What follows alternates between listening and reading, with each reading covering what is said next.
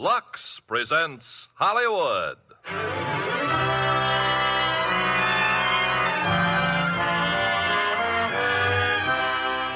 Lever Brothers Company, the makers of Lux Toilet Soap, brings you the Lux Radio Theater, starring Cary Grant and Phyllis Thaxter in I Confess.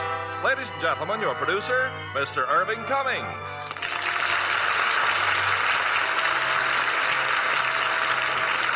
Greetings from Hollywood, ladies and gentlemen. Tonight's play, I Confess, has one of the most unusual plots for sustained interest and suspense I have ever seen. And of course, when that master director, Alfred Hitchcock, adds his individual touch to the action, it's bound to be another screen hit for Warner Brothers. And for our stars, we have one of the finest actresses on the screen, Phyllis Thaxter, co-starring with Cary Grant, who will again prove his great versatility in a highly dramatic role. You know, there's no soap quite like mild and gentle Lux. Lux toilet soap has been a Hollywood custom for years. Once our glamorous Hollywood stars start using Lux, they won't use any other soap. And once you start using it, you'll know why 9 out of 10 screen stars depend on Lux soap for their complexion care.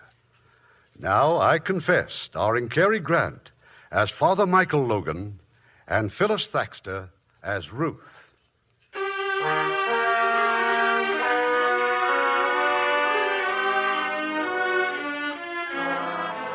Night, the venerable city of Quebec. In the moonlight, the narrow cobble-side streets are all but deserted. A man, wearing the cassock of a priest, has darted into the rectory of a church. He sheds the cassock, and now he enters the church itself. Who is it? Who's there? It's Father Logan. Oh, Father Logan. I did not recognize you in the dark. Is that you, Keller? Yes, Father. What are you doing here this time of night? I came in to pray. Is something wrong? Can I help you? No one can help me. I have abused your kindness. How? You who gave my wife and me a home here, right with the church, a job, even friendship. To me, a refugee, a German. Now you will hate me. Oh, no, I don't hate anyone, Keller.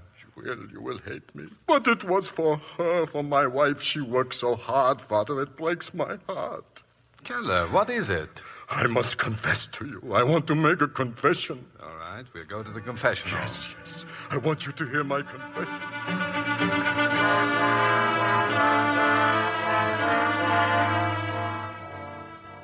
So, you've been to the house of Mr. Villette. Go on, Keller. Yes, Villette the lawyer. I killed Mr. Villette. Keller. I went to steal his money. I wore a cassock. If anyone saw me, they would think I was a priest. I was looking for the money when Villette surprised me. I did not mean to kill him. You must believe me, Father. I did not mean to kill him.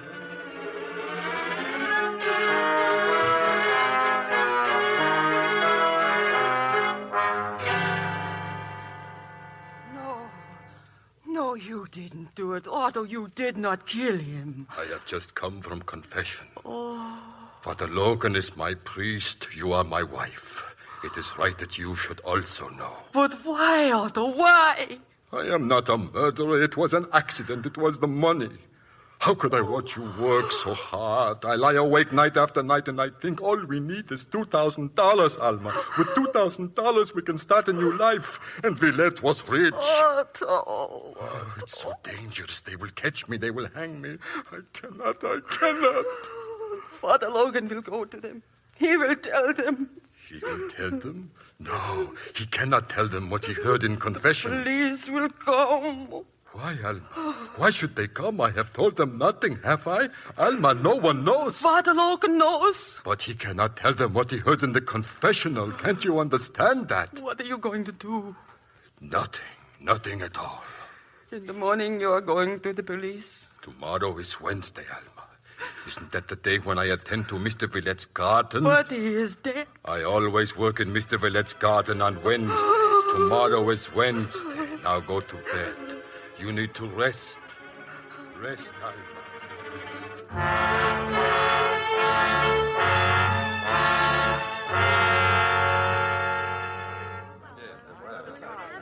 Can I help help you, Father? We're trying to keep this crowd away from the house. You are the police? Yes. You've heard, haven't you, Mr. Villette's been murdered? Yes, I had an appointment here this morning. With Villette? Yes. Is there anything I can do? Well, if you had an appointment, you better go in the house. Do you mind? Not at all. Inspector LaRue's in there. Maybe he'd like to talk to you. This way.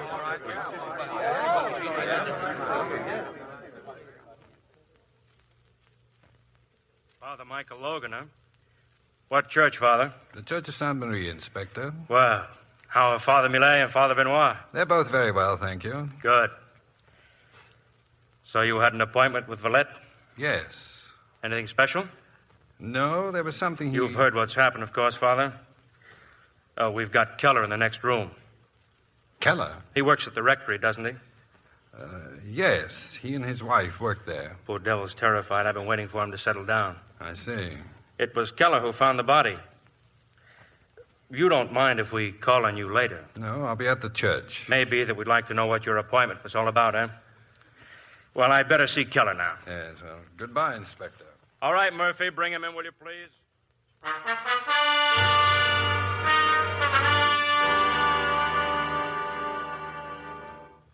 have told policemen. I have told them everything. Now, there's no need to be frightened, Keller. Now, how did you find the body? This morning I arrived as usual at 8:30. I came inside. You have a key to this house? No, the door was open. It frightened me. An open door? Why? The door was always locked. I went in and there he was. I could see that he was dead. I wanted to run. Run? You do not understand. How can you? There I was, a man without a country, alone, discovering a murder. I thought of the police. I am always afraid of the police. This is a German fear, this fear. There's nothing to be afraid of here. Yes. Thank you, sir. Father Logan is here. I heard them say that Father Logan... Well, he was here. He's gone now. What will he think of me? Probably very highly, if you can be of more help to us. Help? There are a few things I'd like to know. Now, when you first came into the house, did you call for Mr. Villette, or... Father Logan. Please, we can't talk here. But is it true? It's true, Ruth. Villette's been murdered. I can't believe it. Michael, we're free. We're free. Are we? Goodbye, Ruth.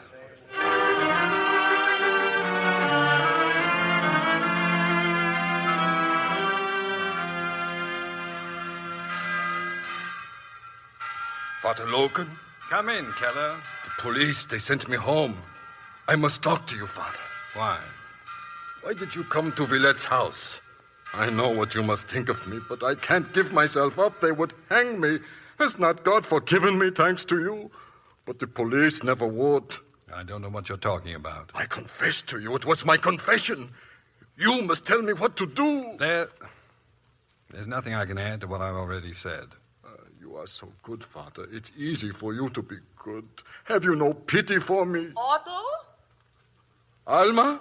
Father Benoit, he asks, will you please mend the tire on his bicycle? Yes, right away. The front tire, he left it at the back door. Please, Father. You'd better go now and fix the tire.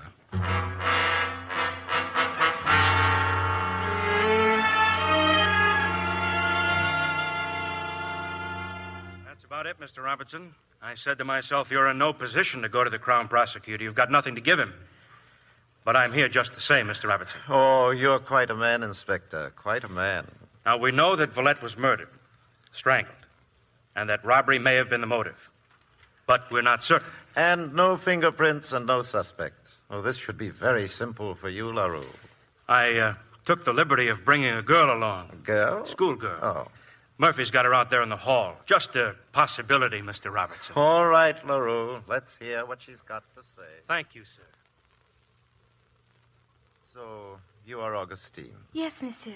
Sorry you had to be dragged out from school, young lady. Oh, but I like to be dragged out from school, monsieur. Well, this is Mr. Robertson. He's the Crown Prosecutor. Now, your mother called to say that you passed the Villette house last night. That's right. And what time was that? 11 o'clock. A little after 11. I was babysitting for Madame Germaine, and I left her house at 11 o'clock. Well, shall we say the time was between 11 and 11:30? Yes. And I saw someone leaving Monsieur Villette's house. A man. A priest, monsieur. What? A priest. Augustine, this is very important. Are you sure? Quite sure, monsieur. I was walking by the Rue Valentin, and then suddenly there was this priest. He was coming out of the house and walking away. Did you see his face? No. How tall was he? Well, like you, monsieur. And was he fat or thin? Not fat, but not thin either. Did you notice anything special about him? Anything at all? No.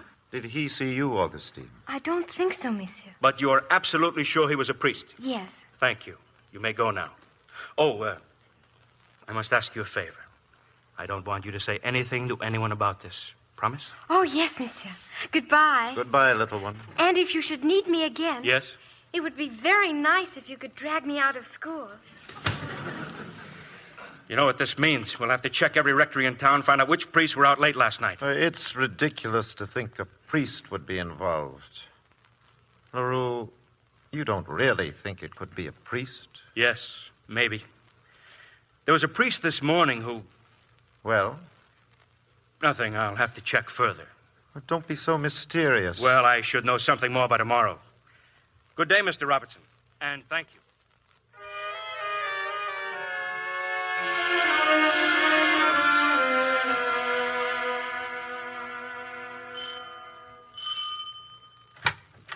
Inspector. Evening, Keller. Father Logan, do you suppose I could see him? Father Logan? Oh, sit down, please. I'll see if I can find him. Thank you. Who was it, Otto? Who at the door? A man to see Father Logan. They drove away in the man's car. Alma, have you washed the cassock? Not yet. Where is it? Upstairs in our room. Do not wash it. I do not want it washed. But why? Listen to me. There is something you must never forget.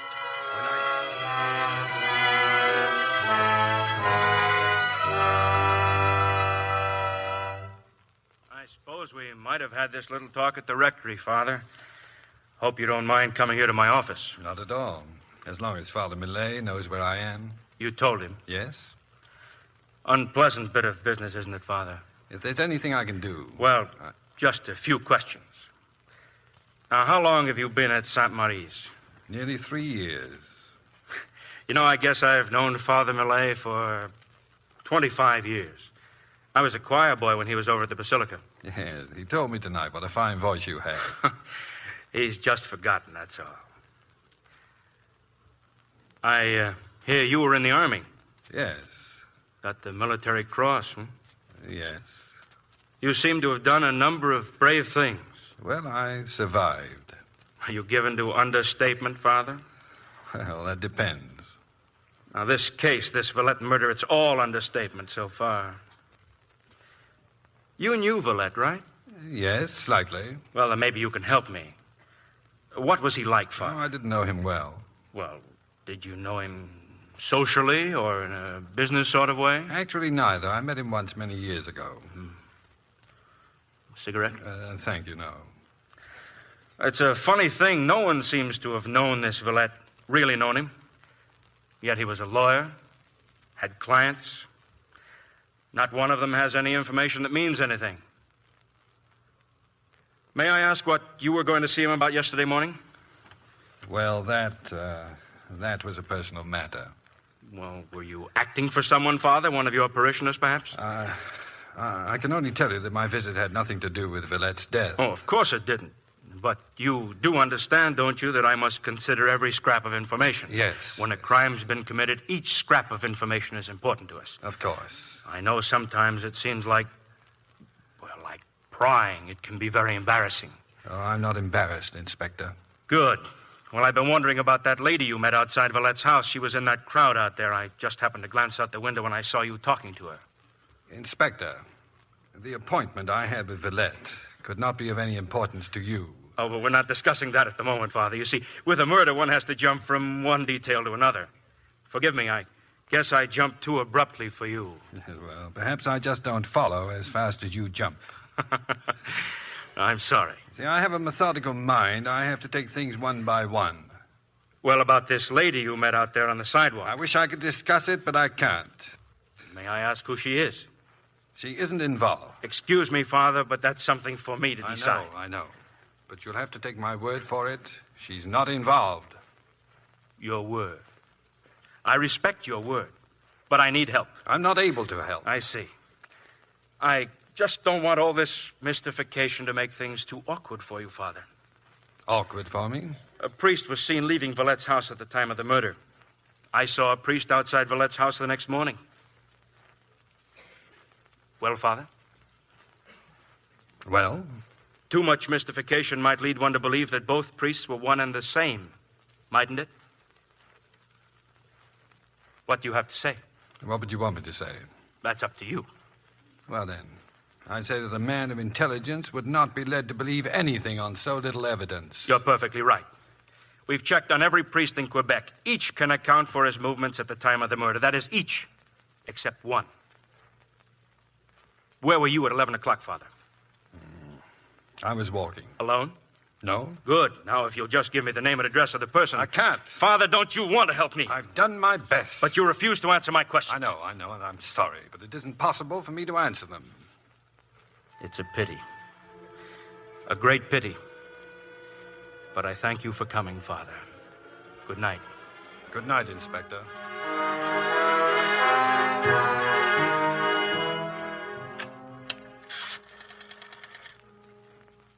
This is LaRue. Get me Mr. Robertson. Yes, the Crown Prosecutor. Try his house. If he isn't home, find out where he is. I've got to talk to him.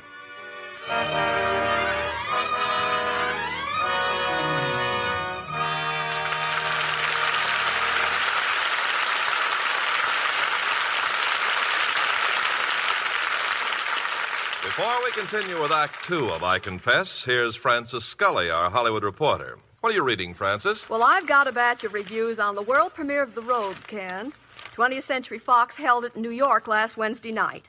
6,500 people were invited and 6,000 more gathered outside the theater. Imagine what Hollywood Boulevard will be like this Thursday night at the Hollywood premiere. How were the reviews, Francis? Oh, just listen to this, Ken. The New York Daily News gave The Robe 4 stars and 4 stars for CinemaScope. The first time in its history any picture received this rating. And what else did they say about CinemaScope? Well, it's considered the greatest motion picture advance in sound. How big is that CinemaScope screen again, Francis? Well, it's 65 feet long and 24 feet high. And it's so wide that a chariot has 4 white horses, not just 2, thundering toward the audience. Not to mention close-ups of Richard Burton, Gene Simmons, and Victor Mature all at once. I love this description of Victor Mature. They write that Victor plays the Greek slave, quote, with the controlled arrogance of a trained leopard, unquote. Leopard, eh? And Gene Simmons? Oh, these are the words they use about her. Lovely and passionate. I could add a few words about Gene myself, such as complexion by Lux. And don't forget, Ken, The Robe is in Technicolor, so audiences will really see what Lux care can mean to a complexion. Well, Jean has been devoted to Lux for many years. I guess it's a habit she picked up in England. Well, Lux seems to be an international custom with most movie actresses. With so many pictures being made on location, Mexico, Rome, the Belgian Congo, why, well, I think you can call Lux the most traveled of all soaps. Yes, Lux gets around all right. Like Gene Simmons, so many stars feel that Lux is the one soap they can depend on to keep their skin looking its very best. Lux is so gentle and mild. And another nice thing, the fragrance of Lux never interferes with any perfume you wear. Thank you, Francis. Once you've used Lux, we think you'll agree with Gene Simmons and 9 out of 10 screen stars. There's no soap quite like Lux. Now, our producer, Mr. Cummings. Act Two of I Confess, starring Cary Grant as Father Michael Logan and Phyllis Thaxter as Ruth.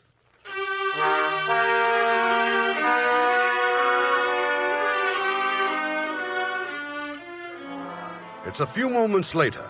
Mr. Robertson, the Crown Prosecutor, is not at home, but Inspector LaRue has found him.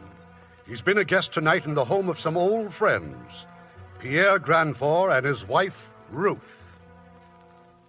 Sorry, Ruth. Looks like I've got to say goodnight. That phone call just now, it's about that Villette murder. Don't look so unhappy, Willie. Well, there's a very unpleasant angle. A priest is under suspicion. What nonsense. Well, he was seen leaving Villette's house. Which priest? Do they know his name? Inspector LaRue thinks it's a Father Logan from St. Marie's. Well, I hate to leave. Thanks for a lovely dinner. Good night, Willie. Oh, no, don't come to the door. See you soon, Pierre. Stop worrying. It's ridiculous. Why on earth would Father Logan... Shut up. Oh, please, shut up. I'm sorry. You're still in love with him. Am I? You never spoke about it. And I'm not going to speak about it now. But you are going to speak about it. I'm not going on like this. Do whatever you wish. It's very simple, isn't it? What does one do when his wife's in love with a priest? You can leave me. How easily you can say that. I'm not in love with you. I have never been in love with you. You know that. I never wanted to believe it. That's not my fault. I've never pretended anything with you. I hope he's in trouble. Terrible trouble. Oh, Michael. Michael.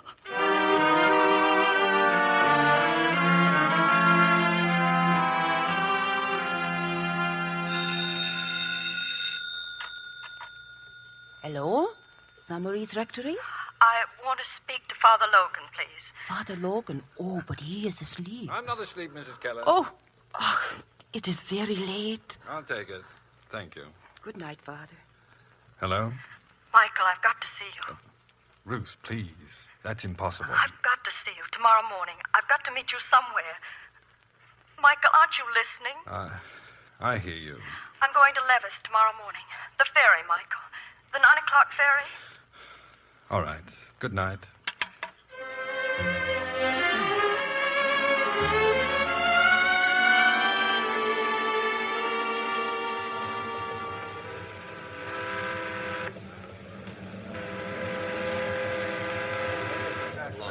Well, good morning. Good morning, Father Logan. Walk over here. We shouldn't be seen together for your sake. I had to see you. Ruth, the police have been questioning me. They saw the two of us talking outside of Villette's house. They're trying to find out who you are. I don't care. I've got to tell you, you're being suspected. I know that. The only thing is for me to tell them that you were with me that night. You can't. They want to know why. I'll tell them everything if I have to. You've got to think of yourself. You've got to think of your husband. Think of him before I think of you. I've never been able to do that. You must. It's too late to think of him. I'm not that good. I love you. I've always been in love with you. I know it's wrong, but I can't help it. Do you want me to lie to you? I don't want you to lie to yourself. I haven't changed, Michael. I've been married 7 years, and I haven't changed. But I've changed. And you must understand. I'm a priest. I chose to be what I am. I believe in what I am. Michael. Ruth, I want you to see things as they are and not go on hurting yourself. Don't pity me. Our meeting like this is wrong. It's all wrong. It won't happen again. I won't bother you again. Goodbye. Ruth.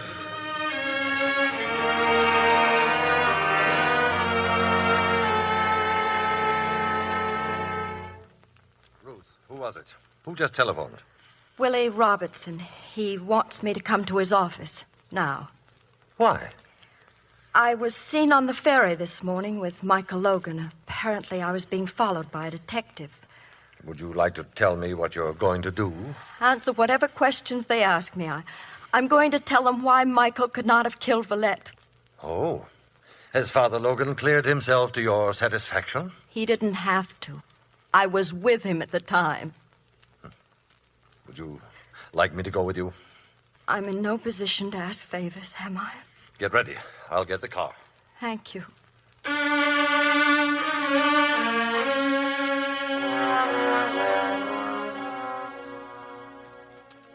Ruth, Pierre, I'm so terribly sorry about all this. Oh, this is Inspector LaRue. Good evening. Inspector LaRue has promised to keep all this from the press. That is, I'll do my best. Oh, please, won't you sit down?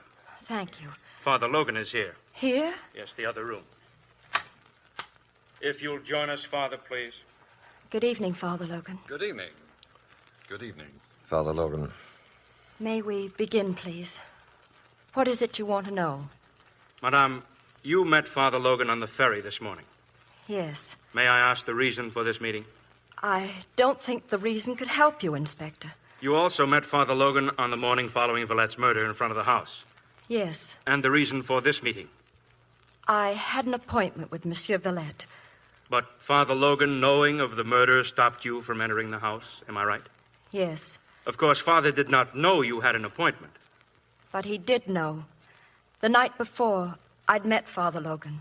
I told him I was going to see Villette at 9:30 the following morning. Madame, just so I don't misunderstand. You met Father Logan on the night that Villette was murdered? Yes. Where? We took a drive in my car.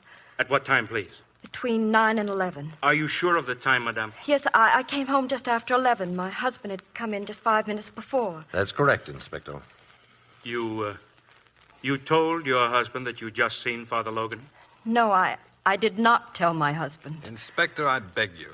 Must your questions be so personal? Madame, do you understand why I must ask these questions? Yes. And I came here to tell you that Father Logan could not have been involved in Monsieur Villette's death, because I was with him at the time. I accept everything you have said, Madame. But I must know the reason for your appointment with Villette. Villette was blackmailing me. He was what? I met Father Logan to ask his advice. But your husband? You had not told your husband about this? No, it was nothing to do with my husband. You turned to Father Logan for advice, but not to your husband. Father Logan is an old friend. Then he knew that you were being blackmailed. How could he? I hadn't seen him in years. But you just called him an old friend. Inspector LaRue. Yes, just a moment, LaRue. My wife is not under oath. She doesn't have to answer these questions. Monsieur, I have only one more question. Why were you being blackmailed, Madame? You needn't answer that. Why shouldn't she? Ruth, it isn't necessary. Don't answer. Madame, are you trying to protect Father Logan? From what? He hasn't done anything. It would seem as if he had. You don't care whom I hurt, do you? Just as long as I answer your questions. Madame, a man has been murdered. Ruth, if you think you'd like the advice of a lawyer... Thanks, Willie. I don't think that will be necessary. The blackmail was about me and Father Logan, Inspector. You were aware of this, Father? Yes. If you will continue, Madame. I'll have to go back a long time, to the beginning of the war. It was long before Michael had entered the church. He was working then for the government, and we'd fallen in love. He was one of the first to volunteer. I hated him for that. I was selfish even then. He took things so seriously. War and love. Yes, even love. I begged him to marry me before he left, but he wouldn't. It seemed so long ago. Ruth, how could you talk of our getting married? You know I'll be shipping out soon. Oh, but darling, that's why I want to marry you. Oh, my, aren't there enough widows as it is? Michael. You think I don't love you enough. I love you too much. Much too much. Don't you see? There's just no telling when I'll get back. Or if I ever will. Meanwhile, you'd better forget about me. How can you say that if you love me? If I love you. There never can be anyone else, never. Ruth, won't you understand? It's so unfair to you. You think it's fair to tell me to forget you? You know something? You're a very stubborn girl, aren't you?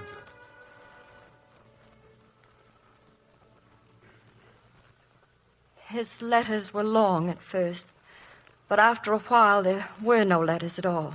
Nothing, not a word, for over a year. Meanwhile, I'd started working for my future husband. Pierre he was... Ruth, you don't have to tell them. You don't have to tell them anything more. I want to. You were very kind to me, Pierre. You realized I was unhappy, and like all kind people, you never asked me why. I was in love with you.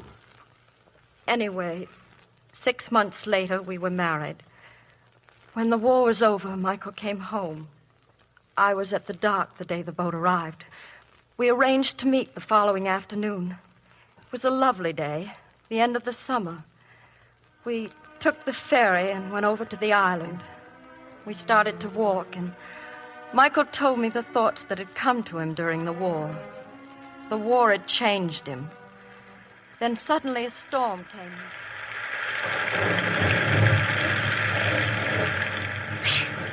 Well, this won't do at all, will it? You don't even have a jacket. Oh, what's a little rain? Come on, let's run for it. There must be some place we can go. Where are we, anyway? Oh, I don't know. It was a beautiful meadow a minute ago. Oh, you're getting soaked. Oh, look, there's a house across the field. Maybe they'll let us stay there.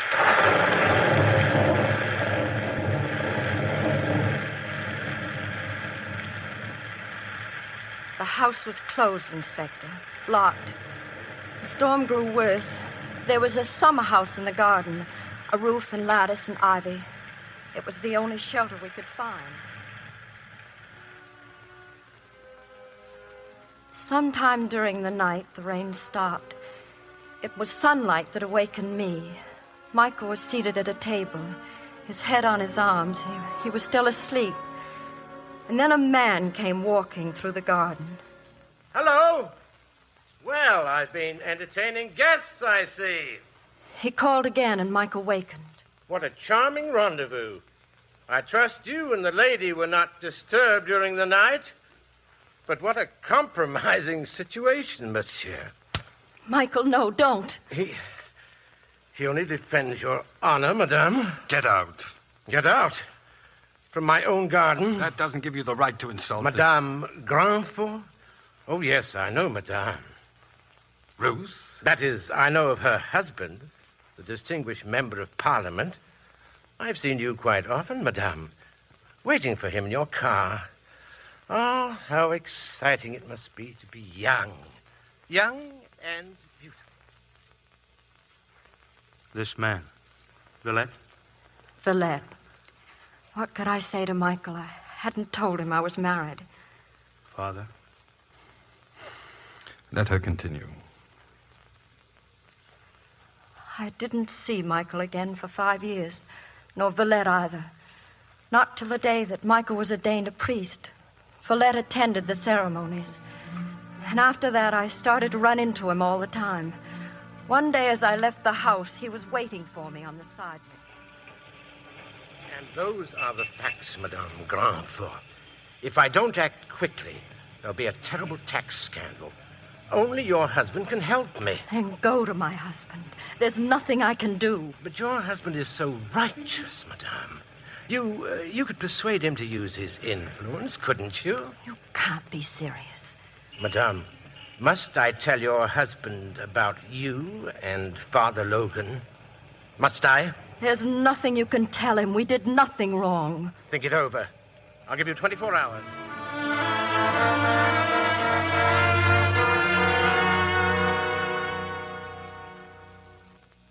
I was helpless, frantic. If Villette started to talk, Pierre's career in politics would be finished. Michael might be unfrocked.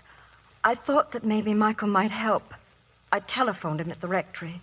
We met that night, and as we drove around the city, I told him what had happened. I want you to take me back to the rectory, Ruth, and then I want you to go home. What are you going to do? Leave Villette to me. I'll talk to him. Can you meet me in front of his house tomorrow morning, say at 9:30? Yes, of course. It'll be all right, Ruth. Villette will listen to reason. Don't worry about it anymore. So that explains your appointment with Villette. Yes, I see. I arrived at 9:30. I couldn't understand why the crowd had gathered. Then I saw Michael, and he told me Villette was dead. I couldn't believe it. I was free. The rest you know. Some of it, anyway. Inspector, may my wife leave now? Certainly. Father Logan has his alibi now, doesn't he, Willie? Of course. Thank you. Ruth, come. Good night. Thank you, madame, for your help tonight. Yeah, Willie. Would you like to go now, Father? I said, would you like to go now? Go? It's been a terrible ordeal. We're very grateful. Yes. Well, good night. Well, it's over, Inspector. Is it, sir? I'd like you to see this report. What report? Dr. Bonnard, the autopsy surgeon. He claims that Villette could not have died before 11:30. Oh, wait Madame a moment. Grandfort said that she left Father Logan at 11. You can do a lot of things in 30 minutes. I had never quite understood why Father Logan should have killed Villette. But now I think I can understand. And I thought it was over. I'm afraid not, Mr. Robertson. Only beginning.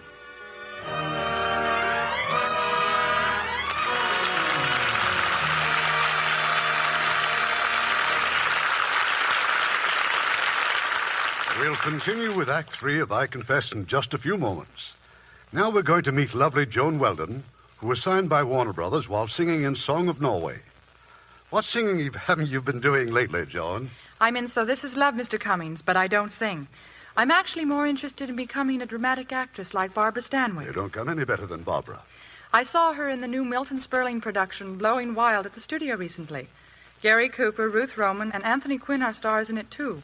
It was shot in Mexico, mostly near Cuernavaca, and the cast lived in one of those old, established world places.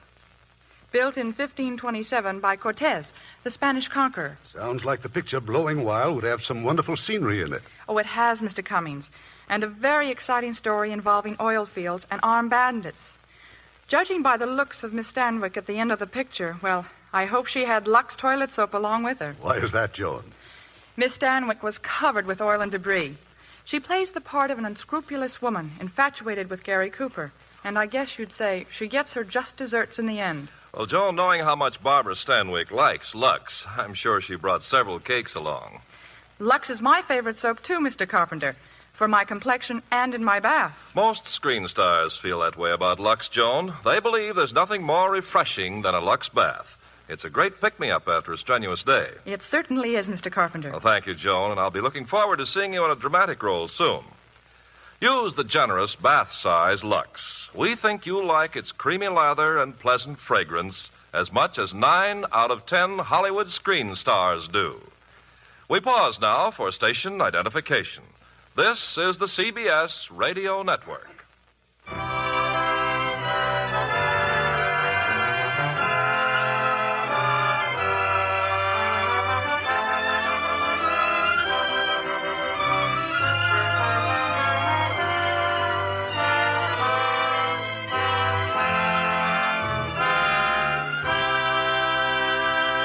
The curtain rises on Act 3 of I Confess, starring Cary Grant as Father Michael Logan and Phyllis Thaxter as Ruth.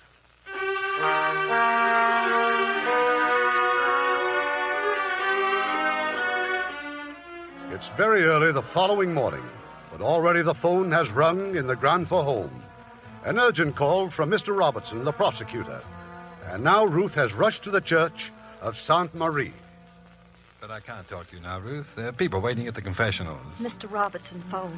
They're going to arrest you. Oh, Michael, what can we do? I don't know. You're not going to let them bring you to trial. Don't you know what that would mean? I've done this to you. I've done it all. No, you mustn't say that. They're going to call me as a witness, and all because of what I told them last night.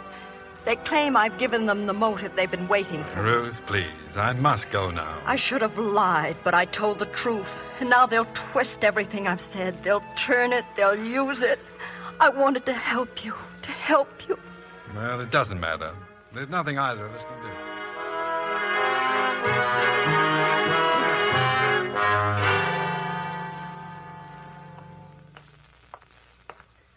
Dr. Logan.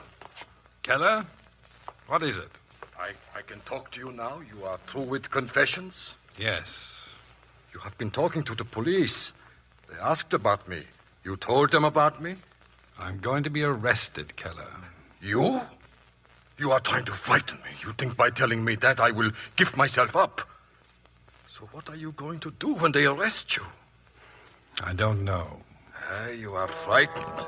Maybe they will hang you instead of me, and that frightens you. But you can't tell them, can you? You can't tell them as long as you are a priest.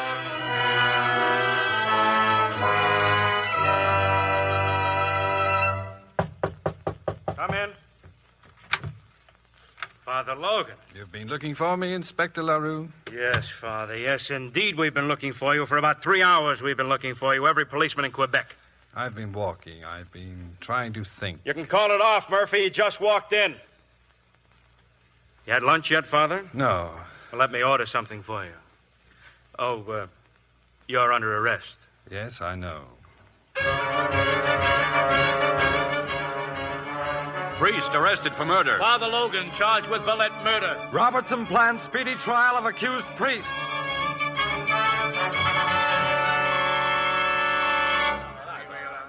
So, if you will tell the court once again, Sergeant Murphy, where did you find this priestly garment, this cassock?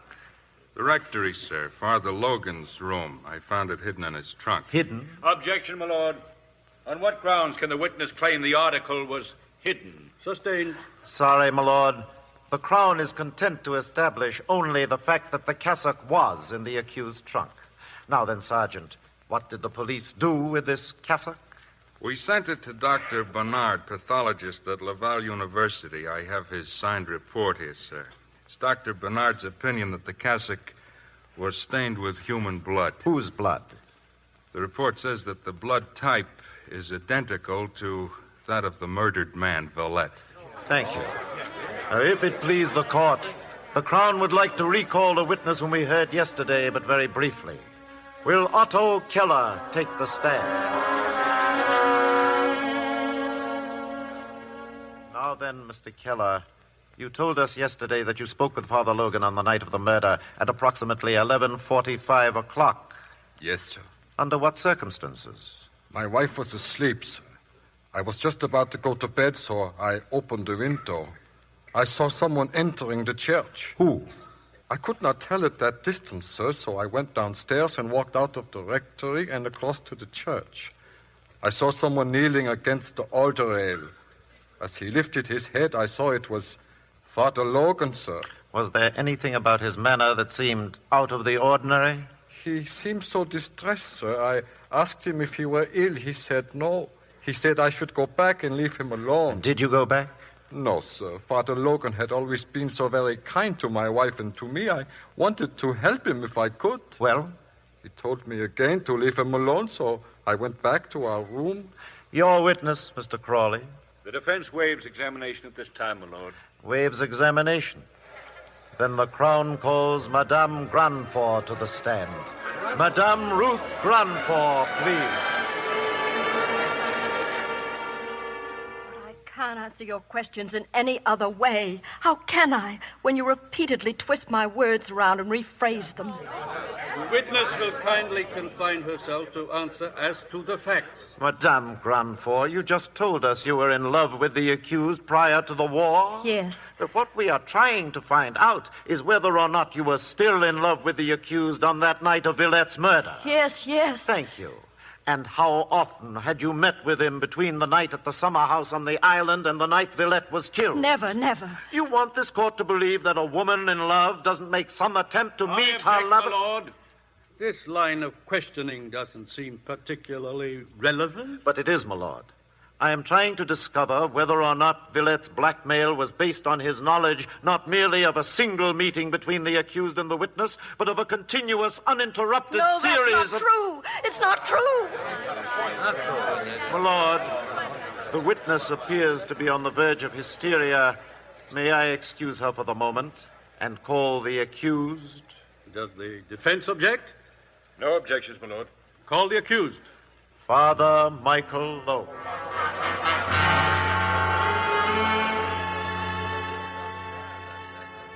Suppose we begin with the cassock, Father Logan. This is your cassock. No, sir. It is not mine. Then perhaps you borrowed it from someone? No. Yet it was found in your trunk. Someone must have put it there? Yes. Or can you help us by suggesting who? I can't say. Father Logan, when did you decide to become a priest? After the war. And in becoming a priest, were you perhaps trying to hide from something?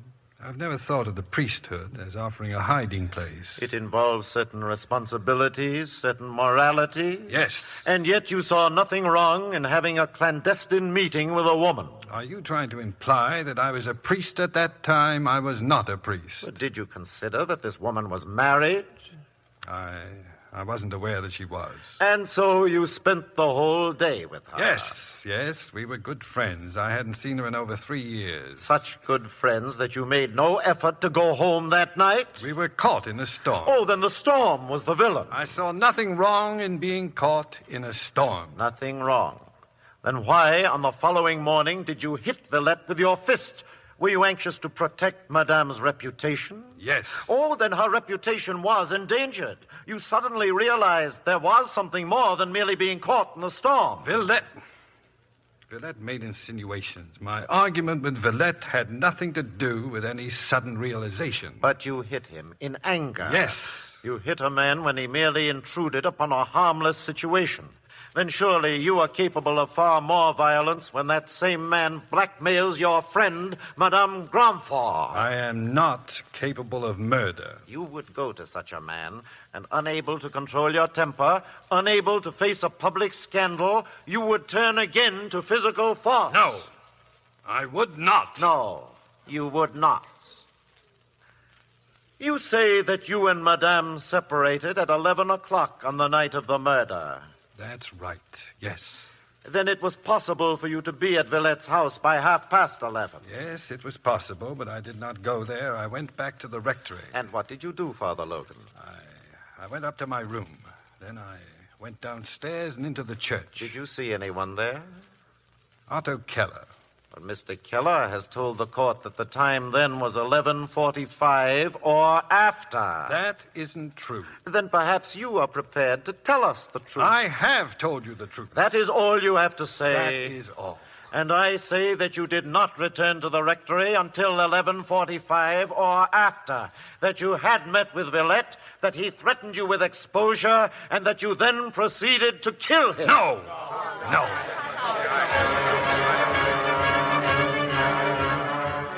Prosecution rests case.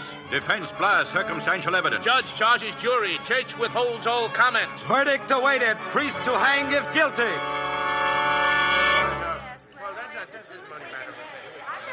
Silence! Silence! Everybody stands. Gentlemen of the jury, are you agreed on your verdict? We are. Is Michael Logan guilty of murder or not guilty? While we attach grave suspicions to the accused, we cannot find sufficient evidence to prove that he actually killed Monsieur Villette.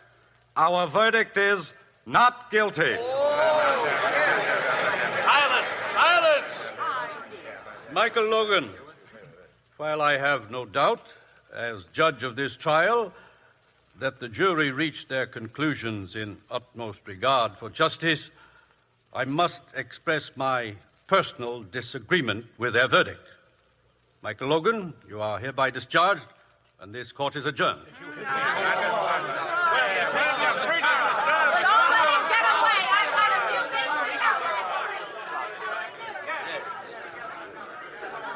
Well, LaRue, I told you the cassock wouldn't be enough. They've ruined him. Why couldn't they just have said not guilty and let it go at that?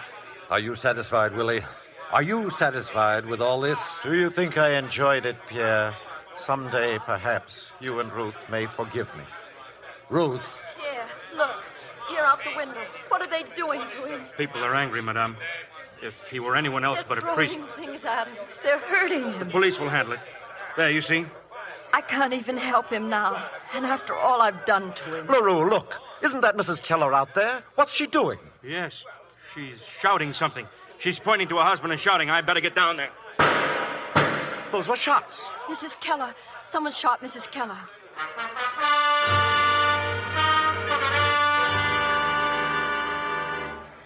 What is it, Murphy? What happened? She was running toward me, Mrs. Keller. She kept shouting, he's innocent. The priest is innocent. Keller was about 20 feet in back of her. He shot her twice. Where is she? They've just taken her to that shop over there. Who's getting her statement? No one, sir. She's dead.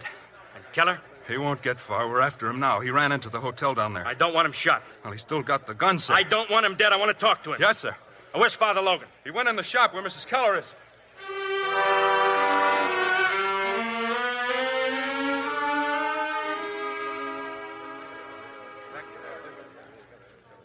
Well, Father?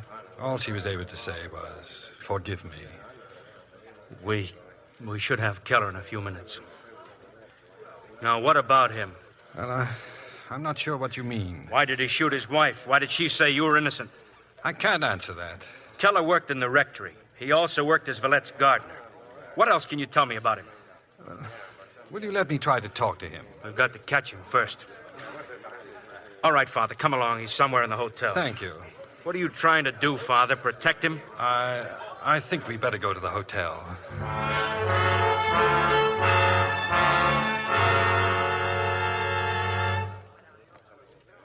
We've got him cornered, Inspector. Behind those doors is a ballroom. No place to hide. Just the floor and a stage. Every exit's covered. All right. I just sent Farouche for tear gas. Oh, no, please. Let me try to talk to him. No. Murphy, open the doors. Now, the rest of you stand back. Ready? Go ahead. Keller, What do you want? I want you to give yourself up. Why would I do that? You shot your wife. Isn't that enough?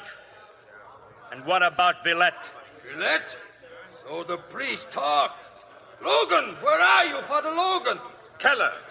Ah, so you are there. How kindly you hear my confession, and then a little shame, a little violence. That's all it takes to make you talk. I'm going in there. Now get back, Father, or kill you. Oh, you show yourself the hypocrite, the pretender.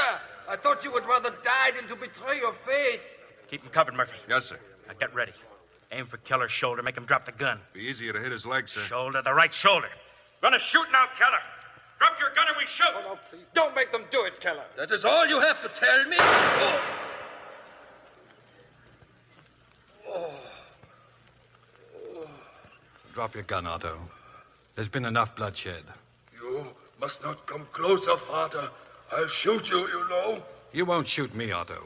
Why will I not shoot you? Because you call me Otto in such a friendly way, like Alma used to call me Otto. Where is my Alma? She's dead. No, You killed her. it is your fault. Oh, I loved her. It made me cry to see her work so hard. Her poor hands, her poor beautiful hands. She can't be dead. She is. And I am as alone as you are. Oh, no. I'm not alone. Yes, you are. To kill you now would be a favor to you. You have no friends. What has happened to your friends, huh, Father? They mob you. They spit at you. It would be better if you were as guilty as I. Then they would shoot you quickly. Look. 3 bullets. For you, Father. For you. Oh. Oh. Help me, Father. Help me. Quickly, help. Get a doctor, the hotel doctor. Father. Stand back, please, all of you. Forgive me. Forgive me. My head. Hold my head. Yes, Otto. Pray for me. Ego te absolvo, in nomine Patris, et Filii, et Spiritus Sancti. Amen.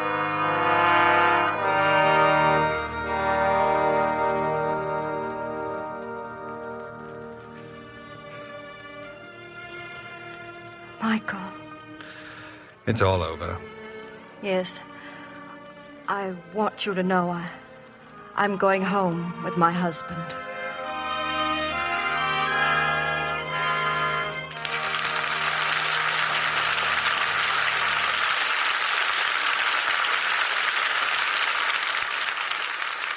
In a moment, our stars will return. Now, here's Hollywood's recommendation for sunshine the year round, Mr. Art Linkletter. Thank you, Ken. And ladies, are you proud to show off your linen closet? You know, a well-kept linen closet is one mark of a good housekeeper. And, of course, it's important to have your towels and sheets and all your linens smell just as clean and fresh as they look. And when you wash them with surf, you know they're clean clear through because they smell clean. There's no need to worry about unpleasant odors like stale, sour soap or the almost medicinal odor left by some detergents. You like the clean, sunshine freshness of your surf-washed linens. When you wash them with surf, they smell like sunshine.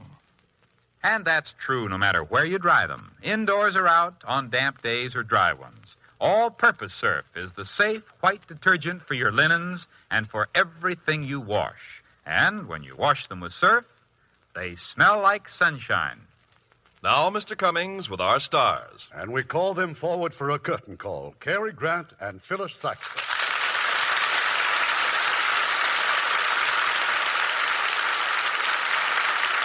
Cary, I certainly enjoyed your work in a dramatic part. I think people are inclined to forget what a fine dramatic actor Cary is. Well, of course, of course. Oh, well, it was nothing. I just play anything at all. Anything from comedy to opera. Bang, bang. You sing opera, Cary? Well, of course, I used to be in those romantic musicals, you know, where everybody raises a stein to dear old USC. I even had a solo. Oh, you did? What did you sing? Hi, Barmaid. Or was it Hey, Barmaid? Why don't you combine your talents and sing comic opera? Remember the Beggar's Opera? Oh, yes. Laurence Olivier just made the famous old comic opera into a motion picture in England for Warner Brothers. He's pretty versatile, too. Yeah, I think I'll leave singing and Shakespeare to Sir Lawrence, and I'll just stick to drama and comedy. Very wise, Cary. I believe in staying with whatever you have confidence in. You said it. That's why I've always been a devoted fan to Lux toilet soap. It certainly is a dependable complexion care. Yeah, we can always depend on the Lux Radio Theater for the best in motion pictures. So, what's for next week, Irving? It's not only one of 20th Century Fox's finest pictures, but it tells the story of some of our most exciting American history. It's the great love story of Rachel and Andrew Jackson in The President's Lady. And as our stars, we'll have dynamic Charlton Heston recreating his original role. And as his co-star, lovely and talented, Joan Fontaine. Oh, that will be a wonderful show. Good night. Good night. Good night. And see you soon.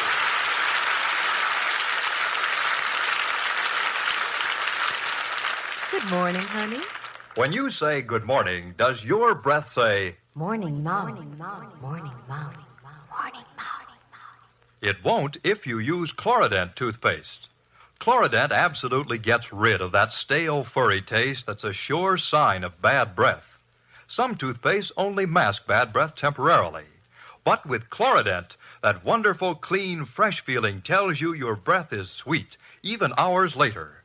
Chlorident hasn't got a little dab of chlorophyll, it's loaded with it. And it's got a patented polishing agent that cleans better than any other toothpaste formula, bar none. A great university proved it. Anti-enzyme? Certainly. One brushing stops dangerous acid formations that cause decay for 9 out of 10 people for hour after hour after hour. So to get rid of morning mouth, get Chlorident. Then when you say good morning, your breath says clean and fresh. Lever Brothers Company, the makers of Lux Toilet Soap, invite you to be with us again next Monday evening when the Lux Radio Theater presents Charlton Heston and Joan Fontaine in The President's Lady. This is Irving Cummings saying good night to you from Hollywood.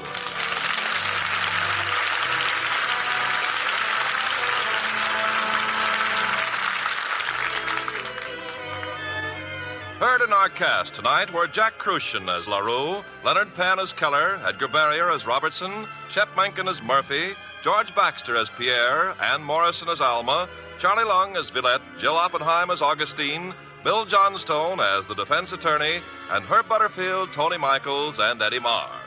Our radio play was adapted by S.H. Barnett, and our music was composed and directed by Rudy Schrager. Well, Francis, why that big smile? Well, I just sort of found $10. What do you mean, sort of? Well, I did some figuring, Ken, and came out $10 ahead. Oh, great. How'd you do that? Well, it's like this. I buy about 15 pairs of nylons a year. I spend, $1.25 to $1.35 a pair. Say $20 a year for stockings. Now, like any smart gal, I give my sheer nylons Lux Flakes care and get double the stocking wear. So I cut stocking costs in half and save $10 a year. Now, isn't that money found? You bet it is, Francis. And any woman can do it just by giving her delicate nylons gentle Lux Flakes care. So don't wash your nylons harshly in wash day products. You see, Lux Flakes keep nylon threads strong and elastic, so they're less likely to break and cause runs. That's why 96% of stocking manufacturers recommend Lux Flakes. And Lux Flakes are guaranteed safe by Lever Brothers. Remember, if you want double your stocking wear, be sure to use Lux Flakes Care.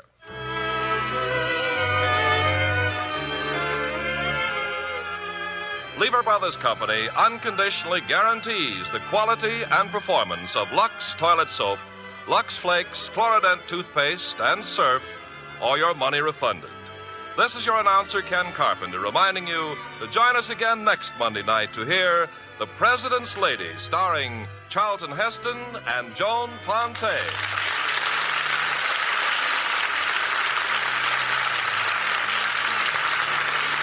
Every Thursday evening, Lever Brothers Company brings you the Lux Video Theater. Consult your local newspaper for time and station.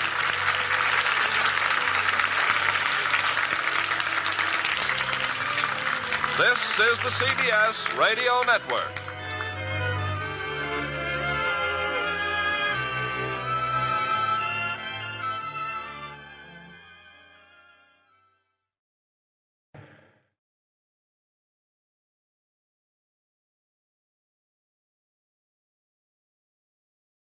Lux presents Hollywood.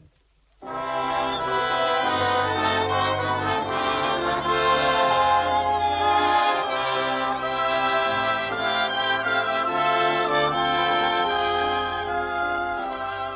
Lux Radio Theater brings you Joan Fontaine and Brian Aherne in Suspicion with Nigel Bruce. Ladies and gentlemen, your producer, Mr. Cecil B. DeMille.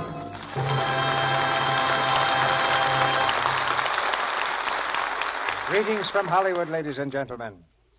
We Americans are a nation of mystery lovers. The sliding panel, the creaking stair bring a shiver of pleasure to 100 million spines. We wait with bated breath for the next chapter to reveal who done it. And don't tell me there's nothing new in mysteries either, because we have it here tonight, the RKO drama, Suspicion. It's the same gripping yarn that gave Joan Fontaine the part that won her an Academy Award. And tonight she co-stars with Brian Aherne.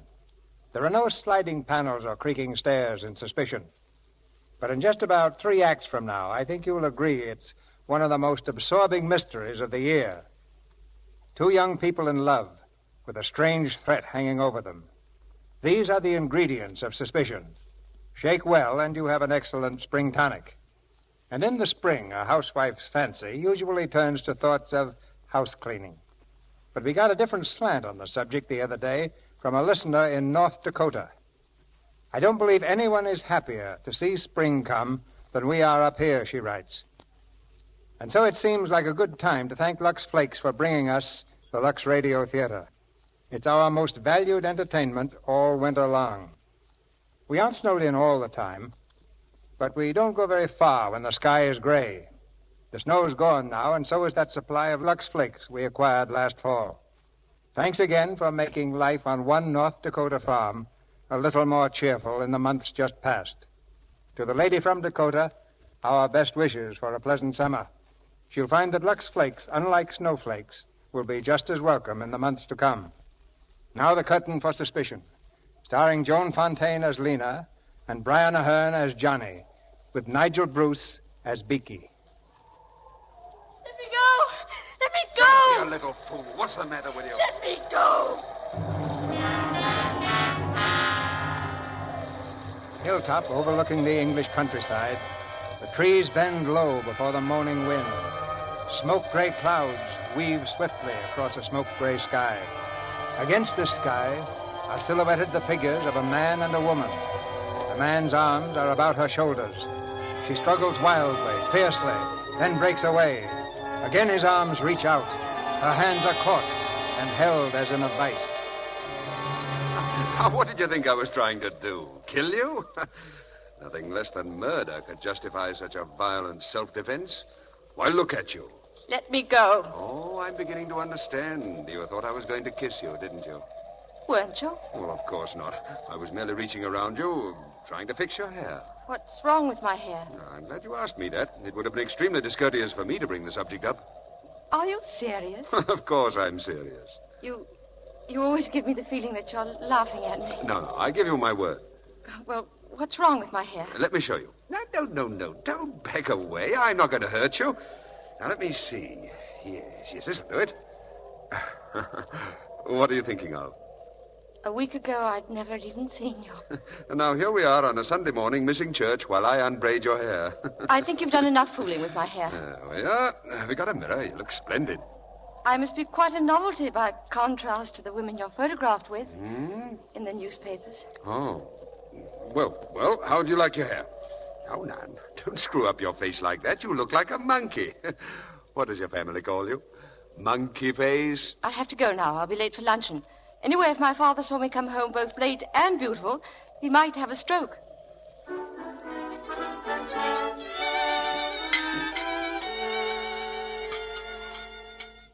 Are you sure Miss Lena isn't in her room, Burton? I knocked, sir, just before I announced luncheon. She said she was going to church. Try again, Burton. Yes, sir. What were you saying just before, my dear? About Lena. I do wish she'd get married, Stanley. I don't believe Lena will ever marry. She's not the marrying sort. Oh, I suppose you're right. She is rather spinsterish. What's wrong with that? The Old Maid's a respectable institution, and all women are not alike. Lena has intellect and a fine, solid character. Sorry I'm late. Oh, Lena, dear. Come and sit down. Lena? What kept you so long at church, dear? I didn't go to church. I went for a walk. A walk? With a man. A man? Yes. His name's John Aysgarth. John Aysgarth? Is that Tom Aysgarth's boy? How did you meet him? Pity he's turned out so wild. Rough luck on Tom. What do you mean? Well, he was turned out of some club for cheating at cards, wasn't he? I don't know. I didn't ask him. What's he doing down here? Well, he's staying at Penn's Hayes. I shouldn't have thought Lord Middleham would have had him there if he'd ever been turned out of a club for cheating. Well, perhaps it wasn't cards. May have been a woman. He was correspondent or something, I believe. Or ought to have been correspondent. Well, anyway, I'm going to see him again this afternoon. He's calling for me at 3. Miss Lena, you're wanted on the telephone. Oh, thank you, Burton. Stanley, she seems quite excited. You suppose... Hello? Oh, hello, Johnny. What? Oh, yes, a long time ago. When are you coming? Oh, you can't. Yes, of course, I understand. Yes, please write, and thank you for calling. Goodbye. Hello? Yes, this is Miss McNaidlaw. A telegram? Will you read it, please? I will see you, yes. Thursday, yes. At Beecham Hunt Ball. Signed, Johnny. Yes, I have it. Oh, Johnny.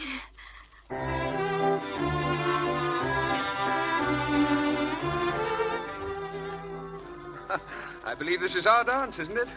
Hello, Monkey Face. Hello. Hello, Monkey Face. Hello, Johnny. Come on. We're getting out of here. Oh, but we can't. Oh, of course we can. This way, Monkey Face. Johnny, where are we going? Now then, which is your car? Oh, but this is ridiculous. It's over there. Good. Come on.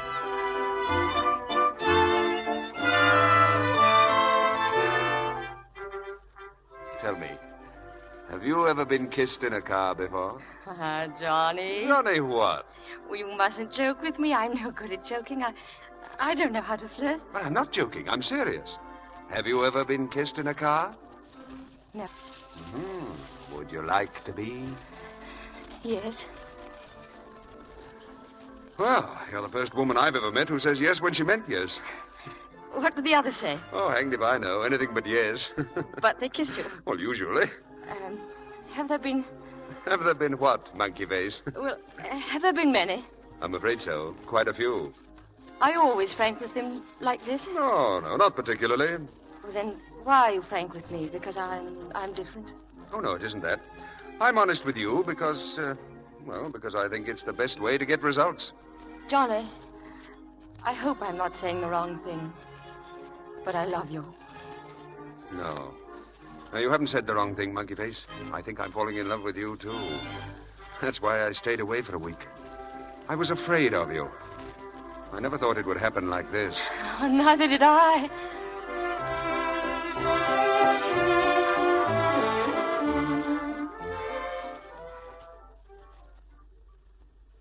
Dear Mother and Father, Johnny and I were married last night. Married? We're off for a month's honeymoon on the continent. Please forgive me. I love him very much.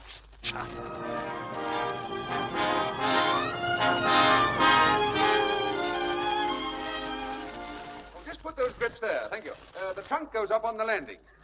Well, darling, how do you like your new house? Oh, darling. Because if you don't like it, just blame it all on Mr. Bailey here. He rented the house while we were on our honeymoon. Yes, sir. Why, he even decorated the place. Oh, I adore it. Mr. Aysgarth, I shall have to be getting along now, so what shall I do about the bill? Oh, just drop it on that pretty little table on your way out, old boy. Oh, yes, thank you, Mr. Aysgarth. Thank you, Mr. Bailey. Johnny, I never dreamt I'd ever have such a gorgeous place.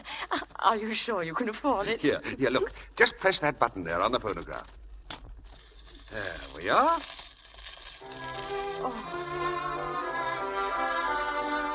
I dance, I believe. Oh, yes. Where are we? At the Hunt Ball. And where else? In Venice. And Naples and Capri and Monte Carlo and Nice. And Paris. Paris. I beg your pardon, sir. Yes? Oh, darling. This is, I'm so sorry. I've forgotten your name. Ethel, sir. Oh, yes. Well, Ethel, what is it? A telegram for you, Oh, sir. thank you, Ethel. Yes, sir. What do you think of Ethel? Oh, she seems perfect. Oh, Oh, it isn't bad news, is it, dear? Oh, no. It's from an old friend of mine. Stupid fella. He wants £1,000. You couldn't spare 1,000, could you? 1,000? What does he want it for? Oh, hanged if I know. Probably because I borrowed it from him. You borrowed it? Why? Because I was going on a honeymoon with the loveliest girl in the world, and I wanted her to be happy. Didn't you have any money of your own? Well, no, not a shilling. But I thought I had the impression... Johnny, are you broke? Monkey face, I've been broke all my life. Why didn't you tell me? And whatever made you take this extravagant house? Well, I didn't want you to live in a shack. Why, a girl like you who's going to come into plenty of money someday? Oh, wait a minute. I can't quite get this into my head. Were you thinking of my inheritance? Oh, I don't know what to say. Oh, now, darling, really? Isn't it silly to spend the best years of our lives waiting? Why not be comfortable now? Johnny, I'm just beginning to understand you. You're a baby. Oh, I know you didn't marry me for my money, but my income will never pay for all this, never. But what about your father? I couldn't possibly ask my father or even mother. Anyway, you wouldn't actually want to live on your wife's allowance, would you? Of course not, darling. Well, then. Well, I suppose if the worst comes to the worst and there were no other way out of it, I suppose I'd have to... What? Well, borrow some more. I haven't touched old Middleham yet. Why, he ought to be good for a month or two's housekeeping. I think you must be mad. Oh, darling, let's Johnny, not... listen to me. Well? There's going to be no more borrowing. Well, what else is there to do? You've got to go to work. Work? Yes, work. What, you mean put on old clothes and go out with a shovel? Don't be flippant. Well, what do you mean? Would you realize that in order to be a plumber or a carpenter or an electrician... Oh, darling, you just haven't been around. There are all sorts of jobs, Johnny. Well, I'm broad-minded. Let's have some tea and talk it over. We can make out a list of jobs. Why, it might be fun. Hello, who's that, I wonder? There it is, right behind you, darling. Hello? Oh, hello, Mother. Oh, yes, it's wonderful. A most beautiful house. And, would you tell Father how badly I felt? And, oh, is he? Oh, wait a minute, now tell Johnny. Johnny! Huh? Father is sending us a wedding present. No! Oh, I can't tell you how much this means to me. Oh, me too. Yes, Father, yes? Go on. Ask him when he's sending it. Shh, it's coming over right away by messenger. Well, invite them over for dinner. And if you can slip it in, just say that we were in the throes of job hunting when he telephoned. Johnny, really, you are the limit. What, Father? Oh, yes. Johnny and I were just discussing that very subject, and he has several interesting ideas of the kind of job he'd like to do. Oh, Mr. Aysgarth, there's a messenger from General McLeodlaw. Oh, it's just come, Father. Hold on. Bring it in, Ethel. Yes, ma'am. Oh, I think I know what it is, and... Oh, Johnny, you'll be thrilled. In here, please. Oh, it is. Oh, how wonderful, Johnny. Look. What the...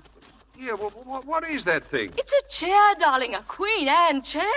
Ah. Here's another one, ma'am. Yeah, how many more, for heaven's sake? Just these two, sir. Oh, he sent us both of them. Oh, Johnny, these are our first heirlooms to be handed down to our children and then to their children. That's the thing to do with them, all right.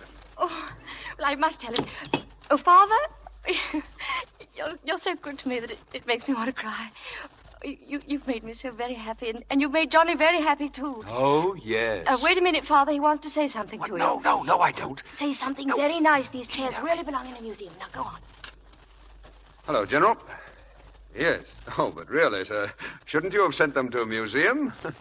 Oh, but of course we're thrilled, yes. What? A job? Oh, yes.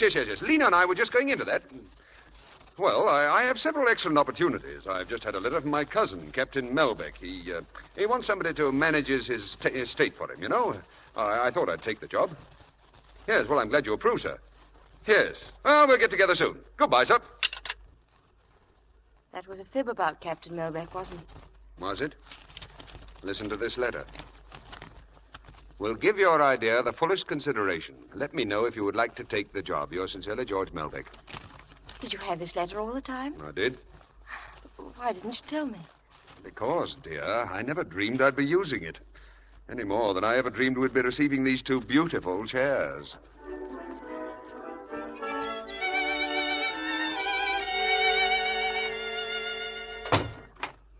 Oh, good afternoon, ma'am. Hello, Ethel. Is Mr. Aysgarth at home yet? No, ma'am. There's a gentleman waiting for him in the drawing room. Oh, thank you.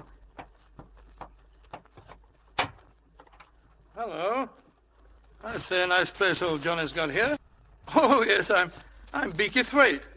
You must be old Johnny's wife. Yes, I am. Well, didn't he ever tell you about me? Beaky? Oh, you're Beaky. That's what they used to call me at school. I happened to be driving by. I thought I'd just pop in for a cup of tea. Oh, I've heard so much about you, Mr. Thwaite. Yes, Johnny told me about you, too. I ran into him at Newbury races last week. The races? Oh, put my foot in it as usual, have I? I mean, didn't he tell you? Johnny has a job. He couldn't be at the races. Besides, he's given up betting. Yes, has he? Well, don't you believe it, not Johnny. He's a great lad, he is. You mustn't mind Johnny cutting up. That's what makes him Johnny. Besides, he thinks you're a topper. Won't you sit down, Mr. Thwaite? Oh, I don't see why not. Well, I'm sure Johnny will... Oh. Something wrong? Yes, there were 2 chairs here this morning before I left. Chairs? Disappeared ever? Yes, apparently. Were they expensive? Yes, they were. They were museum pieces. Queen Anne. That Johnny, you will death me. Don't you understand? No, I don't. I'll bet you 20 to 1 that old Johnny sold them. Sold them? What for? For money, of course. Fellow's got to pay his racing debts, hasn't he? You know, those bookie fellas, they don't trust a chap for long. Not a chap like Johnny, that is. I don't believe you. I don't believe a word you're saying. Oh, put my foot in it again, have I? He couldn't have sold them. He wouldn't, without asking me. Mrs. A's got the whole whistle? Yes, sir. Here he comes. Now, don't tell him I've said a word. If you want to see Johnny at his very best, you just say something about chairs. Beaky! Johnny! How are you, old bean? Fine. Well. What are you doing here? I just popped in to see you, old boy. Good. Well, how's my little monkey face? I don't know. What's the matter, darling? Nothing. Are you sure? Your wife seems to be missing some chairs, old boy. Beaky, your pipe's not lit. Here, let me give you a match. Oh, thanks, old boy. About those chairs, old bean. Huh? The missing chairs, old man. What? Oh, yes. Oh, the chairs, yes. Oh, I suppose that American must have come for them this morning. What American? Oh, didn't I tell you, darling? Stupid of me. Well, he dropped by about a week ago, a friend of Melbeck's. Gone, old boy? Well, anyway, he admired the chairs and offered $100 apiece for them. Anyone would take that. I wouldn't. Oh, wouldn't you really, dear? Oh, I'm sorry. That never occurred to me. Why didn't you mention it? I'm sorry, darling. I thought I did. Oh, well, that's all right. If they're gone, they're gone. Yeah, they're gone, all right. Shall we change for dinner? You're an angel. Yeah, hold on a minute. You say that he offered you $100 apiece for them? That's right. Well, let's have a look at the check. Oh, he'll send it along. I'll bet you £10 to a shilling you wouldn't dare let your wife pick up the telephone and ask old Melbeck or whatever his name is if he ever saw this American. Are you implying that my husband is a liar, Mr. Thwaite? Oh, now, monkey face, don't mind Beaky. He's only joking. Well, I prefer jokes on other subjects. Are you staying for dinner, Mr. Thwaite? Dinner? I'm spending the weekend, unless you throw me out. Johnny's friends are always welcome, as long as they remain Johnny's friends.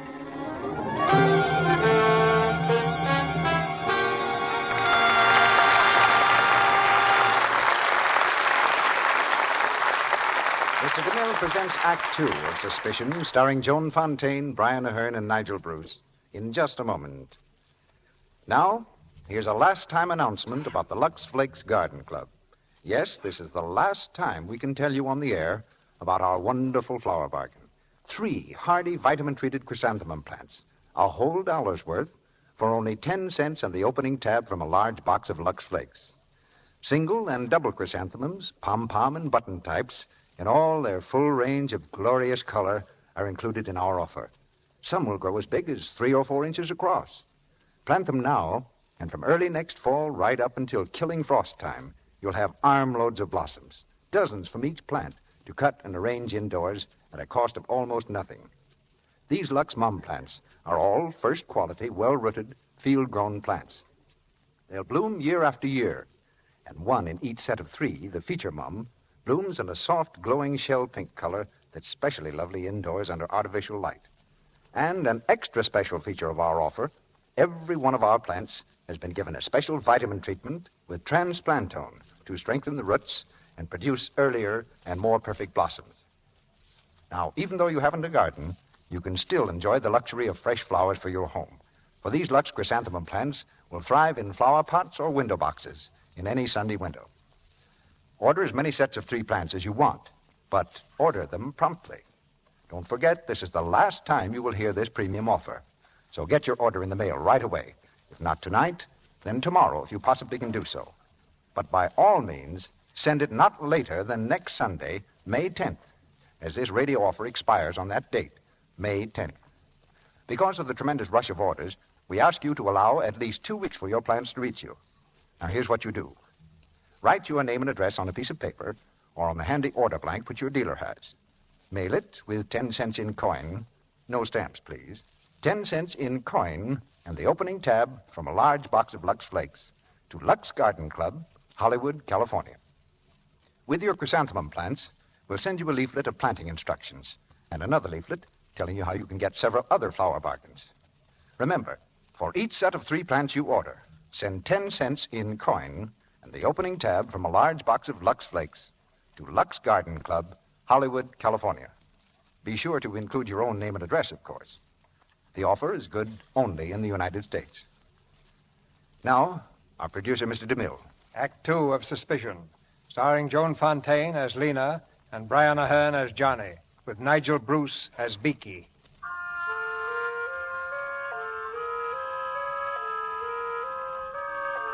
A week has passed, but in Lena's mind, there's still a dim shadow of doubt, a faint, indefinable fear, the dawning of suspicion. Now in the quiet main street of the town, she meets the local celebrity, a writer of mystery stories. Lena, dear. Oh, hello, Isabel. I've just been admiring your display in the bookshop. Murder on the Footbridge? Yes, they're doing very nicely by it. How's Johnny? Oh, he's fine. He's an ardent admirer of yours. I don't believe there's one of your stories he hasn't read. Splendid. By the way, have you seen Telbrook's window? The antique shop? No, not lately. Well, my dear, they've got the most beautiful things. 2 lovely old Queen Anne chairs. I'd give my soul to own them. Chairs? Lovely. Oh, goodbye, my dear. See you for dinner soon. Yes, of course. I'll phone you, Lena. The chairs. He said he sold them to an American. He lied to me. Why did he lie to me?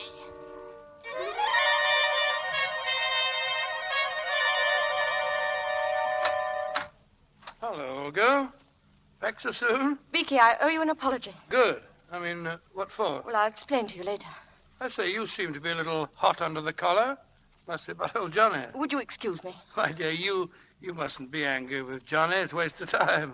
Now, if you want to get sore with me, it's a different thing altogether. I annoy everybody, always did.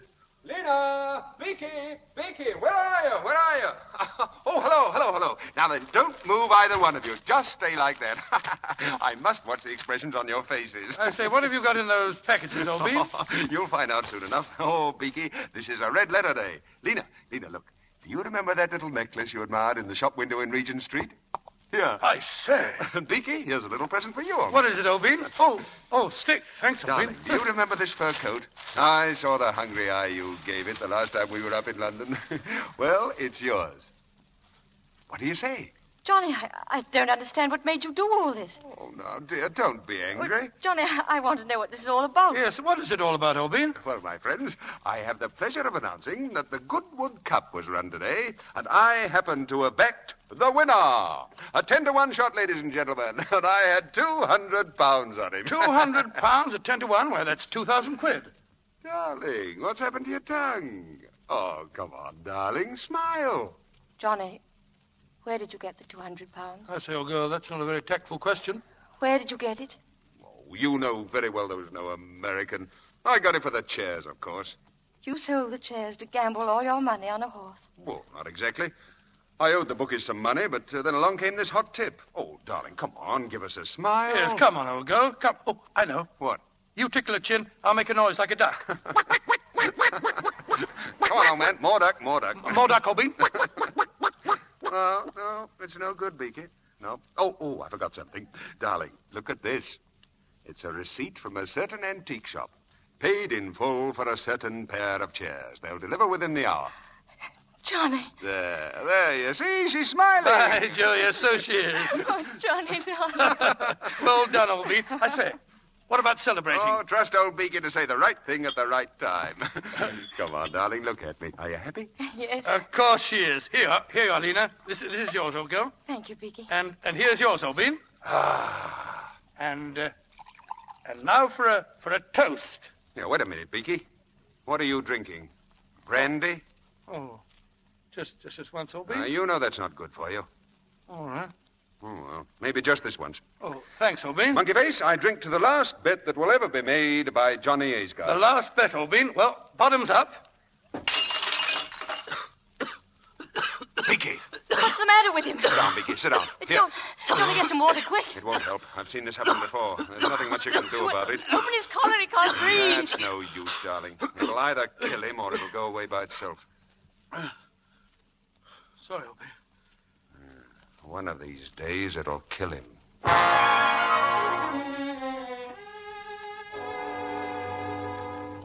Oh, good afternoon, Mrs. Aysgarth. Good afternoon. Is my husband in his office?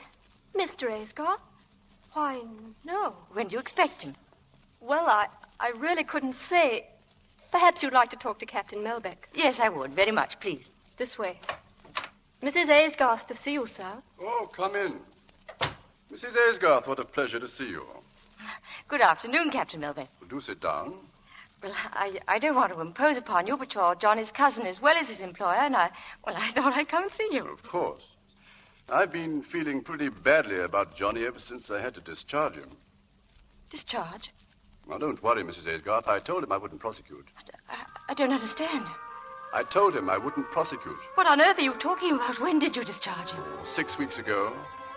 We had an unexpected audit, and the accounts showed a deficit of £2,000. When I looked into Johnny's records, well, I'm terribly sorry, Mrs. Aysgarth. He should have told you.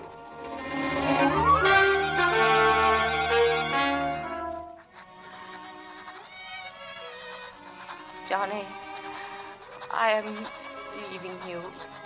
It is very important that we never see each other again. Lena. Yes? Oh, Ethel told me she'd packed your grips. Yes. Oh, then you've heard, eh? Yes, I've heard. I'm so sorry, darling. I'm terribly sorry. This telegram just came from the doctor. It tells how it happened. Telegram? There aren't many details. I deeply regret your father died early this morning from heart failure. Your mother wishes you to come at once. Lena.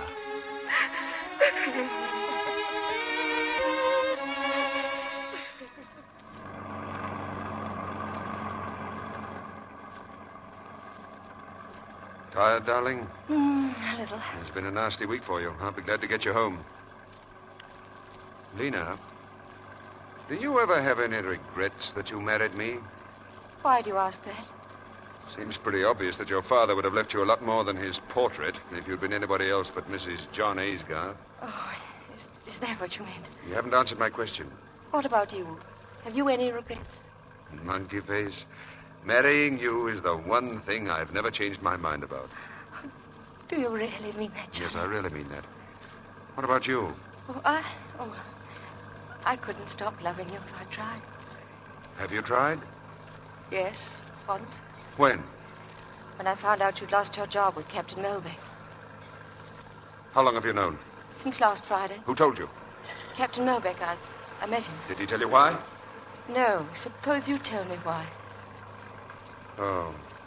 Oh, well, we just didn't get along. Say, it's quite nice here. Shall we stop and have a look at the sea? Pretty, isn't it? Gee, it'd be quite a drop off this cliff, wouldn't it? Why didn't you get along with Captain Melbeck? Oh, I don't know. He's a bit of an old fogey, you know. Monkey face, the way to make money is to think in a big way. Now, look at all this land, for instance. Look at the view from these cliffs. Now, why isn't something done about it? You know, if I had £10,000, or still better, 20,000, I could start a development here. All you need is £20,000. £20,000. That's all I'd need. £1,000, eh? You think we could swing it for that, Orbin? Well, of course. Now, you see, Beaky, this is the ground plan. That's wonderful, Orbin. Then we could put the large hotel up here on the cliff, eh? That's the idea. Hello. What's going on in here, Oh, Monkey Face. We're organizing a real estate company. We're about to buy a very beautiful piece of land right by the sea. What a view. What sun. What air. And then we sell part of it at a profit. Oh, I see, but you'll need financing for all this. Of course. Have you found someone to put up the money? Of course. Who? Me? Oh, I see. Well, the idea's mine, but the money's Beaky's. And the corporation, well, Beaky's going to borrow against some securities he has in Paris. Yes, but... Oh, look, darling, let me show you how simple it is. Does Beaky understand it? Oh, perfectly, I think. I beg your pardon, Mr. Aysgarth. Yes, Ethel? You're wanted on the phone, sir. Oh, thank you. Oh, excuse me. Yes, right, old boy. Now, Beaky, please explain it to me, will you? Well, you see, my dear girl, well, you see, we buy up this land and then we sell part of it. That gives us a 100% profit in no time. Then on the other part, we build something or other. Oh, yes, but from whom do you buy the land? To whom do you sell it? Well, that shouldn't be difficult, do you think? Beaky, isn't it about time you grew up? I say, old girl, you're scolding me. Yes, you need a scolding. Shall I go and stand in the corner? Beaky, you're not being fair to Johnny. I say, old girl, that's a bit thick. Why, he's president of the whole bag of the thing, but he gets a salary, writes his own checks. Yes, that's what I mean. Oh, what's wrong with that? Yes, what is wrong with it? Well, Lena? I say, Lena's telling me that you're a bit soft in the head. Is that it? Sounded like that to me. Yeah, hadn't you better be changing for dinner? Oh, right, old boy. I shan't be a jiffy. What right have you to interfere in my affairs? But I wasn't really. I was only... You were only what? Well, I was only trying to tell Beaky that he shouldn't leave everything to you. It's not as if you were both experienced businessmen. What the devil do you know about business? Oh, very little. Suppose Beaky had taken you seriously. You'd have ruined the whole scheme. Do you realize that? Yes, but if it weren't good... That's my business, not yours. If I say it's good, it's good. And I don't want any interference from you or anybody else. Is that clear? Yes, that's clear.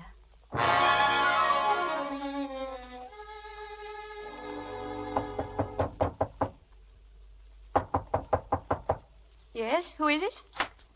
Yes, darling? Oh, I thought you might like to know. I'm calling off that real estate plan. Why? What happened? Oh, I don't know. Perhaps the land isn't any good, or perhaps I don't like the idea of risking Beaky's money, or perhaps it's a stiff job, and I'm just too lazy.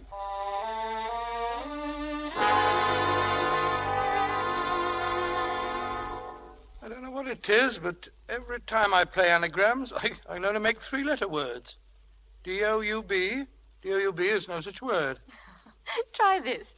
D-O-U-B-T. Doubt. Oh, thanks, old girl. I said, Johnny, I don't see why you want to call off this real estate business. It's no good. But the corporation's formed already. The money's been put up in your name, old boy. The deal is off, Beaky. Why do we have to drive all the way up there to look at it? I won't be responsible for calling the scheme off without first proving to you that it's no good. So we're going up to the cliffs early tomorrow morning and take a look. Well, why are you so insistent? Because, as I told you, I won't be responsible. Oh, all right, old boy. That's it. What's that you got there, Lena? M-U-D-D-E-R? There's no such word, is there? Try the R instead of the D. M-U-R-D-E-R. Murder. That's more like it. Murder. Okay, Johnny, I don't like going up there in the morning. Well, why do we have to go up so early? Now, Beaky. Murder. Oh, well, if we have to, well, let's get on with the game. It's your turn, old girl. The money in his name. Murder. The cliffs overlooking the sea. I say, Lena. The edge of the cliff. Stay away, Beaky. Lena, I say. You push him off, you kill you. Murder, murder. Murder. Lena, what's the matter? Lena. Here, give me a hand here, Beaky. She's fainted.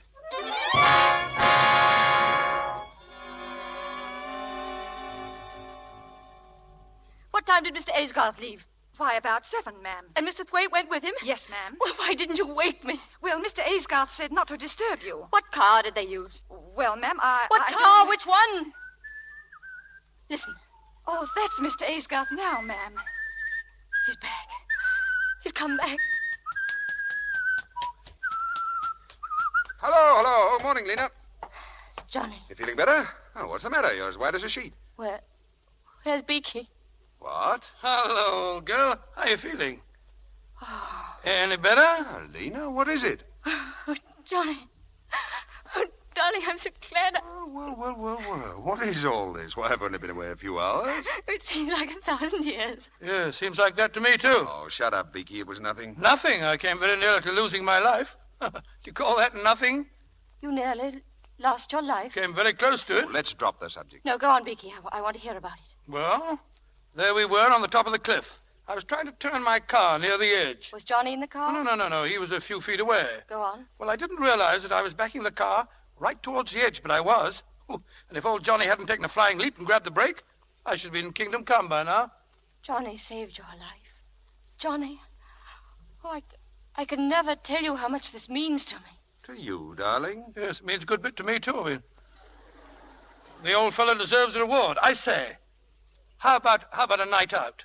A spot of celebrating on me, Obin. Very kind of you, Beaky, but don't you have to go to Paris? Paris? Oh, yes, of course, so I do. My security's over there. I got to go over and cancel the arrangements for them. I say, why don't you come over with me? Why, the cad seems to forget that I'm a married man. I tell you what I might do, Beaky. I might drive up to London with you. Hey, how about that, monkey face? Yes, Lena, do let him come. Well, it seems to me. Yes, I know. It seems to you that I should be looking for a job. Well, it seems to me I'll have much more chance of getting a job in London than I would anywhere around here. Yes, of course he would. I say, do let him come, Lena. Well, I don't see very well how I can stop him. Good girl. Hey!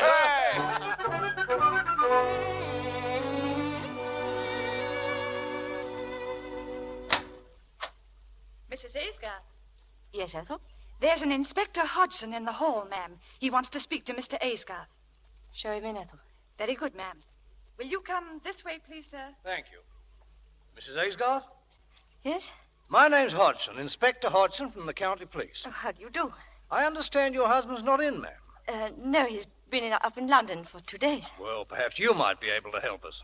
Yes, of course. I believe you know a Mr. Thwaite. Yes, he's a close friend of my husband's. Well, I don't know how to put it quite. Perhaps it would be easier if I showed you this in this afternoon's paper. Right here, ma'am. Englishman found dead. An Englishman met with a mysterious death in a house in Paris. He's believed to be Mr. Gordon Cochrane Thwaite of Beaky. I'm sorry to have to do this, ma'am, but we're making inquiries on behalf of the Paris police. They found some papers on Mr. Thwaite's person which indicated he just formed a corporation with your husband. What do the French police think caused the death? Well, this is a copy of a telegram that we received from Paris. Thwaite visited the place in the company of another Englishman. On arrival, Thwaite ordered a bottle of brandy. Brandy? According to the statement of one of the waiters, Thwaite's companion asked for the brandy to be served in large beakers. Apparently, as a result of a bet between the two men, Thwaite filled one of these beakers to the brim and drank it all. The other man was not present when the actual tragedy happened. I'm sorry to upset you, ma'am, but do you or your husband happen to know of any friend of Mr. Thwaite's who might have been there with him? No. Then perhaps you could enlighten us about this corporation. Yes, I believe I can. My husband had planned a real estate development with him, and Mr. Thwaite had gone to Paris to dissolve the corporation. Thank you, ma'am. That's all. Good day. Good day. He didn't go to Paris. He's in London. Johnny's in London. He's at the club. He's got to be at the club. He didn't go to Paris. He didn't. Hello? Hogarth Club? May I speak to Mr. Aysgarth, please? He left? He left when? Yesterday morning? No, it doesn't matter, thank you. Murder. Murder!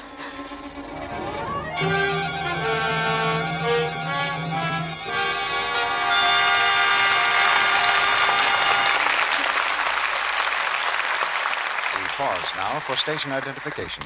This is the Columbia Broadcasting System.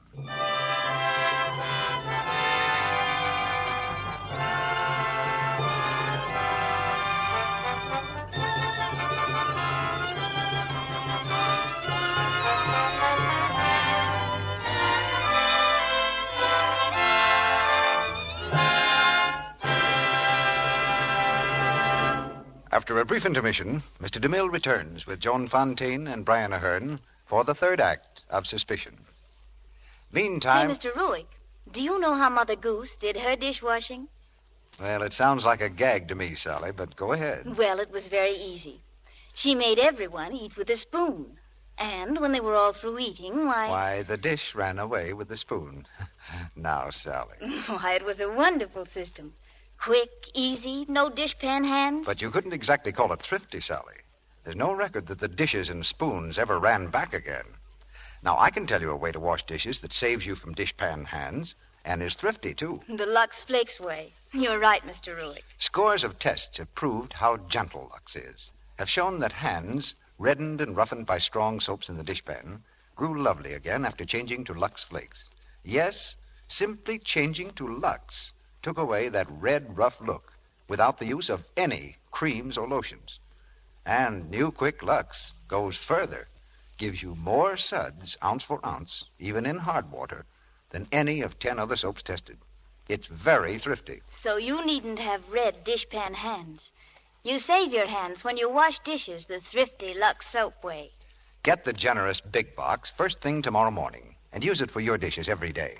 One big box of new Quick Lux will do dishes for about 45 meals. Now, Mr. DeMille returns to the microphone. The curtain rises on the third act of Suspicion, starring Joan Fontaine and Brian Aherne.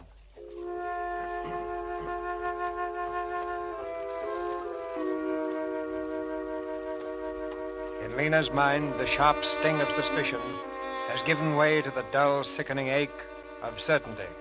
Certainty that her husband is a murderer. Returning to the house, he stands framed in the doorway, looking at her. She turns toward him with fear in her eyes. You've read about Beaky, have you? I was terribly fond of Beaky. Were you? Yes, I loved that silly, generous, good-hearted fool. Did you? Of course I did. Next to you, I loved him more than anybody in the world. Next to me? Oh, poor monkey face. Here I am thinking only of myself and forgetting about you. You liked him too, didn't you? I liked him very much. The police were here. The police? What did they want? They wanted you to help them. It seems there was an Englishman who made a bet. Yes, I know. The whole story was in the late edition. What else? The inspector wants you to phone him. He thought perhaps you could help identify this Englishman. What did you tell them? Did you mention the corporation? Naturally, I told them Beaky was planning to dissolve it. I wish you'd left all that to me. Hello. Wickstead Police Station, please. What else did you tell them? That's about all. Hello. Hello, Inspector. This is Mr. John Aysgarth. Yes. Yes. Well, I drove up to London with him on Tuesday evening, and we dined at the Savoy. Yes. Well, then I saw him off at Croydon Airport. Oh, no. I stayed in London until this afternoon. At my club.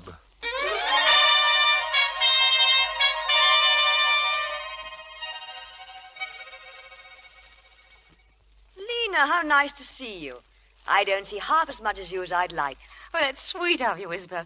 You know, I couldn't put my light out until 3 this morning. I was so interested in your last book, and I had to come over and talk to you about it. That's the most thrilling compliment I ever got. I was completely fascinated by the way your villain enticed his victim across the footbridge, knowing that the bridge had been sawn through. And he also knew his victim couldn't swim. Don't forget that. Well, what I want to know is this. Would you call that an actual murder? Well, from the moral standpoint, there's no question at all. It is murder. I suppose it is. What does Johnny think? Johnny, I haven't discussed it with him. I should think he'd be interested. The same situation with this friend of his in Paris. The same? Well, that brandy business is just like my footbridge. By the way, this brandy thing isn't new at all, you know. Oh, it's been done before? Oh, yes. And in real life, too. I have it here. A book called The Trial of Richard Palmer. Now, where is that book?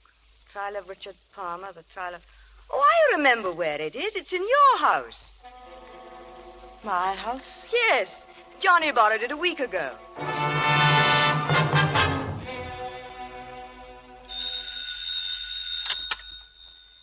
Hello? Hello. May I speak to Mr. Aysgarth, please? He isn't in. This is Mrs. Aysgarth speaking. Oh, well, this is the Guarantor's Life Insurance Company. Yes? Would you tell Mr. Aysgarth that there's been a slight delay in replying to his inquiry? But we've written him fully on the matter, and he should get our letter by first post in the morning.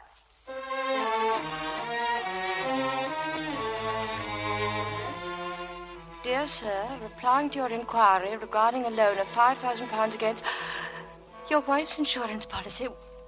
We regret to state that such a loan cannot be granted. According to the terms of the policy, payment can only be made in the event of your wife's death.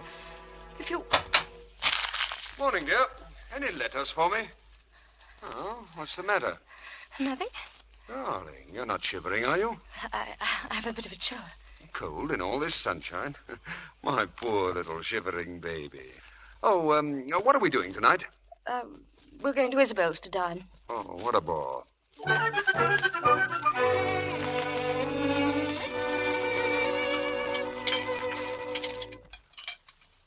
Well, let's get back to that new book of yours, Isabel. You mean to tell me that a fellow comes into a room, sits down and starts to strum on the piano, and 2 seconds later he's shot? Is that the idea? Yes. A certain note on the piano was wired to a revolver concealed in the wall paneling. Oh, I don't care much for that, Isabel. You're slipping, old girl. What's wrong with it? Oh, it's too complicated. If you're going to kill somebody, just do it simply. How would you do it simply, Johnny? Oh, I don't know, dear. Just use the most obvious method. For instance? Well, for instance, poison. Say, arsenic. Arsenic can be traced in the body, of course. But it isn't always. No. This very minute, there are probably hundreds of murderers walking about. Thousands. Johnny, do you suppose those murderers are happy? Oh, I don't know. Why shouldn't they be? Anyway, Isabel, it seems to me that by now somebody would have discovered a poison that can't be traced. What's that? What about it? Isn't there? An untraceable poison? Nonsense. There's no such thing. Isabel, you're hiding something from me.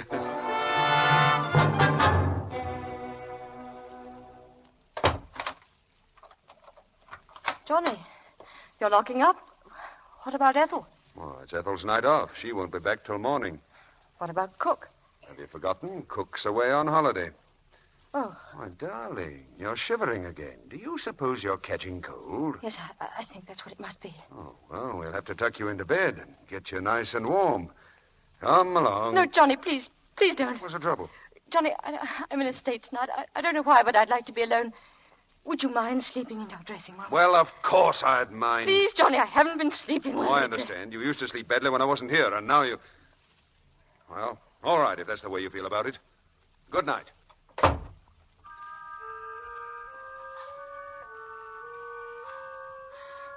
Poison. Arsenic. Poison. Untraceable. In the event of your wife's death. Poison. In the event of your wife's death, your wife's death, your wife's death.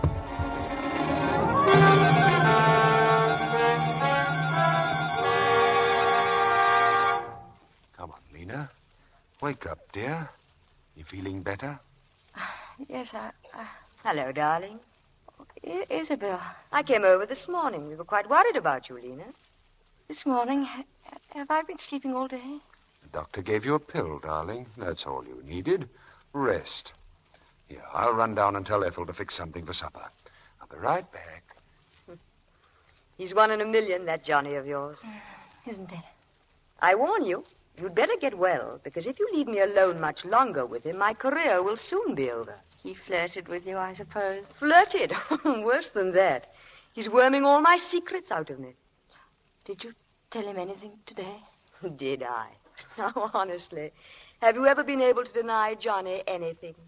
It was about that poison, wasn't it? Yes, it was. And if he writes a story on that one before I do... Lena, imagine. A substance in daily use everywhere.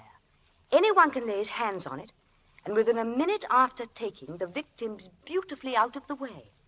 And mind you, it's undetectable after death. Is whatever it is painful? Not in the least. In fact, I should think it would be a most pleasant death.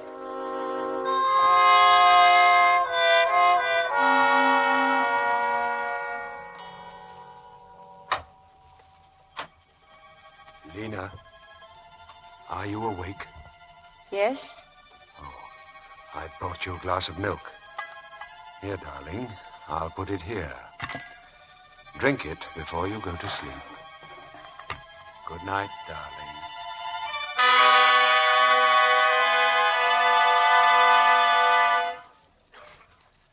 Why don't you let me help you pack? But there's no need to. What's the matter with you this morning? You're still annoyed with me, aren't you? No, Johnny, really, I still don't feel well, that's all. And a few days at your mother's will do you more good than staying at home. Oh, not exactly that. Dear Mother telephoned me. She got on that phone awfully early, it seems to me. Well, Mother gets up early. I happened to mention that I was a bit nervy, and before I knew it, I'd agreed to spend a few days with her. Oh, all right. I'll run down and get the car ready. Oh, no, please, I'll drive myself. I prefer to drive you.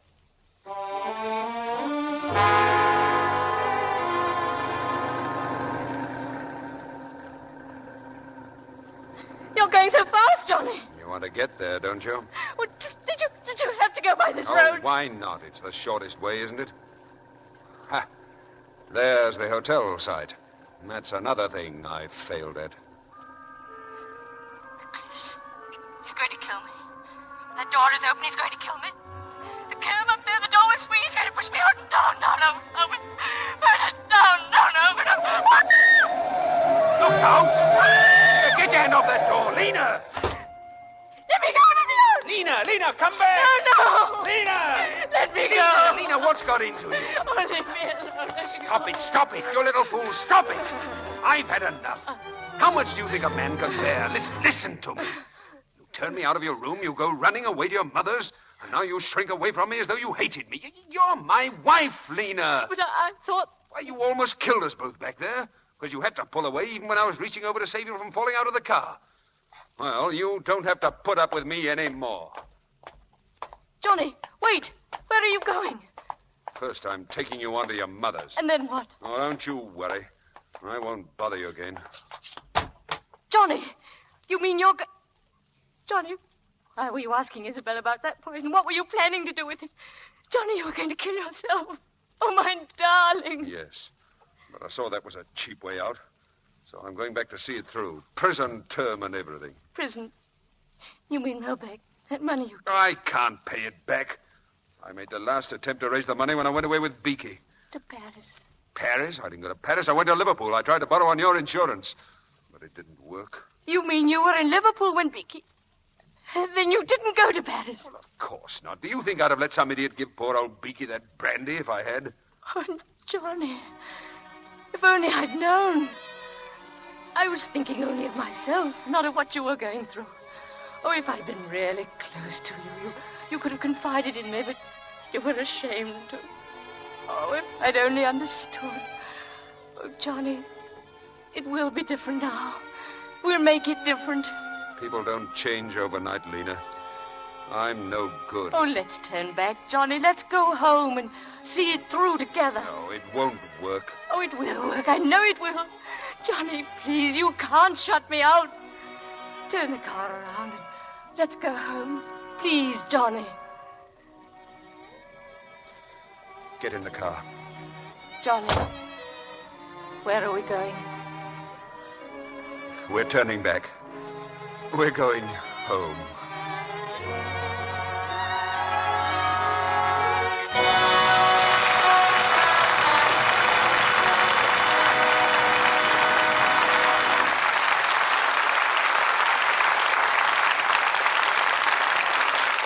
Our stars will return to the microphone in just a moment for a curtain call. Meantime, some news of interest to women about the new rayon stockings that stores are featuring today. You know, these new rayons have greater elasticity and greater strength than earlier ones. New finishes make them more beautiful, too. Of course, you'll need to give these new rayons the right care for best results. Rayon is temporarily weak in water, so handle it gently. Don't rub. Don't use strong wash-day soaps. Just squeeze lukewarm Lux suds through the stockings, then rinse, just as you do with silk and nylon. Roll the stockings for a moment in a Turkish towel to press out the moisture. Then unroll them at once and hang them over a smooth rod. Always be sure you get rayon stockings really dry before you wear them again. Let them dry from 24 to 48 hours. This is important, because even though the stockings may feel dry before this time, the inside of the rayon threads may still be damp, and rayon regains its natural strength only when thoroughly dry. You'll find this easy Lux way pays big dividends in cutting down runs and giving you long wear from these lovely new stockings. Now, here's Mr. DeMille with our stars. It's no secret to most of you that in private life, Our stars are Mr. and Mrs. Brian Aherne. And it's no secret to any of you that they gave a fine performance tonight in Suspicion. Oh, thank you very much, C.B. Joan has been looking forward to weeks to her first visit to the Lux Radio Theater. And to playing opposite Brian, too, Mr. DeMille. Sounds as though she married you because she admired your acting, Brian. Well, that's the best review I've had yet, C.B. Confidentially, though, I married Joan for her Academy Award. I had a suspicion she'd win it. Ooh. I think you'd better buy an extra war bond this week, Brian, for a pun like that. Definitely. What's the news on the front on Hollywood's all-out battle of bonds, Mr. DeMille? I was talking with headquarters just today, Joan, and the noon communique is we're advancing on all fronts. The goal for the entire industry, you know, is 10% or more of everyone's income for war bonds. That should buy a lot of tanks and planes, C.B. About $300,000 worth a week, Brian. Perhaps 100 bombers a year will be paid for by bonds Hollywood will buy through our voluntary payroll savings plan. And that doesn't count our regular cash sales of bonds either. It sounds like a system that every business might adopt, Mr. DeMille. How is it organized? The Motion Picture Committee for Hollywood was formed at the request of the Treasury Department to represent every part of the motion picture industry, labor, management, and creative branches. The producer with 4 telephones and 3 secretaries is no more important than the carpenter who builds the set or the electrician who lights it. We need everybody. You know, at a meeting the other day, the 2 best suggestions were made by a lovely extra girl who just come from the set in makeup and a man who just come from the same set in overalls. In other words, Hollywood's payroll savings plan is democracy at work to sell war bonds. Like that carpenter I was talking about, Brian, you hit the nail on the head. In a few weeks, we expect to tell the Treasury Department that every actor, stenographer, writer, musician, makeup man, costumer, hairdresser, executive, business manager, agent, cameraman, sound technician, director, carpenter, clerk, electrician, and set dresser has signed up. That every man and woman who works in motion pictures and the allied branches of the industry is in the payroll savings plan and is voluntarily putting at least 10% of his or her salary in United States war bonds. Not just this week or this month, but every payday for the duration of the war. And it's one production with a starring part for everyone. Well, who's starring here in the Lux Radio Theater next week, C.B.? First, let me tell you the play, Brian. It's Frederick Lonsdale's famous comedy, The Last of Mrs. Cheney. And our stars will be Norma Shearer, Walter Pidgeon, and Adolphe Mongeau. The Last of Mrs. Cheney ran a whole season on Broadway and twice made a hit in motion pictures. I fully expect it to keep up that brilliant record here next Monday night with a cast like Norma Shearer, Walter Pidgeon, and Adolphe Mongeau. Well, that play is one of my favorites, C.B. Thank you and good night. Good night, Mr. DeMille. Good night. Good night. Remember, a bond every payday keeps the Axis away.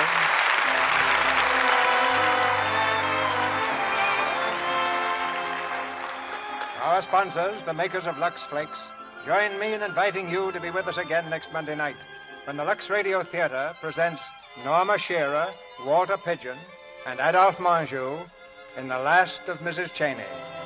This is Cecil B. DeMille saying good night to you from Hollywood.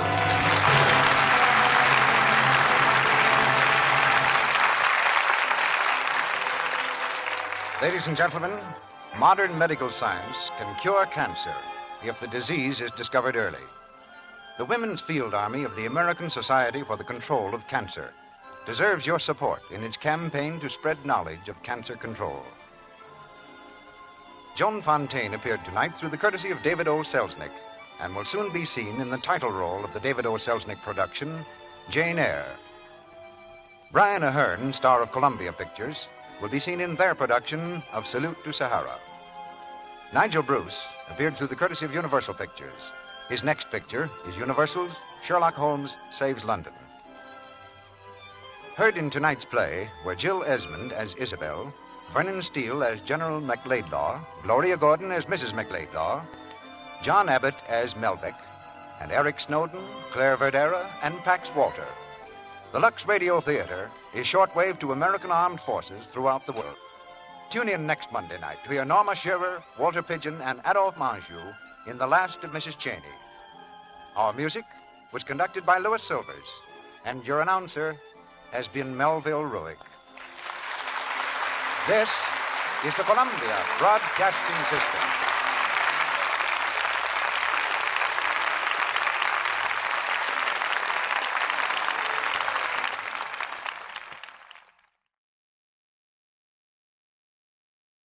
The Screen Guild Players present Notorious, starring Ingrid Bergman and John Hodiak.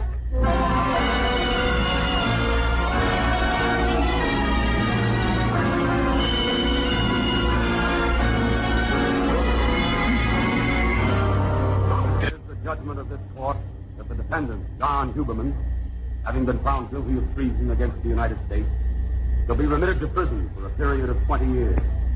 And it is the further judgment of this court. I wasn't watching the judge when he passed out sentence. I wasn't watching Huberman either. I was watching his daughter. Beautiful, I thought to myself. Plenty beautiful. It's not going to be too hard on the eyes to see a lot of little Alicia. And I knew I was going to see a lot of her. I had to. That was my job.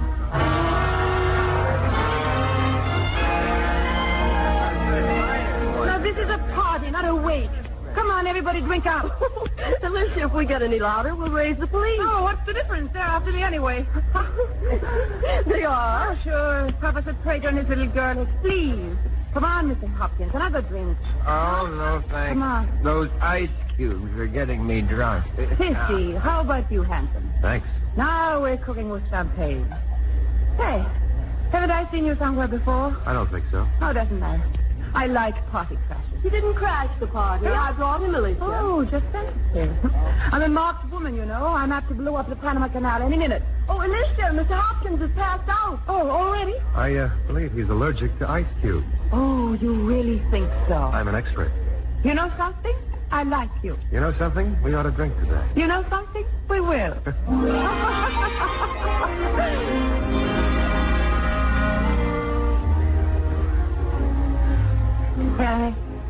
How did you know I wanted you to stay?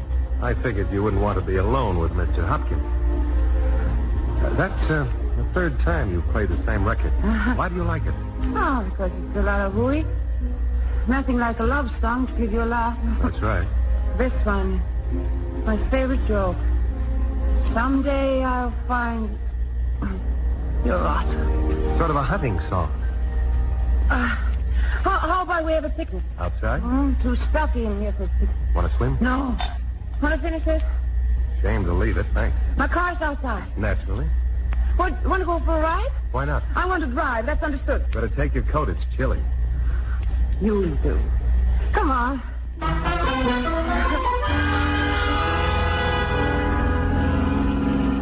How am I doing? Not bad. A little over 55. Is it foggy or am I imagining things? You're falling asleep. Thanks. I'm going to step on it when we reach the straight road. Want to see me? Go ahead. Scared? Nope. You're not scared of anything, are you? Not too much. What's the speedometer say now? 65. Oh, I'm going to make it 80 and wipe that grin off your face. I don't like gentlemen who grin at me. What's that? Cops. What? A policeman's chasing us. Oh, they make me sick. Better stop. He wants to talk to us. Drunken driving. A second offense. Now I go to jail. The whole family in jail. Who cares? Having quite a time for yourself, aren't you? People like you ought to be in bed. Go on, Carl. Just a minute, officer. No arguments, mister. You ain't got a leg to... Oh, sorry. You should have shown that first. That's all right. Sure you can handle her? No trouble. Right. I'm sorry. What? Where's the ticket? You didn't give me a ticket, did you? No. What's your name? Dev, for sure. You showed that cop something, didn't you? And he saluted you. Did he? I saw him. Let's go. No. Why, you double-crossing bastard? You're a cop. We'll argue later. Crashing my party, a federal cop. Tailing me to get something on me and me falling for you. Get out of my car, wait a minute. Get out of my car. Get out. Slow get down, out. beautiful. Oh, get out. That's better. Oh. Now, baby, If you'll raise your chin up just a little. If you think you're going to kiss me, Who said anything about kissing? Oh. Sorry, beautiful. I had to do it. It's important that we both get back alive.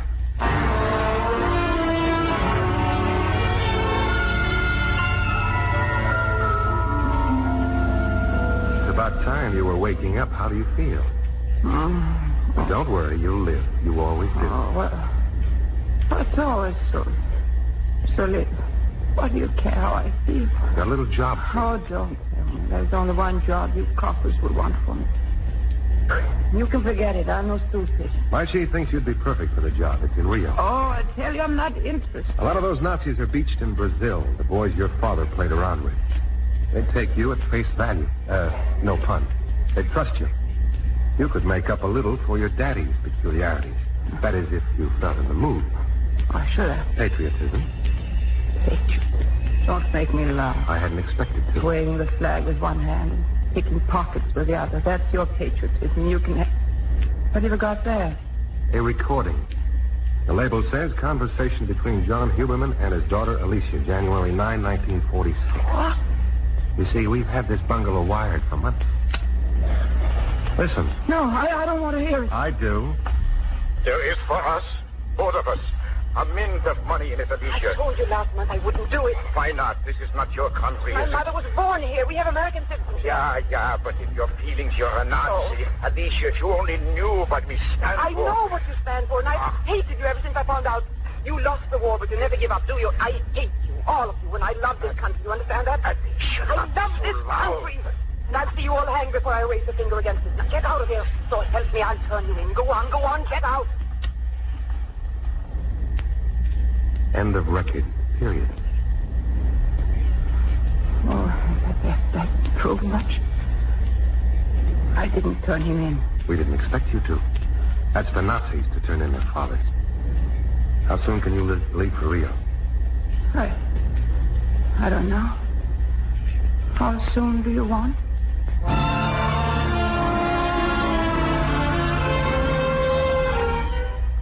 We took the plane for Rio the following morning. She didn't talk much at first. She seemed to be thinking. As the days went by and we waited for our assignment, she grew more relaxed, more like herself, impatient only to get to work. Me, I wasn't complaining. Time was going pleasantly enough, maybe more pleasantly than I realized. Until that afternoon in a little street cafe. There, your glass is crying for another. Better call the waiter. Not a bad idea. How about you? No, thanks. I've had enough. What's the joke? Me. I'm practically on the wagon. It's quite a change. It's a phase. You don't think a woman can change? Sure. A change is fun for a while. For a while? Mr. Devlin, what a rat you are. All right. You've been sober for 8 days, and so far as I know, you haven't met any new boyfriend. That's something. 8 days. I'm very happy, Beth. Why can't you let me be happy? Nobody's stopping you. Why don't you give that copper's brain of yours a rest? Every time you look at me, I can see it running over its slogans. Once a cook, always a cook. Once a tramp, always a tramp. Go ahead. Let's play truth or consequence. And then you pat my hand like you're doing now.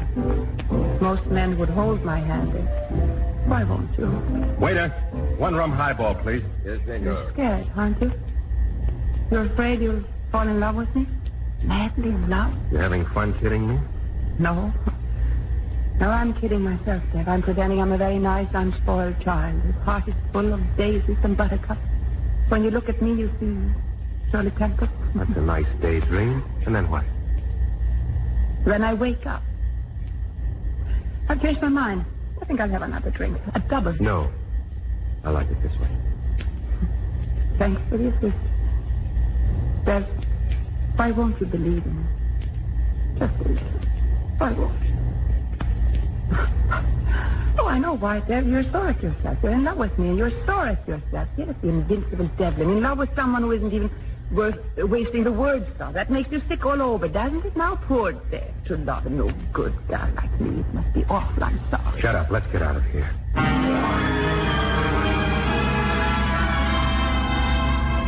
That was the first time I kissed her that afternoon.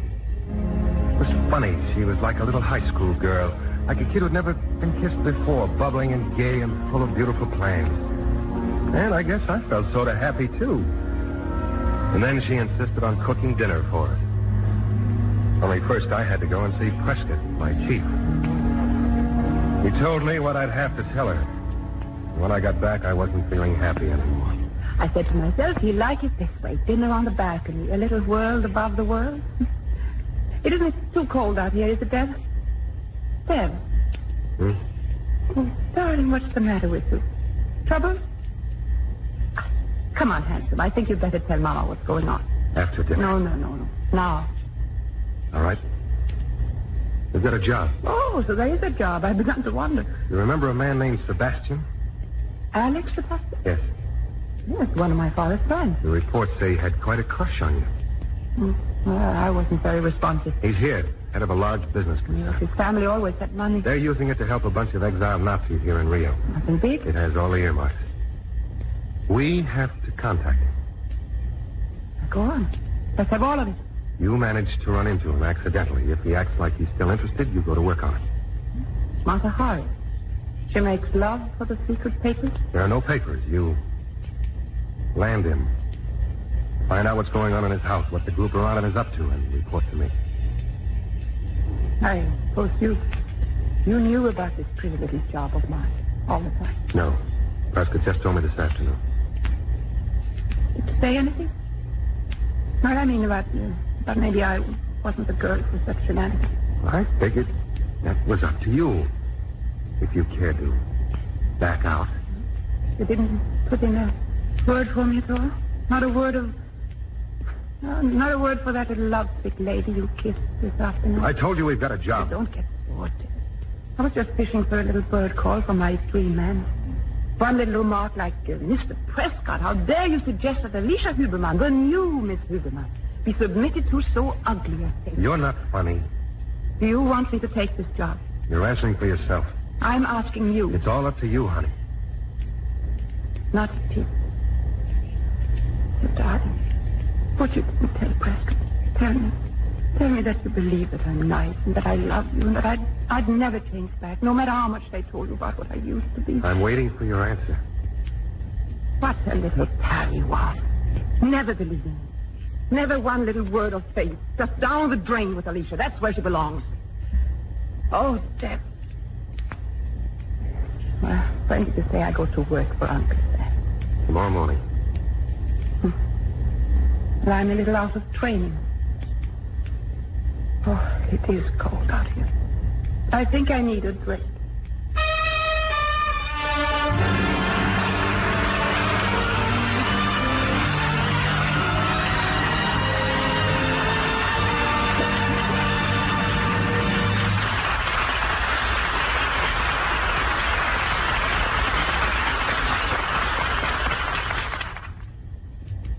Act 2 of Notorious, starring John Hodiak and Ingrid Bergman.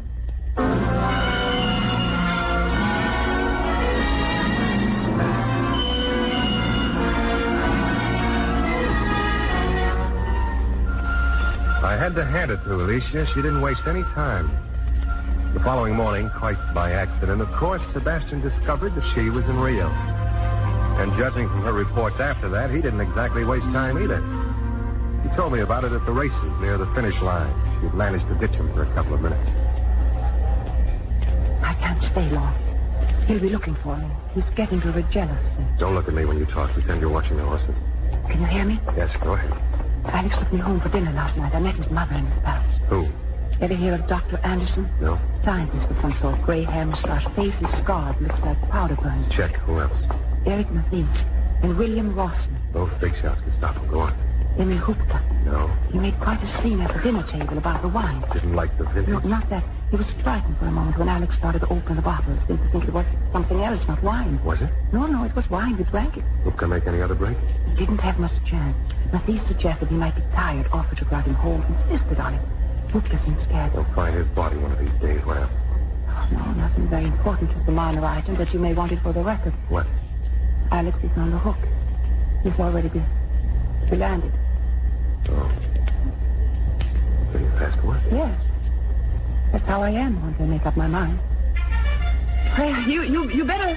Are you betting on this race? No. Now, Alex had a tip on number 10. And said... you were the new Alicia. You changed daisies and buttercups, wasn't it? You bastard. That's just remembering, that's all. You could have stopped me with one word, but no, you wouldn't. You threw me out. I threw you with no... Didn't you tell me to go ahead? Didn't you insist? A man doesn't tell a woman what to do. A woman tells herself. You had me almost believing in your hokey-pokey little miracle that a woman like you could ever change. Oh, That's why I didn't try to stop you. The answer had to come from you. You fool. I went to you on my knees. If you had once said you loved me so bad. Dry your eyes, baby. It's out of character. And remember, you've got to keep on your toes. It's a tough job we're on. No, I don't think it'll be so tough. Wait for me in the park. I'll meet you there. When I get back to town. Back to town? You going away with him? He wants me to marry him. I'm going to accept.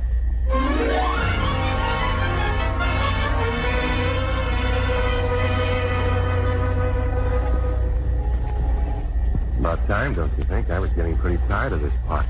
Alex didn't want to come back. Sorry, I forgot. How's the blushing bride? Not blushing? All right, let's get down to business. You're in the house now. You'd better have a look at the wine cellar. My count is locked. Alex has the key. Okay, get it from him. How? Don't you live near him? What do I look for if I find the key? A bottle of wine. Like the one that rattled that guy the first time you had dinner there. All bottles look alike to me. I know, Mastermind. You're doing all right. No, stop. I know. You cry yourself to sleep every night. Wait. You've got a better idea. Suppose you talk Sebastian into throwing a big shindig next week. Right. Consider me invited. Old friend of yours. I work for Pan American. Get me in, and I'll see about the wine closet myself. Well, you should bet he's watching. Don't have a lot of other guys that never slowed you down. Well, where is the wine cellar? Off the side garden. If you get the key, meet me out there. What time? When? Let's say the orchestra's playing a waltz. Someday I'll find you. Someday I'll find you. Yes, I always pick that one out. It's a pleasure seeing you, Madame. Yes.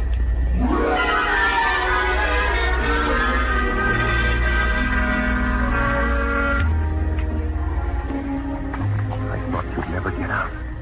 You sure this is the key? I took it off his chain while he was having his shower. Here we go. All right, now look around. See any wine like this? No, I only saw the bottle once. I'm not sure I... Well, maybe those ones. On the end there? I think... Let's have a look. Yeah. Lovely. This is 1940 bottle right. Honey? 7 ladies on their side. We'll take one off. Oh, Dick. I think we got the right one. No, I think so. Sand. Yeah, I think it's sand. Okay, I'll take enough for a sample and we'll clear the rest away. Shove the broken glass back of this cabinet. Watch your hand. I'll sweep the sand in with my handkerchief. Just pretend you're a janitor cleaning things up. Janitors are never terrified. What if Alex comes down to get more wine? That's unfortunate. He's always got a gun. So have I. There, that does it, I think. Let's go. Which way now? Off that door into the garden. You can get to your car. I'll go back inside. Be sure and tell Alex good night for me. Nicest party I ever ducked.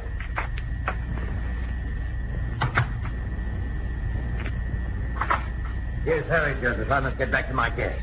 Sorry to disturb you here, Sebastian, but the champagne went so fast. Oh, it's all right, Joseph. Anything to make Madame's party a success. Now, let's get this door unlocked and get your champagne and... Yes, Sebastian. Is anything wrong? Joseph, I'm afraid I can't open the wine cellar. I seem to have misplaced my key.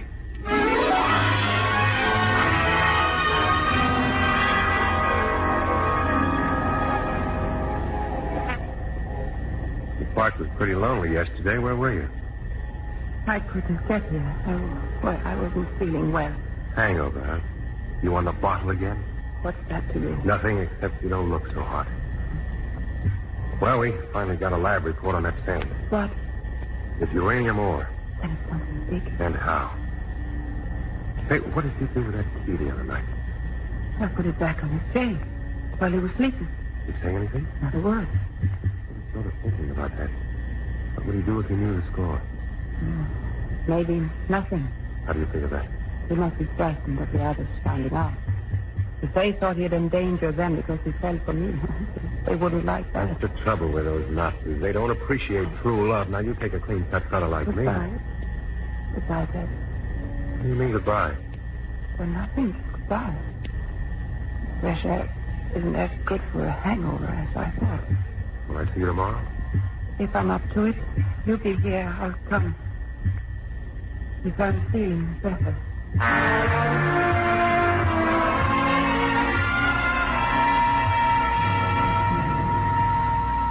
Excuse me, Herr Sebastian.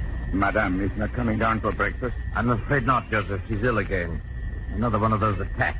I'm sorry, sir. Well, I don't think it's anything really serious, but I've disconnected the telephone. I don't want it disturbed. Yes, sir.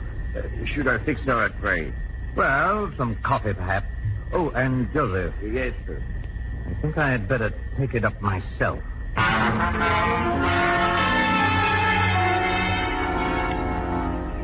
5 days. I waited for her every afternoon, but she didn't show. And sitting there alone in the park, I began to ask myself some questions. Suppose it wasn't a hangover that day. Suppose she was sick.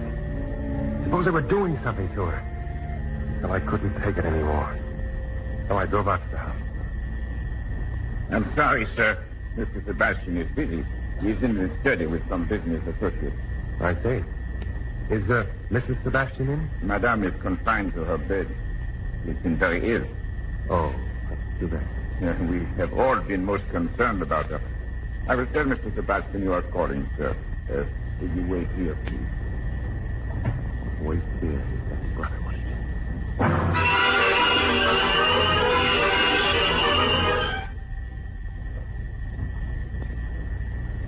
Wilfred. Who's there? Alicia, what's wrong with you? I'm so glad you've come. I had to. I got tired of sitting on that bench alone. What is it, Alicia? What's wrong with you? Alex, he's poisoned me. Slowly, the others won't suspect. How long? Oh, I don't know. I just found out this morning. I saw him drop something in my coffee. Come on, get up. We've got to get you out of here. I can't walk. I'm so weak. You've got to walk. You hear? You've got to. Dad, I must tell you something about this. Not now. Here.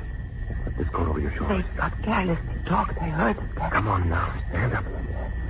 Sand comes from the Aherne mine.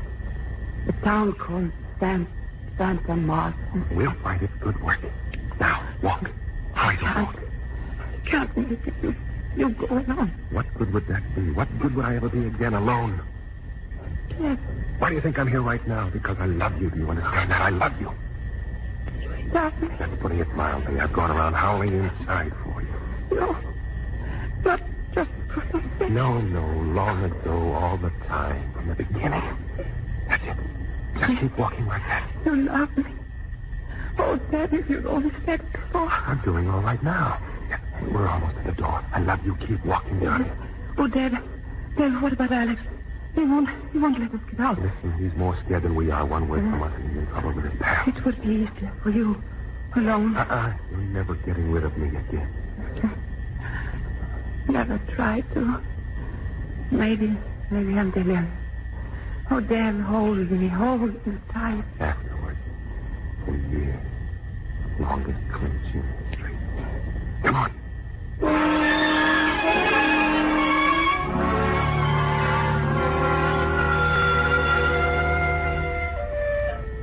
We made it all right with a lot of luck, and afterwards Mr. Prescott had a lot of things to say. And I wasn't looking at him. I was looking at Alicia. Beautiful, I thought to myself. Plenty beautiful. It won't be too hard on the eyes to keep looking at her all the time. And I'm going to be looking at her all the time. All my life, I guess. You'd better, Dad. That's your new job.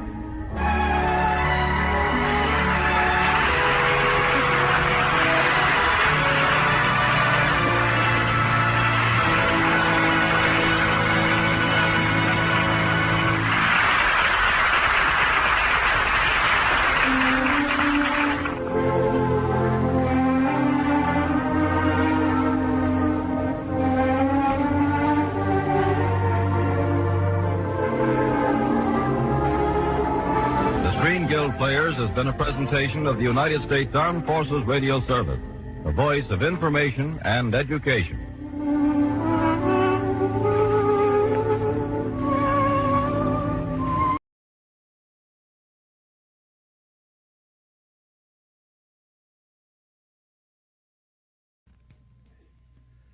It's 8:30. It's 8:30, New York time. Time to wake up, America, and stump the experts. Each week at this time, Lucky Strike challenges you to match your wits against those of a quartet of know-it-alls. For every question we use, Lucky Strike pays out $10 plus a copy of the new Information Please quiz book. If your question stumps us, you get $25 more plus a 24-volume set of the Encyclopedia Britannica. Send your questions to Information Please, 480 Lexington Avenue, New York City. If our editorial staff edits your questions a bit, don't fret over it. In case of similarity, we'll have to be sole judge of who shall be paid, and all questions become the property of Information Please. And now light up a Lucky Strike as I present our master of ceremonies, the literary critic of the New Yorker magazine, Clifton Fadiman. Mr. Fadiman. Ladies and gentlemen, we proceed as usual, entirely unrehearsed and spontaneously. And before I introduce our experts this evening, I'd like to make an extra special announcement. This coming Wednesday evening only, at 9 o'clock, New York time, Information Please will put on a special performance for the Treasury Department, helping to start their new radio series, Millions for Defense. Our Friday night broadcasts, of course, will continue as usual. Now, tonight, our three regulars are the New York Post's Conning Tower man, Franklin P. Adams, the learned sports authority, John Kieran, and the versatile music master, Oscar Levant. And our guest is the world-famous director of the motion pictures Rebecca and the Lady Vanishes, Mr. Alfred Hitchcock, whose latest picture, Before the Fact, will be released soon. Remember, for each question that's missed, Lucky Strike rings up $25, and that's paid out to the sender, plus 24 volumes of the Encyclopedia Britannica. We're off with a question that comes from Gene Stark of Danbury, Connecticut, who apparently is familiar with the fact that Mr. Hitchcock has some reputation as a trencherman. I'm going to ask you to differentiate gourmet, glutton, and gourmand. Gourmet, glutton, and gourmand. Mr. Hitchcock. I would say that a gourmet is a man who has fine taste in food. A gourmand, the same man who likes a lot of it, and a glutton who just eats food. That's short and extremely sweet. And how would you place yourself, Mr. Hitchcock? As one of those three, or maybe all three? Well, shall I say for lunch, I'm a gourmet, but for dinner, I'm a gourmand. Very well put. And you don't have any breakfast? Only on Sunday, then. Only on Sunday. Well, that is a perfect answer and a perfect score for Mr. Hitchcock to begin his Information Please career with. How about this one from Elizabeth Hamilton of Brooklyn, New York? Get 2 out of 3. Now, of the following plays or motion pictures, I'm going to name 3, each represents an innovation in some particular field. What was it in each case? Now, the first is The Great God Brown. That's a play by Eugene O'Neill. What innovation in its field did that represent? Mr. Levant. Great God Brown. That was by O'Neill. Right. And wasn't there was a scene, or a love scene, I'm not sure, about racial differences. Is that right? No, that's not what I'm after. Mr. Mask stuff. Mask That's stuff. More specifically, what did the masks mean, Mr.? The mask, as I recall it, meant how the man wanted to look, and then how he really looked. Yeah, so he hides his true self behind the mask that he turns to the world. And they kept on taking these masks on and off all during the play until you didn't know just exactly what you were looking at, which I suppose represents a considerable innovation. That's Might quite interest right. Mr. Levant to know that was played by Mr. William Harrigan. Remember that, Mr. Levant? No, it doesn't interest me. Nothing like a little gracious conversation to start the evening off with. Now, how about the cabinet of Dr. Caligari? What innovation? Mr. Hitchcock. Building the scenery as though from the mind of a madman. Yes. Has it ever been used since, Mr. Hitchcock? I think not. Not that I know of. So apparently it was an innovation that just didn't take. You have to have madmen in your picture to allow you to use the innovation. We do the same thing by trick photography. It's simpler and perhaps less expensive that way? Absolutely. Very good. Now, how about Becky Sharp? the movie Becky Sharp. Mr. Hitchcock again. I think they used a new form of Technicolor for the first time. Yes, it was If the I first... remember rightly, there was an excess of powder blue. You have a very good memory. I wouldn't know. Mr. Levant had his hand up, and I think was going to say the same thing. The first complete picture using Technicolor. Not only say the same thing, I was asked to buy the stock. And that's why you're working for us now, I gather. Here's one from S.D. Levin of Hollis, New York. Oh, just fool around with this, boys. I want you to construct a fairly complete human body out of movie and play titles. You don't have to begin with a head if you don't wish, but let's see if we can get some movie and play titles, each of which contains some part of the body. Mr. Levant. The Years by Virginia Woolf. Oh, isn't that nice? Yeah, very good. All right, now we've got two sets, 2 ears. Mr. Adams next. Arms and the Man. Arms and the Man. That gives us a pair of arms. Mr. Kieran. And the Man. Should we stop, Mr. Adams? As far as I'm concerned. Let's get a few more. Mr. Kieran? Three Faces East. Three Faces East. That's very good. Mr. Levant again. Chu Chin Chow. Chu Chin. Say, that's very good. That's very good. How about Back to Methuselah? Might be one. Any others you can think of? Mooncalf. Calf. Yes, Mooncalf. Very good. Mr. Adams. Uncle Tom's Cabin. I think I'll stop on that, Mr. Adams, if it's all right with you. There's a new movie being made by RKO called Unexpected Ankle. There was one, The Unexpected Ankle. He's playing straight man to you tonight, Mr. Adams. Thank you, Mr. Hitchcock. Now, here's one from Phyllis Tucker of New York City. I haven't stumped any of you gentlemen yet. In his speech of last Sunday, Winston Churchill named what he called 4 climacterics of the war. Give 3 of them. Mr. Levant. The Fall of France. That's quite right. The Leesland Bill. That's quite right. And what happened last Sunday or Saturday? The Which Russian was? invasion or counterattack, whichever phrase Yes, you like. the Germany and Russia. That gives us 3. Now, there's one more. Well, you only asked for 3. I know. You're all right. You got us over the rapids, Mr. Levant. But I wonder whether you can remember the other. Munich. No, the Battle of Britain in the air of last September, which at least temporarily proved that the Germans were not supreme in the air. That's right. That gives us 4 out of 4. Now, how about this one from C.A. Pears of Cambridge, Massachusetts? Get 2 out of 3. Identify these scenes of suspense in literature or the movies. I think Mr. Hitchcock is famous for his magnificent manipulation of scenes of suspense. And by the way, I don't think any of these have anything to do with pictures that you made yourself, Mr. Hitchcock. Well, in the first case, a wounded man hangs from a cable car. A wounded man hangs from a cable car. What picture? Is that The Peril of Pauline? No. Now, it might be. I wouldn't know. I don't go back as far as you do, Mr. Levant. What's a cable car? Cable car. It's one of those, I think it's one of those funicular things that cross chasms in... Cable car? Oh. Got it, Mr. Levant? A picture directed by a disciple. That's what they said in the paper. Mr. Hitchcock called Yes. Night... Go ahead. Not Train? Go ahead. Yes, Yeah, sure. Train. Night Train, that's right. I remember that. Yes, a very good melodrama with Rex Harrison and Margaret Lockwood. Who directed it?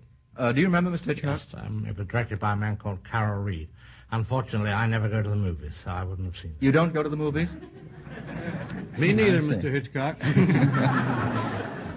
Well, how do you manage to make any comparisons with the work you do yourself, Mr. Hitchcock? Or don't you care? No, I try not don't to. just A man just go. once said to me, if you don't see pictures, where do you get your ideas from? Well, how about this one? You can keep out of this question if you wish, Mr. Hitchcock. It's all right. In this case, a house teeters on the brink of a precipice. That was a very good scene. Charlie Chaplin's Gold Rush. You don't think that's a picture, Mr. Hitchcock? Yes. You do go to The pictures? house did teeter on the... Yes, that's quite right. And you did go to see that one. That's still life to him. Yes, Charlie Chaplin's picture, The Gold Rush. I think that belongs in your category, Mr. That's the one I saw. I thought you did. Well, we're all right so far. Now, how about this one? Nails are slowly driven into the top of a coffin. Nails are driven into the top of a coffin. Mr. Adams. Escape. That's right. Yeah, I read the book. Escape, right, with Robert Taylor and Norma Shearer. Well, that gives us 3 out of 3. Here's one from Sherwood Friedman of this city. You're going to hear some drum beats, a series of 4 different types of drum beats, and I want you to determine the type of dance music that each represents. There are 4 of them. We have to get 3 out of 4. We've never had a question exactly like this. I'm interested to see how well we can do. Let's have the first.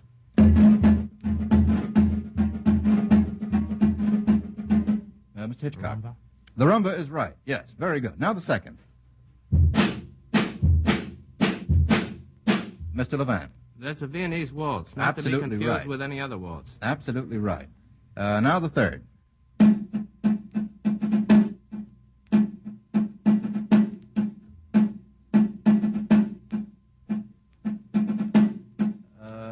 Mr. Kieran, that wasn't your hand that was raised, No, was it? madam, All no, right. son. Mr. Levant. I'd say that's a conga version of Emperor Jones. It's a conga, all right. That's very good. Now the fourth and last.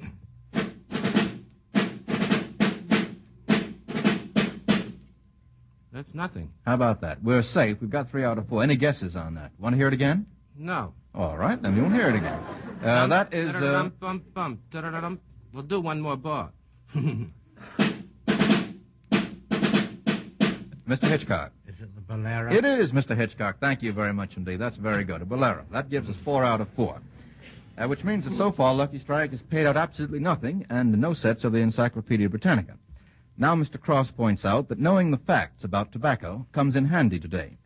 Mr. Fadiman, that's because most of us are smoking more in 1941. So, of course, we want a milder cigarette, one made from the lighter, milder tobaccos.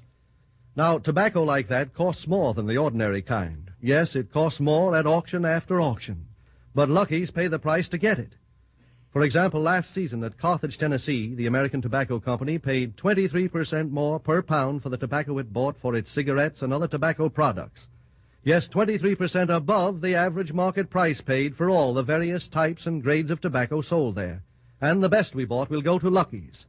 Now, so it goes at market after market. We pay the price to get the finer, naturally milder, better-tasting tobaccos. Mr. Fadiman, have I demonstrated why Lucky's are in tune with the times? I believe you have, Mr. Cross, and in just 52 seconds. Now, this evening's performance doesn't please me very much. I haven't been able to stump any of you. Hope I can do better during the second half of the program. Here's one from Mrs. Henderson Rogers of Winston-Salem, North Carolina, right in the heart of the Lucky Strike country. Quote at least 4 lines of poetry in which the poet has made use of the number 7. When I say 4 lines, I mean 4 separate and distinct lines, in which the word 7 is used. Mr. Adams. We are 7. All right. A simple child who lightly draws his breath. Good enough. That's right. Wordsworth's lines of We Are 7. That gives us one set of 7s. How about another? Mr. Kieran. Well, I believe it was Jean Ingelow wrote a whole series of poems, 7 times 1 or 7 and so forth. Child's poem? Yes, they're rather nursery style. All right, good enough. That gives us 2. Mr. Levant? 7 come 11, I'm going to heaven, or something like that? That's perfectly good. A classic couplet, come 7, come 11. I don't know that I'd call it poetry. Mr. Kieran? Though one were strong as 7, he too with death would dwell. That's from Swinburne. Gee, I don't know that one. The Garden of Proserpina. Very good. Sins which are 70 times 7. That's right. Well, that gives us 3 or 4. There's a one from the Walrus and the Carpenter. About 7 maids with 7 mops. That's right, Swept Mr. it for half a year. That's right. And there's a famous one from Mother Goose about the St. Ives incident. Remember that? I met a man with 7 wives. And it goes on with a great many other 7s. That's perhaps not a very difficult one. How about this one from Richard Aherne of New York City? How does each of these figure in fact or fiction? Rickshaw, Bradshaw, Earnshaw, Hawkshaw. We have 4 Shaws. Mr. Hitchcock, want to start us off? Hawkshaw was a fiction character.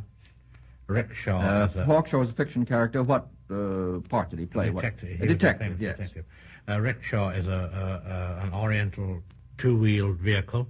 How does it occur in literature? Oh, I beg your pardon. Kipling. Kipling, Mr. Adams. Phantom That's right. Rickshaw. The Phantom Rickshaw, as Mr. Levant reminds us. Yes, a famous story. That gives us Rickshaw and Hawkshaw. How about Bradshaw and Earnshaw, Mr. Levant? Earnshaw was a pitcher on the Philadelphia Athletics. Well, I I can't help that. He was very good. All right. Perfectly okay. He figures in fact. There's another Earnshaw that figures in fiction. Probably not as good. Mr. Adams? I was thinking of the baseball player. It's the only one I ever heard of. We've had him. What do you want? The only Earnshaw I know. Bradshaw is a railroad guide. Right. What country? England. In England, that's right. Well, there is an Earnshaw who figures in fiction. He's an Earnshaw in one of those English novels. Yes. Which one? It's There a aren't wide many. field, Mr. There aren't Kieran. many. No, it's one of those Bronte. horror novels. Yes, you're all right, Mr. Adams. Which one? Wuthering Heights. That's right, Mr. Kieran. Wuthering Heights. Kathy Earnshaw in Wuthering Heights. Well, that finishes the shores. What's a kickshaw, by the way? Anybody know? Quelque chose. It comes from the French quelque chose. I never expected. Diminutive. Wonderful, Mr. How about Kieran. GB? We should mention him, yes. G.B. Shaw, Rick Shaw, Bradshaw, Earnshaw. I think that cleans up with the Shaw business. Now, how about Irwin this Shaw. one? From Condon Riley of Springfield, Massachusetts. Here's a motion picture. Come music question. Get 2 out of 3. In what motion picture did you hear each of these musical selections that are important to the plot? And get 2 out of 3. Let's have the first.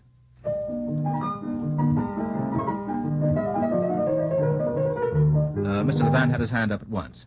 Charlie Chaplin in The Dictator. Yes, in The He Dictator. was getting shaved, I think. Yes, to the strains of what? To the Brahms' Fifth Hungarian Dance. Attaboy. Incidentally, almost 3 or 4 out of the New York moving picture critics called it the Liszt Hungarian Rhapsody. Did they? Yes. Oh, goodness. I don't suppose you even remember who the 4th was. Well, one of them's listening in. See what you can do with the next.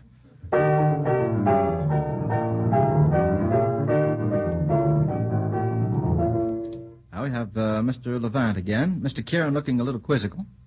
Sounds to me as though I heard Paderewski play that. No, you didn't. Well, that may be. But No, I don't it think isn't may be. I don't think in a motion picture. Mr. Levant. I want to correct you. Paderewski did never play it. He did never play it. You correct me now. All right, he did not never play it, Mr. Kieran. He never played it. He never played No, it. it's the Ninth Symphony. What picture? I don't know. Ninth It's the Symphony last is right. moment, the Ode to Joy. Any ideas? I have no idea. No ideas at all. No. Any guesses, gentlemen? We really have to get the picture. Picture is Meet John Doe. Well, now you got it. Remember it now? No, I remember the picture, but not the Ninth Well, Symphony. just as the Doe was about to jump off the building, I didn't see the picture. I don't remember. But apparently at that point, Beethoven's Ninth Symphony. Well, it is stopped him, I'll called say out. that. Have to call that wrong. Now I have to get the next one right.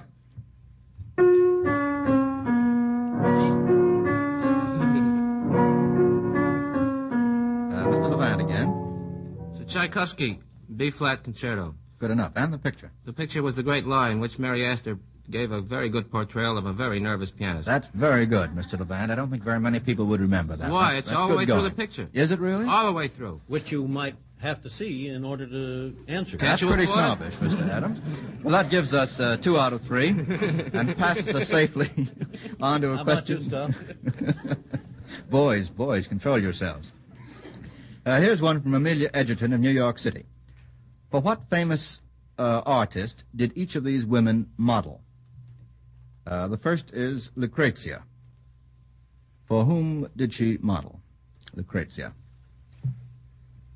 Famous artist. Was that before unions? This is a long... Yes, it's before Well, George that White. would have to be probably either Raphael or Michelangelo. No, not necessarily. No, the famous Italian painter Andrea del Sarto had sort of a combination model here, Lucrezia, who acted as his wife also. She appears in the poem Andrea del Sarto by Browning, Mr. Kieran. Do you happen to recollect that? The Faultless Painter. That's right. That gives us one wrong, however. Now, for whom did Lady Hamilton model? Mr. Hitchcock? Romney. George Romney, yes, the English artist George Romney. And for whom did Saskia model? Saskia, S-A-S-K-I-A. Sounds like a trade name. Any ideas?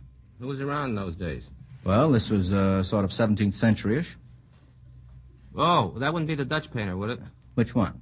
There's only one real wonderful... Go ahead, John. Tell him the Dutch Rembrandt. painter. Yes, Rembrandt is right. She was both the wife and model of Rembrandt. That's quite right. That gives us 2 out of 3. Now, here's one from Jack Luzzato of this city. Can you tell who, in literature, consumed these enormous quantities of food? I think we ought to get all on this. Who consumed the milk exclusively provided for him by a herd of 17,913 cows? Mr. Kieran. Gargantua. Gargantua. That's right. During what period of Gargantua's life? It was when he was a child. When He he was did a better mere when he child. grew up. Yes. He just trained on the milk of 17,000 and so forth cows. And where will you find the story of Gargantua, Mr. Kieran? In Gargantua and Pantagruel. Yes. By whom? Rabelais. Rabelais. No, I think not, Mr. Adam. Now, how about this one? Who consumed elephants brought to it by its mother? Who consumed elephants brought to it by its mother? This is some going. These are full-size elephants, gentlemen. What's he doing now? He's just suffering. Well, gentlemen, it's a tough one. It's the mythical animal, the rock, in Sinbad the Sailor. Does that come back to any of you now? Well, that's one wrong. Now, how about this one? Who consumed 20 wagon loads of meat and 10 wagon loads of wine at a meal? Mr. Kieran. I think that was Dr. Gulliver. Yes, Dr. Gulliver. When he was among the Lilliputians. Yes, actually, it probably would be just a normal... just a snack.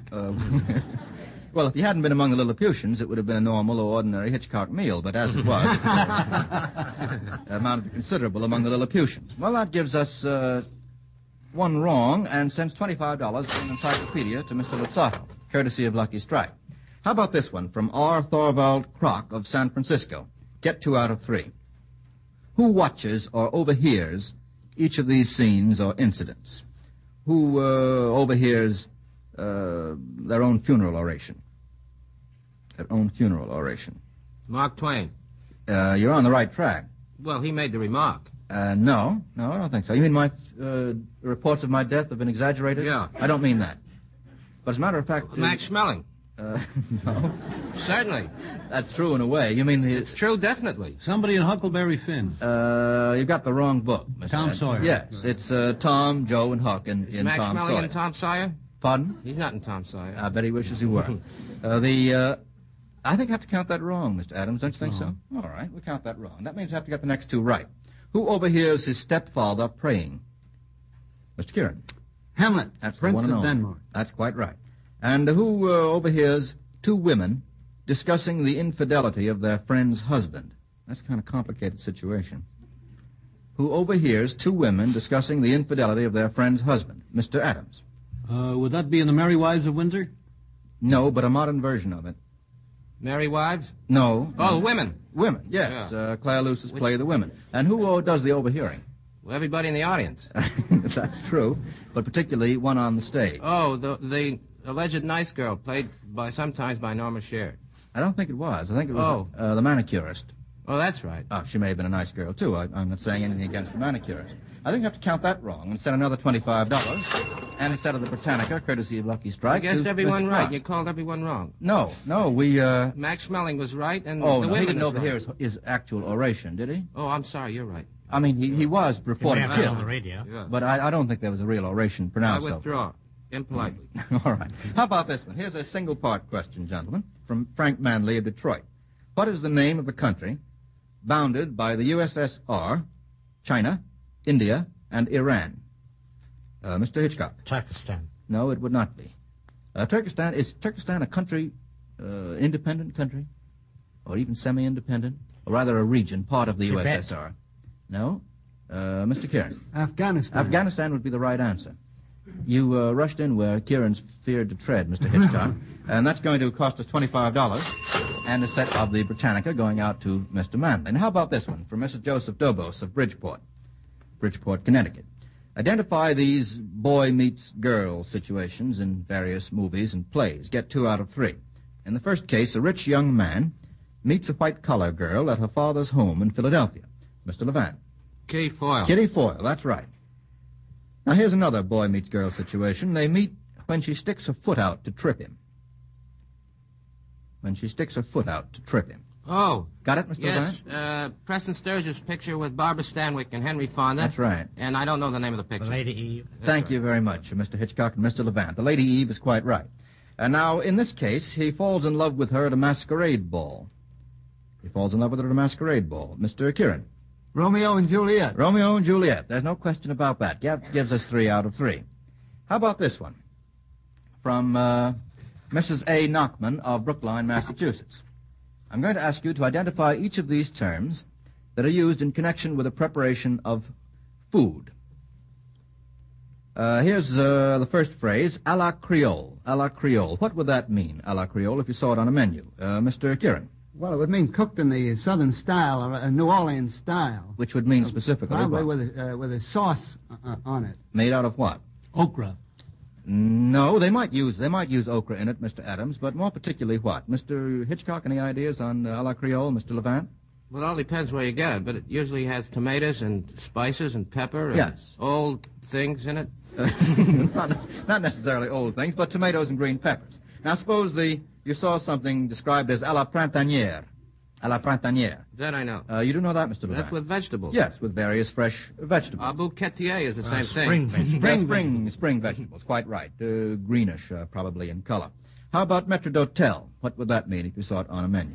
Maître d'hôtel, Mr. Hitchcock. I think it's a butter mixed with parsley. Yes, butter sauce, lemon juice, parsley, salt, and pepper. That gives us 3 out of 3. Now, how about this one from F. Lewison of New York City? I'm going to ask you to give me the actual names of these famous females. Several of these have been made famous on this program. At least one of them has. First of them is Lady Godiva, Mr. Adams' favorite female. What was her real name? If you wanted to look her up in a phone book, Mr. Adams, what would you look for? Mr. Kieran. Well, she was a lady. She was the wife. I'd look her up in the Coventry book. Yes. Well, she was a lady of Coventry. And what were you going to say, Mr. Kieran? I was just going to say that's all she was, as far as I know. Yes, Lady of Mercia and of Coventry. Now, how about Mona Lisa? She had a real name. Mona Lisa, Mr. Kieran? La Joconde. Yes. Her full name would be what? Madame Joconde. Lisa del Giocondo. And the third lady of the lamp would be what, Mr. Kieran? Or Mr. Hitchcock? Florence Nightingale. Yes, Florence Nightingale. And now here's a question that Mr. Cross maintains only you smokers can answer. The question, Mr. Fadiman, is simply this. Is it good business for the American Tobacco Company to pay so much above the average market price for tobacco? The answer is yes. Not because we say so, but because millions of you smokers say so every time you step up to a cigarette counter. We pay the price to get the finer, the lighter, the naturally milder tobaccos that make Lucky's a milder, better-tasting cigarette, the kind of a cigarette that gives you more smoking enjoyment. As a result, more and more of you are asking for Lucky's. So you see, it's really the very best of business practices for the American Tobacco Company to pay, for example, 18% more than the market average at Warrenton, North Carolina last season, 27% more at Bowling Green, Kentucky, 34% more at Brookneal, Virginia, and so on. Yes, that's good business for us because it's good smoking for you. Is it any wonder that with independent experts, with men who know tobacco best, it's Lucky's 2-to-1? Next time, why don't you ask for Lucky Strike? Thank you, Mr. Cross. Now, this evening, Lucky Strike has cheerfully paid out the sum of $75 from 3 sets of the Britannica. One time I thought we weren't going to pay out anything. It would have been terrible. Lucky Strike thanks you, Mr. Hitchcock, for coming to the party this evening. And next week, Mr. Kieran and Mr. Adams will bat them out as usual. But we have a rather unusual pair of guests. The famous foreign correspondents and authors. First, Mr. John Gunther, who has been with us many times before. And secondly, Mr. Walter Durante. Now remember, for every question we use, whether or not it's answered correctly, the sender gets $10. If the question should happen to stump our experts, as 3 have tonight, you not only get the sum of $25 more, but in addition, the complete 24-volume set of the latest edition of the Encyclopedia Britannica. Remember to send your letters with questions, and don't forget to send the correct answers to information, please, 480 Lexington Avenue, New York City. And now, a parting message from Mr. L.A. Speed Riggs, famous tobacco auctioneer from Goldsboro, North Carolina. And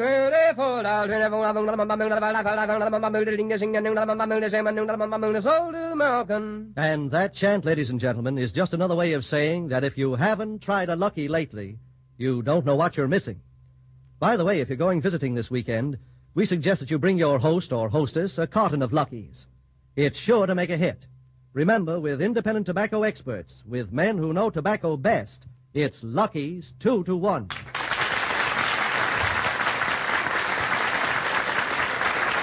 This is the National Broadcasting Company.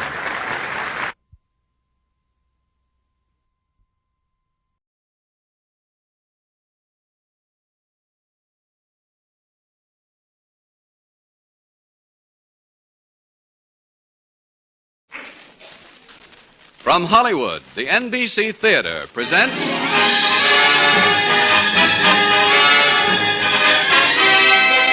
Screen Directors Guild assignment. Production, Mr. and Mrs. Smith. Director, Alfred Hitchcock. Star, Robert Montgomery.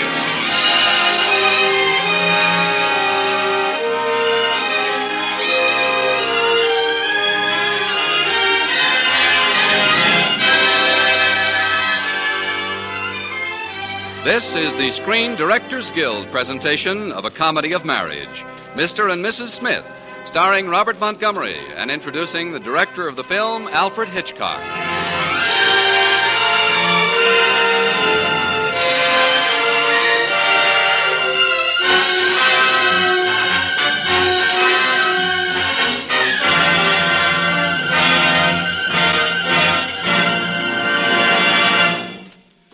Like every other art, the motion picture has developed its own popular catchphrases of evaluation and criticism. One of these is the Hitchcock touch. The Hitchcock touch is more than an artist's signature. It represents the highest pitch of the screen director's art, an indelible impression of the director's unique talents upon the other ingredients of the film. And now it is with pride that the NBC Theater presents the screen director of Mr. and Mrs. Smith and such other unforgettable pictures as Rebecca, Shadow of a Doubt, Spellbound, Notorious, and Rope. Ladies and gentlemen, Alfred Hitchcock.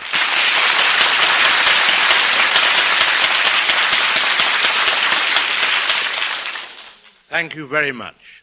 It would seem that after a decade of directing motion pictures in this country, I have become associated with that emotional skyrocket, suspense.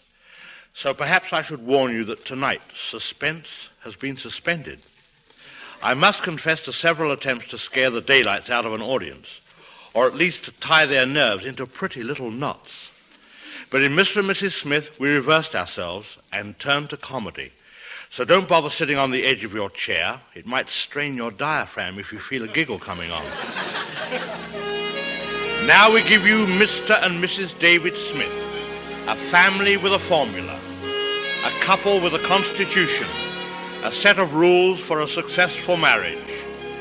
There has just been a domestic battle between the Smiths. Right now, handsome David Smith is reclining on the bathroom floor, his head pillowed on the bathroom scales. Anne Smith is brandishing a razor at her husband's throat. Mrs. Smith is shaving Mr. Smith.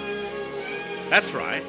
Mrs. Smith is shaving Mr. Smith, and they are both feeling very smug about the latest success of domestic diplomacy. Oh, easy with that razor, Anne.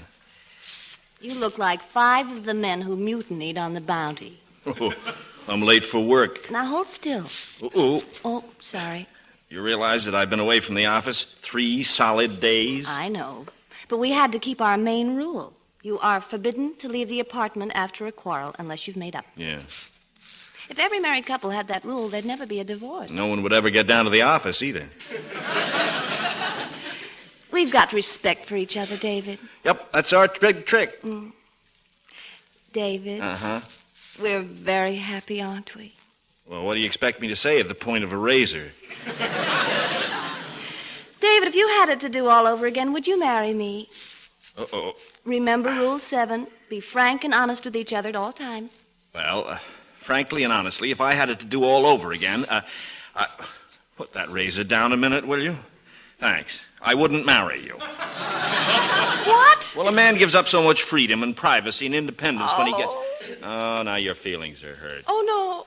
No, it's perfectly all right. So can I get up now and go to work? Of course, David, if you want your freedom. I just want you to get up off my chest, darling.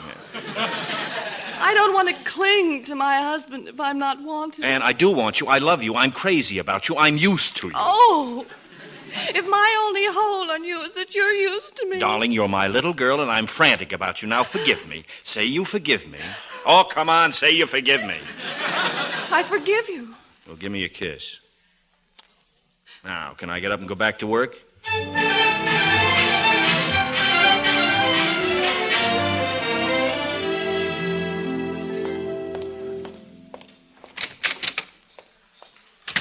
Morning, Jeff. Well, good morning, David.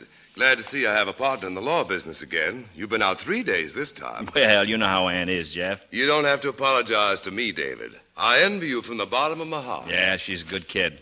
Oh, there's a little guy named Deaver waiting for you in your office. Deaver. Never heard of him unless it's Danny Deaver. They hung him in the morning, didn't they? Oh, well, I'll go right in and talk to him. There, Mr. Deaver. Good morning. Mr. Smith, I take it. Yeah. What can I do for you, Mr. Deaver? Beecham is on the other side of the river. It is?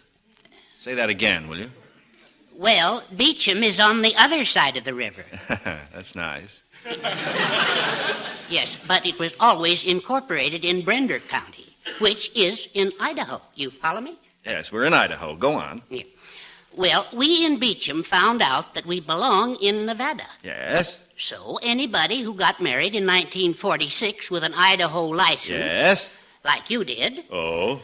Well, they aren't really married. Oh, they aren't? Oh, you really are married and everything, but the Chamber of Commerce figured if everybody got married all over again, it'd be better. That's pretty funny. And so here's your $2 back. Now, you can use it to get another license. Well, now, that's very square of you boys in Beecham. You just get married again, that's all. Oh? Well, I've got to be on my round.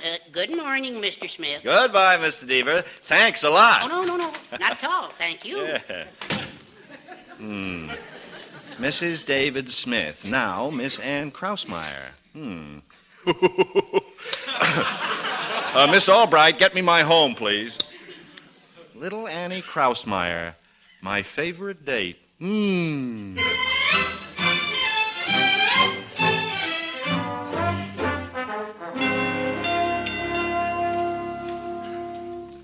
And with Beecham on the other side of the river, Mrs. Smith, that makes us in Nevada, not Idaho.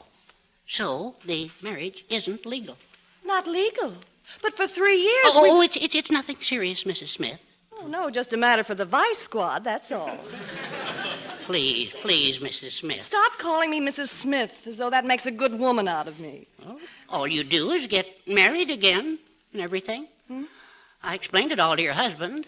Oh, then David knows about it, too. Spoke to him an hour ago. Well, why didn't he tell me about it when he telephoned? Well, you see... Oh, yes, of course. That's why he invited me to Mama Lucy's restaurant. Yes. That's where he proposed to me 3 years ago. Oh. He's going to ask me again tonight. He's a dear. Well, just so he isn't a stag. Oh, Mr. Deaver. Oh, he'll ask me tonight. He'd better ask me tonight.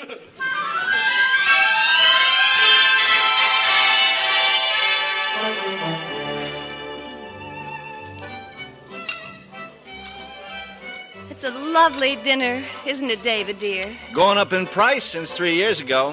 Yeah, well, some things haven't. I mean, like postage. Yeah, airmail just went up to 6 cents. Well, yes, but I mean, like permits and licenses and stuff. Yeah, fine if you own a dog. David. Now, don't nag me about buying a dog again, dear, no. David, Yeah? where are we going to go after this? Home? Well, aren't we supposed to do something before we go home? Nope. Just go home. Oh. What happened at the office today? Anything new, exciting, unusual? Same old routine, same old palaver, yakety, yakety, yakety, yakety, yakety, yakety. That's all? That's all.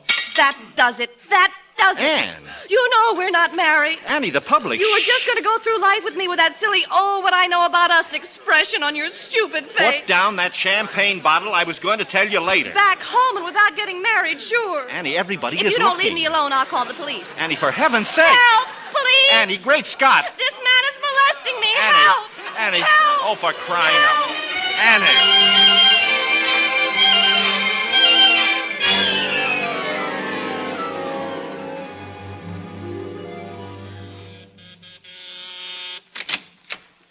Well, Remember me? libertine. Brought you flowers. Eat 'em. Ow! Bido's! You broke Bido's! Bido's is bleeding. Ed, open this door at once. Ed! Eddie!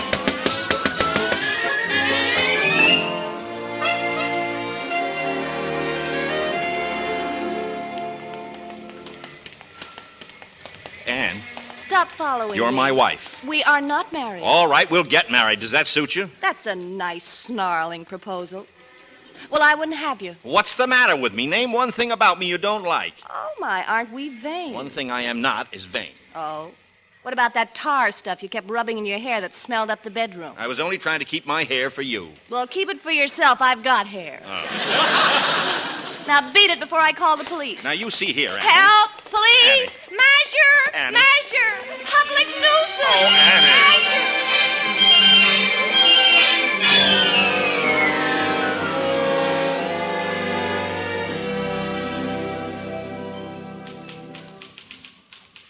David, as your friend as well as your law partner...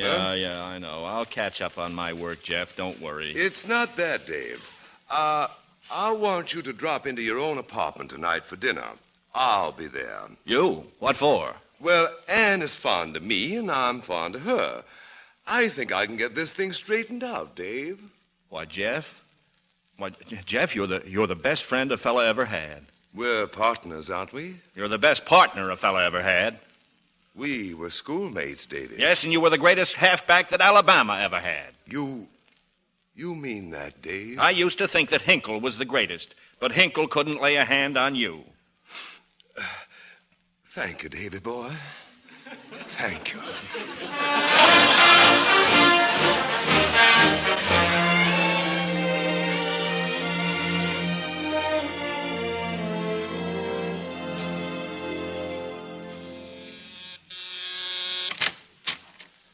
Hello, Anne. Come in, David. Anne, I want to tell you here and now how sorry I am Talk about... to my lawyer. Lawyer? What lawyer? Hiya, Jeff. Anne has asked me to represent her in this case, Dave. She what? Asked him to represent me. She doesn't really need a lawyer, you know. Well, then you ought to do fine. Dave, as a lawyer yourself, you know that Anne may halt this relationship between you at any time and marry someone else. As in the case of Peterson versus Peterson, Adams versus Adams, and Gimble versus New Pennsylvania Coal Company. Stabbed. Now, David boy... That's dirty tennis. David, I'm asking Anne here in your presence if she'll think of me as a possible someone else to succeed you, David. Oh, that's very sweet of you, Jeff. You know I've always been fond of you. Thank you, Anne. I shall regard that as encouragement. Oh, Jeff. That settles it. Goodbye, Anne. Oh, goodbye, David. And you, Jeff Custer, comparing yourself to Hinkle as a football player. You couldn't even wring out Hinkle's sweatshirt. Goodbye.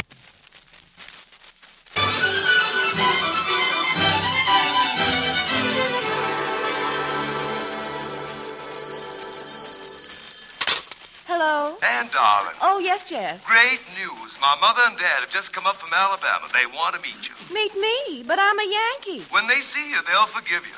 Meet us all in our office in 30 minutes. And, oh, Anne. Yes? You know that daring, rather low-cut dress of yours? Yes. Don't wear it. Oh. Goodbye. Goodbye, y'all.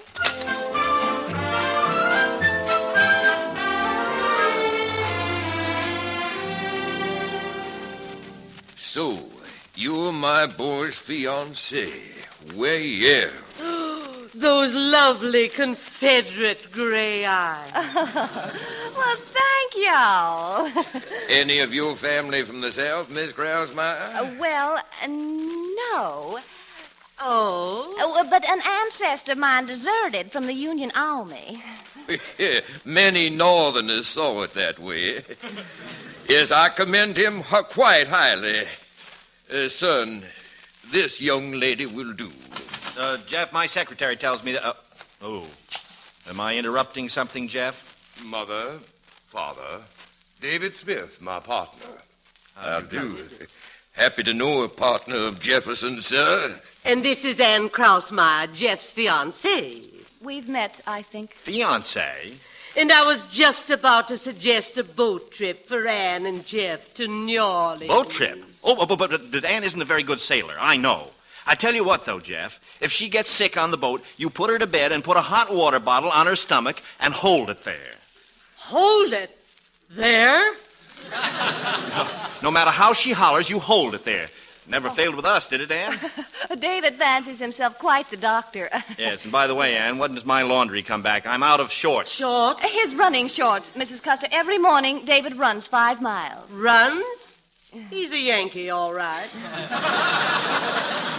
Anne sort of took care of David's things around the house, Mother. Yes, best little housekeeper you ever saw. And let me tell you something. I know of no finer compliment than this. When I've been sitting across the breakfast table for a woman for 3 years and still want to marry her, that girl has something. Well. Jefferson, may I see you all in private? Why, certainly, Father. In this other office. Come along, Mother. Come along. David Smith, I hope you're satisfied making those 2 fine old people miserable. Well, what about me being unhappy? You are always thinking of yourself. Why can't you be like Jeff? Because I can't climb trees. Oh. Jeff is so kind and considerate and gentle. Since when are you so crazy about the gentle act? Do you recall how I grew this scar on my forehead? You threw a bed lamp at me.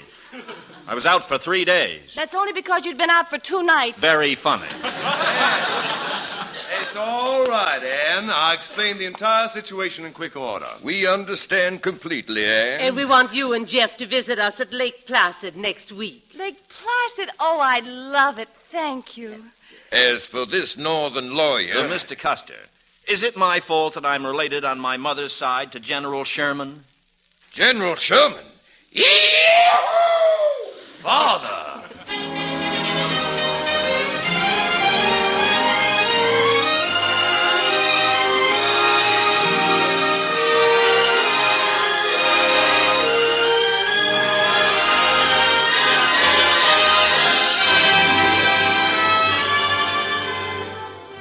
You are listening to the Screen Directors Guild production of Mr. and Mrs. Smith, starring Robert Montgomery with Mary Jane Croft, and introducing the director of the film, Mr. Alfred Hitchcock.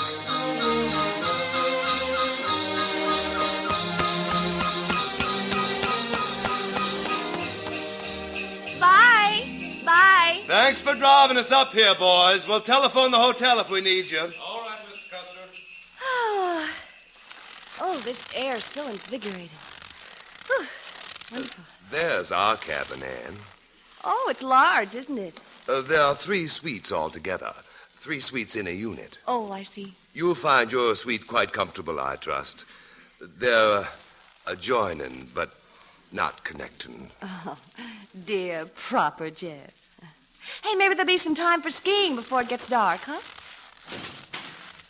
Oh, Jeff, who's that coming out of the suite on the other side of my suite? Devil. It's David. The same thing. Oh, he's ill. Look, he's staggering. He'll fall down the steps. David, you'll fall. Oh. He did. David! David!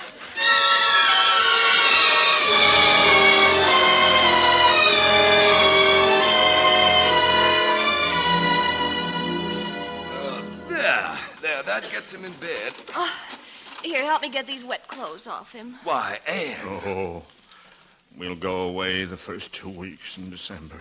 What's he talking about? Oh, we were going to come up here the first 2 weeks in December. Delirium. You'll be crazy about it, Anne. Oh, he's been up here all week torturing himself. Well, come on, help me get him undressed. Anne! Well, I'm his wife. Come on. Look out! Huh? Don't fall now. Oh, you see, he thinks we're skiing. All right, now, come on, up with his clothing. Watch out there. Never try to pass the tree on both sides at once. Jeff, he's so sick. Is that a rattle? I don't know. I wish I could hear it again. He's just clearing his throat. Oh, he looks awful. He could do with a shave. I'll shave him. You will? I always shaved him. I'll find his shaving stuff in this bag here. Just a minute, Anne. Huh? He's asleep now. Oh, poor boy. Let's go next door to your rooms. I want to talk to you very seriously.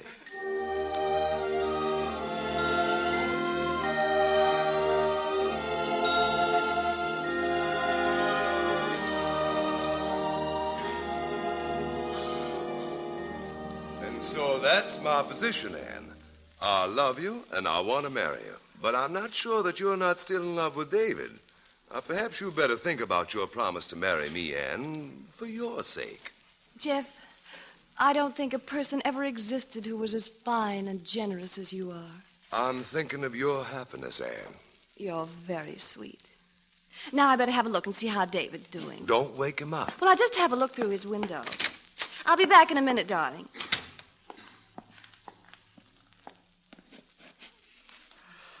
Oh, the beast! The scheming, tricky beast! I'll murder him for this. I'll have his heart out. You! Anne. Sitting up in bed, sucking on oranges, smoking cigarettes. And put down that lamp. Pretending you came here on a heartbroken bender, the big sympathy act. Anne, I love you. Put down that lamp, and you love me, and I won't give you up. I won't let you marry that heap of southern fried chicken. I love Jeff, and he loves me, and don't you call him fried chicken. You're not going to get married. We are going to get married. You can't. What kind of a combination is fried chicken and calf's brain? You! Oh, all right. I've done all I could to win you back because I wanted you back. I've neglected my work and lost clients, and now I'm through. Washed up. Go on, marry the guy. I hope you'll be very happy. And may all your children be dietitians. Oh, you!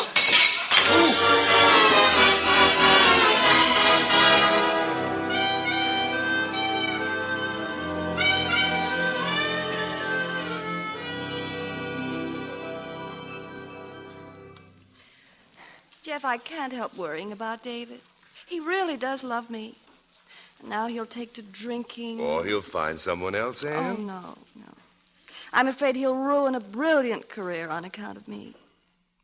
If I could only make him hate me, despise me, if I could disillusion him somehow, if I could make him think that Yes, Jeff. You go back to your suite. And whatever you hear in here, don't do a thing. What are you going to do, Anne? The walls are paper thin. He could hear everything if I pretended you were still here and, well, not the gentleman that you are. Oh, I understand. Yes.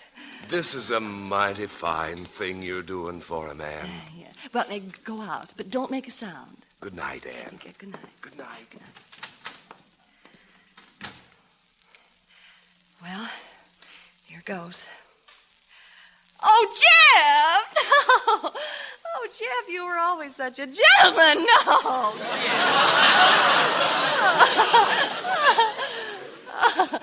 Oh, no, not Jeff, don't. No, I said don't. No! Oh, Jeff. Oh, Jeff, you're so strong. I never realized you were so... Jeff! No, Jeff, no.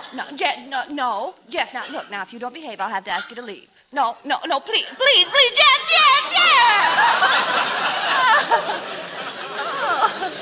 Oh, Jeff. Oh, no, what would your coach at Alabama think if he knew?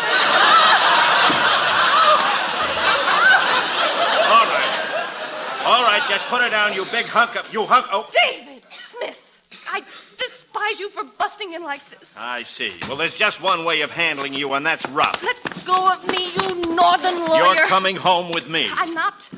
Jeff, help! SOS! Jeff, help! Anne, David, come to your senses, both of them. Hit him, Jeff. Let him have it. Murderize the bum. Well, start murderizing. David, I'll forgive you. Oh. For heaven's sake. Well, would you respect me more if I knocked him down, Anne? Would I? Why, you big hunk of southern fried chicken. What? I'll bet your mother was scared by a magnolia blossom. No. Now get out of here before I forget I'm a lady. The lady says be so kindly as to scram, Jefferson. Gladly. And what a narrow escape I've had. Your slip is showing. I'm getting out of this clam bake. Chicken fry. Chicken fry. Hey, what are you doing with the skis? The sleigh service is discontinued after 10 at night. Well, spend the night here. Not on your life. Okay. Here, let me fasten your skis for you. No, it's all right. It's all done. All set to go? One side, please. One moment. Get your hands off of me. A gentle, firm pressure on the shoulders like quit this. Shoving. Hey! May easily upset a skier and render him or her helpless. Pull me out of this chair. You hear me? Hmm? What are you going to do? I warn you, I'll kill you in cold blood. Some night when you're fast asleep, I'll... Shut up. breakfast, there'll be ground glass, and I said shut up. I'll say I was cleaning my gun when accidentally. I'll even say, Yes? Oh, David.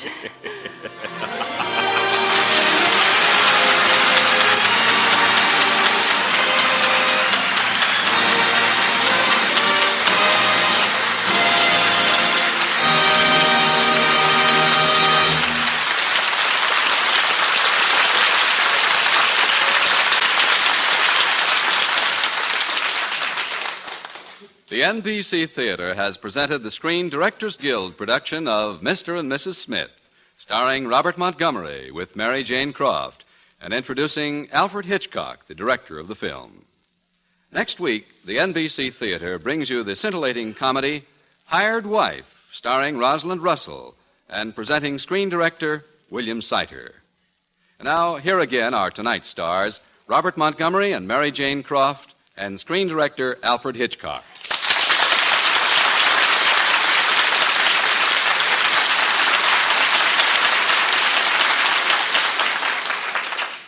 Ladies and gentlemen, as well as being a fine actor, Mr. Montgomery is also a screen director. You are about to hear the clash of great minds as two directors face each other across a microphone. Hello, Bob. Hello, Hitch.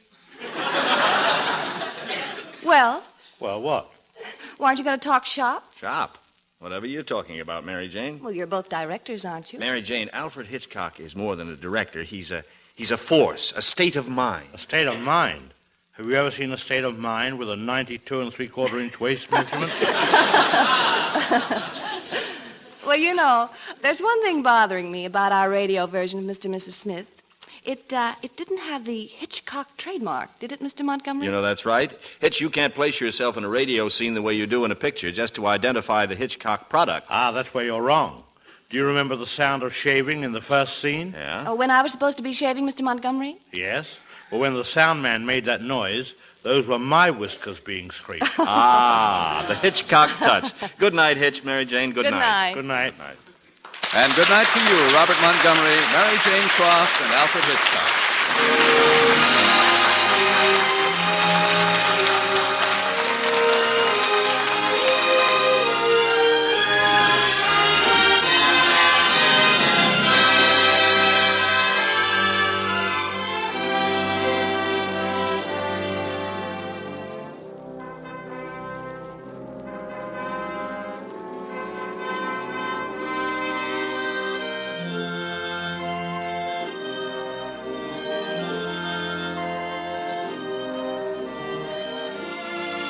Tonight's cast included Carlton Young, Verna Felton, Pat McGeehan, and Dink Trout. Mr. and Mrs. Smith was adapted for radio by Milton Geiger, and original music was composed and conducted by Henry Russell. Production was under the supervision of Howard Wiley, associate producer Bill Karn. Your announcer has been Frank Barton. Mr. and Mrs. Smith was produced by RKO, producers of the Technicolor production The Boy with Green Hair, starring Pat O'Brien, Robert Ryan, Barbara Hale, and Dean Stockwell as the boy. Robert Montgomery may currently be seen in the Warner Brothers production June Bride. Soon to be released is Alfred Hitchcock's new picture, Under Capricorn, starring Ingrid Bergman and Joseph Cotton.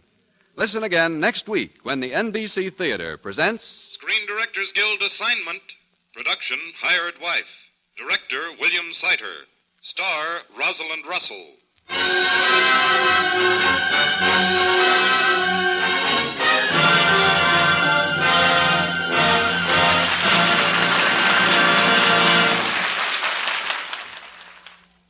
The Screen Directors Guild program came to you from Hollywood.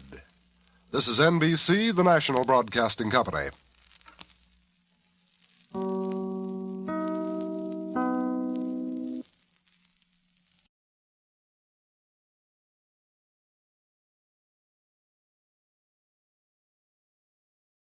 Lux presents Hollywood.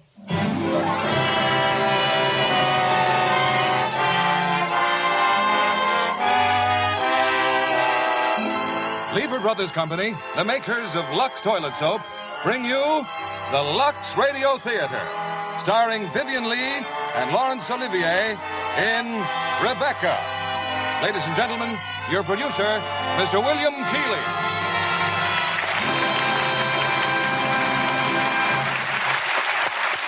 Greetings from Hollywood, ladies and gentlemen. The motion picture industry was delighted when Laurence Olivier and Vivien Leigh decided to return to the United States after too long an absence. As you know, they're recognized as two of England's finest artists.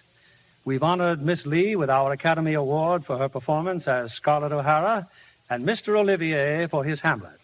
So I was especially delighted I was able to persuade them to appear on the Lux Radio Theater.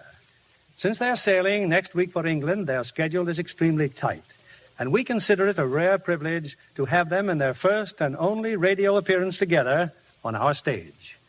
We chose David O. Selznick's immortal screenplay, Rebecca. First, because of Laurence Olivier's brilliant characterization in his original role of Maxime de Winter. And second, because the role of Mrs. de Winter is tailored to the charm and acting ability of Vivien Leigh. We regret that Sir Laurence and Lady Olivier can't stay longer in our country. But we hope when they sail next week for England, they'll take along plenty of Lux toilet soap. Vivien Leigh has been a friend of Lux for years. Now here's our play, starring Laurence Olivier as Maxime de Winter and Vivien Leigh as the woman who tells the story of Rebecca.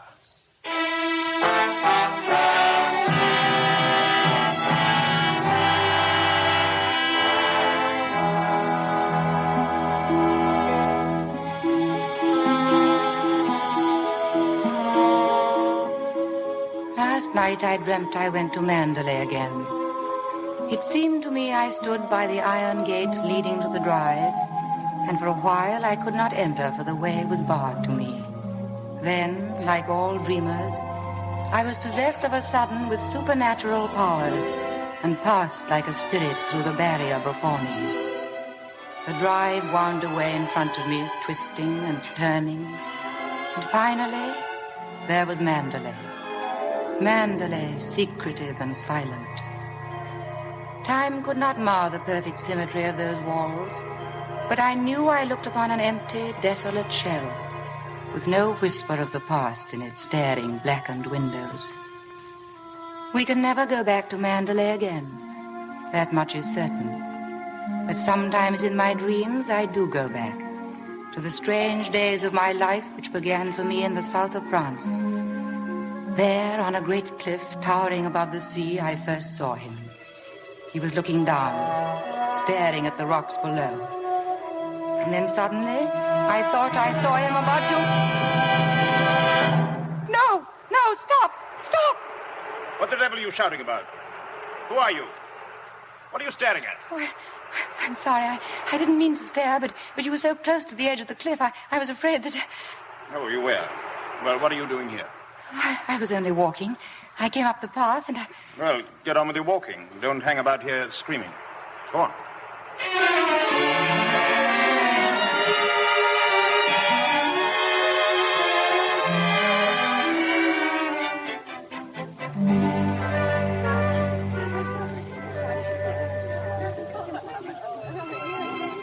I'll never come to Monte Carlo out of season again. Not a single well-known personality in the hotel. This coffee's stone cold. Waiter, garçon. I don't believe he can hear you, Mrs. Van Hopper. Well, get him.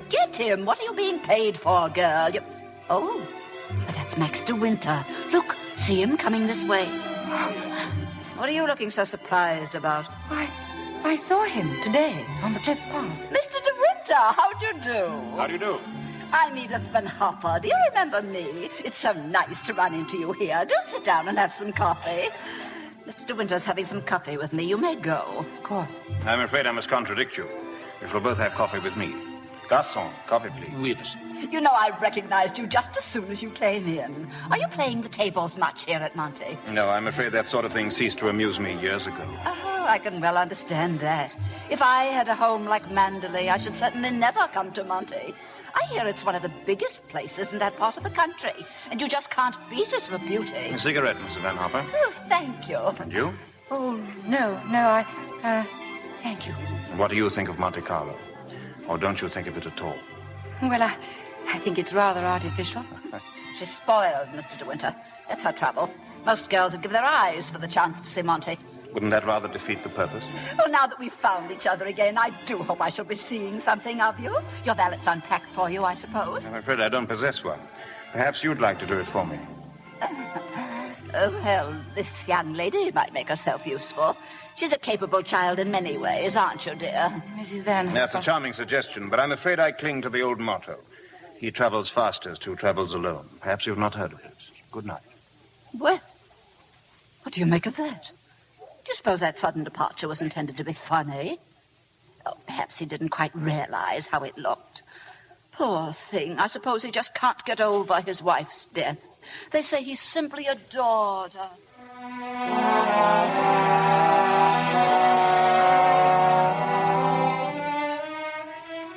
When I came alone to the dining room the following day, he was already there, at the next table.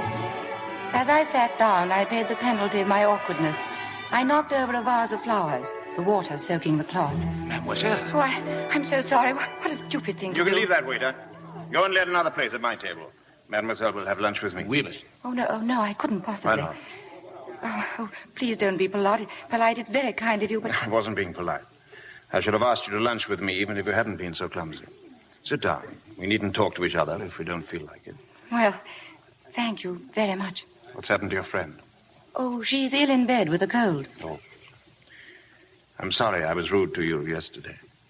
The only excuse I can offer is that I have become boorish through living alone. You weren't really. You just wanted to be by yourself. Tell me, is Mrs. Van Hopper a friend of yours or just a relation? No, she's my employer. I'm what is known as a paid companion. I didn't know the companionship could be bought. Is that a sketching pad? Do you sketch? Yes, a little. Were you going sketching this afternoon? Yes. Where? Oh, I haven't made up my mind. I'll drive you somewhere in the car. Oh, no, please don't. I didn't Nonsense, even... nonsense. Order your lunch and we'll get along.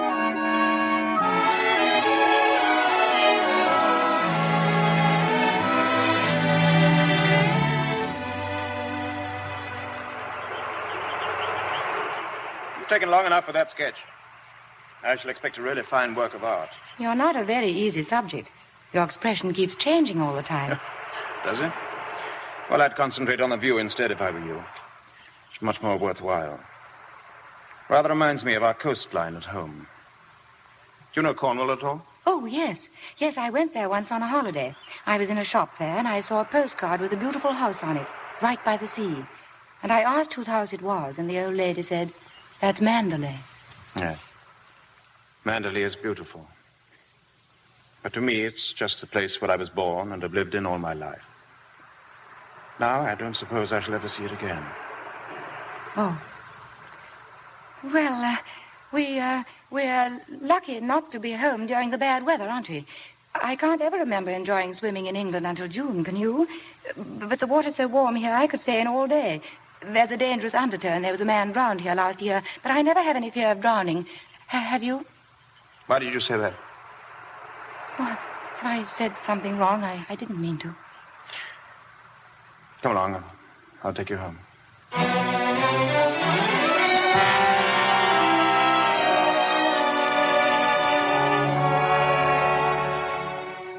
That night I learned the reason for his strangeness. I was late getting back to the hotel. As I opened the door of Mrs. Van Hopper's suite, I heard her talking to someone on the telephone. Oh, yes, I knew him quite well. I knew his wife, too. She was the beautiful Rebecca Hildreth, you know, the most glamorous creature in all England. She was drowned, poor thing, while she was sailing near Mandalay.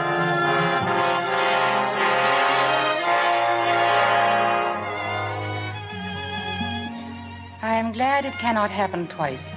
The fever of first love. For it is a fever and a burden, too.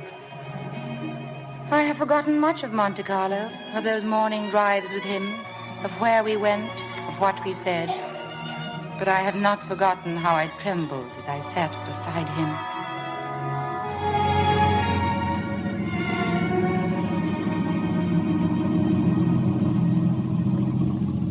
You know, I wish there could be an invention that bottled up the memory like perfume. And then, whenever I wanted to, I could uncork the bottle and live the memory all over again. At what particular moment in your young life would you want to keep? Oh, all of them. All of these last few days. Sometimes, you know, those little bottles contain demons that have a way of popping out at you, just as you're trying most desperately to forget. Yes, of course.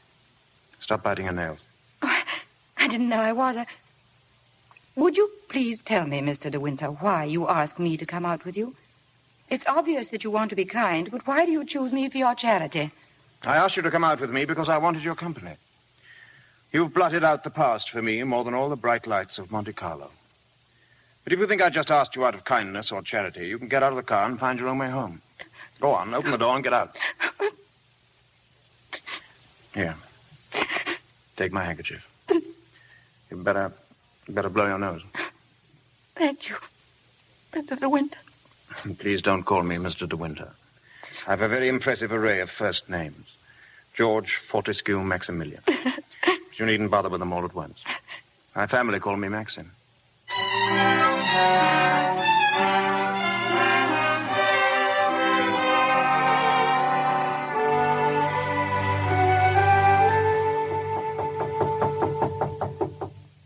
Come in. Well, hello. What are you doing here? Anything the matter? I've come to say goodbye, Maxim. We're going away. What on earth are you talking about? But it's true. We're going now. I'm afraid. I was afraid I wouldn't see you again. Where's she taking you to? New York. I don't want to go. I shall hate it. I shall be miserable. Do you mind if I finish shaving? I shan't be long. But I can't stay. Tell me something. Which would you prefer, New York or Mandalay? Oh, please don't joke about it. Mrs. Van Hopper's waiting, and I'd better say goodbye now. I'll repeat what I said. Either you go to America with Mrs. Van Hopper, or you come home to Mandalay with me. You mean you want a secretary or something? I'm asking you to marry me, you little fool. Marry you? Well, my suggestion doesn't seem to have gone at all well. I'm sorry. Oh, but you don't understand. It's that well, I'm not the sort of person men marry. What on earth do you mean? Well, I don't belong in your sort of world, for one thing. What is my sort of world? Well, Mandalay. Oh, you know what I mean. Well, I'm the best judge of whether you belong there or not. Of course, if you don't love me, that's a different thing. Fine blow to my conceit, that's all. I do love you. I love you most dreadfully. I've been crying all morning because I thought I'd never see you again. Bless you for that. I'll remind you of this one day, and you won't believe me. It's a pity you have to grow up.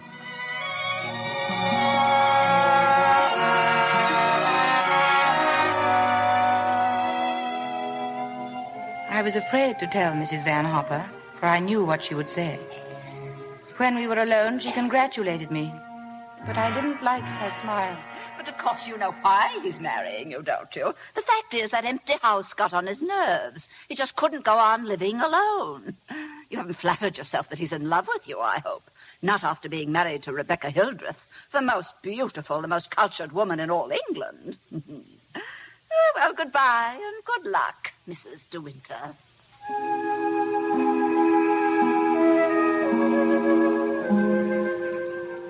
We were married that evening in a little village near the sea.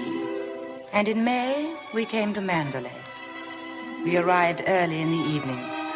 It was raining as we drove through the high iron gates. The drive twisted and turned as a serpent. And then suddenly, there was the house, Mandalay. A thing of grace and beauty, and yet somehow almost frightening. As we came into the great hall, I saw that it was crowded with people, the staff of the house and the estate. They stood silent and curious, gazing at me. And then someone advanced from the sea of faces. She was tall and gaunt, dressed in deep black, and her prominent cheekbones and hollow eyes gave her a sort of skull's face. This is Mrs. Danvers. You don't have to worry about the house at all, darling. Mrs. Danvers takes care of everything. Good evening, Mrs. Danvers. Good evening, madam. I have everything in readiness for you. Oh, that's very good of you. Will you go to your room now, madam, or will you have tea in the library? Why, I don't think The room first, Mrs. Danvers. Yes, sir. This way, if you please, madam.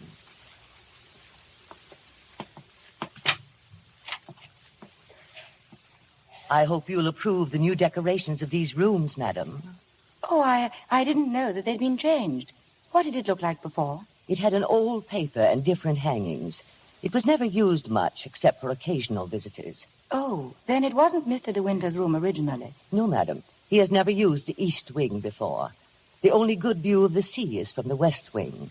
The room's very charming, and I'm sure that I shall be comfortable. If there's anything you want done, madam, you have only to tell me.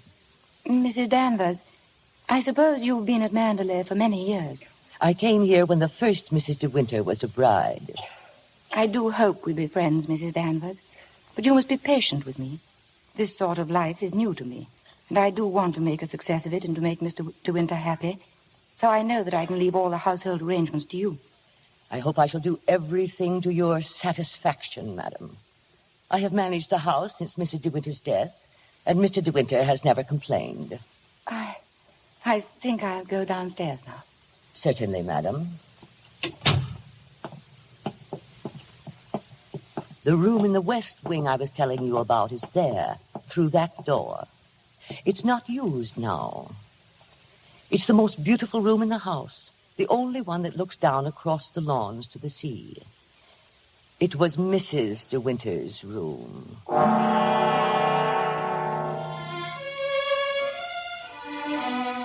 I knew even then that Mrs. Danvers despised me, standing there watching me, laughing silently at my awkwardness, telling me over and over that there had been another before me, the beautiful Rebecca Hildreth. There was everything to remind me of that. The letter R embroidered on the linens, her writing paper in the drawers of the desk, her dog who still slept outside her room. She was everywhere at Mandalay. Rebecca, who had died, and who still wandered through that house.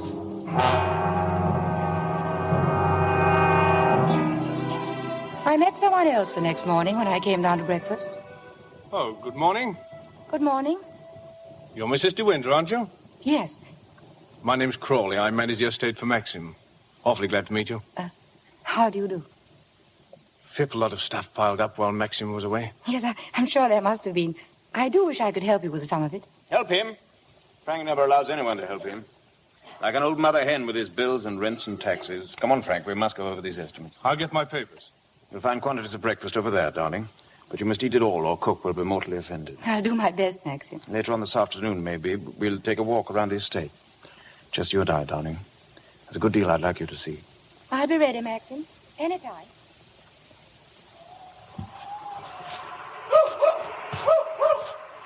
Come along, Jasper.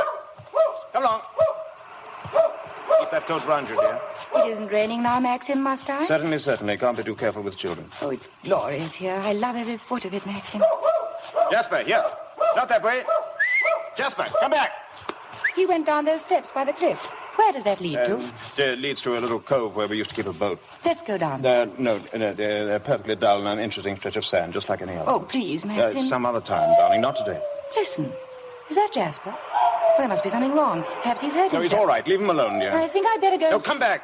Don't bother about him, I tell you. He can't come to any harm. He'll find his own way back.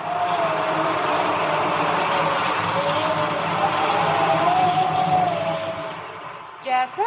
Jasper? Jasper? Oh, there you are. What do you want in that cottage, Jasper? Come on home. Come on, Jasper. He comes here looking for her. Oh, I didn't know there was anybody. I know that dog. He comes from the house. He ain't yours. No, he's Mr. De Winter's dog. I know that dog. He comes down looking for her. Whose cottage is this? Mrs. De Winter. Oh. Come here, Jasper. You won't tell anyone you saw me in here, will you? Don't you belong on the estate? Yes, but I wasn't doing nothing. I was just putting my shells away. She's gone in the sea, ain't she? She'll never come back no more. No, she'll never come back. Come on, Jasper.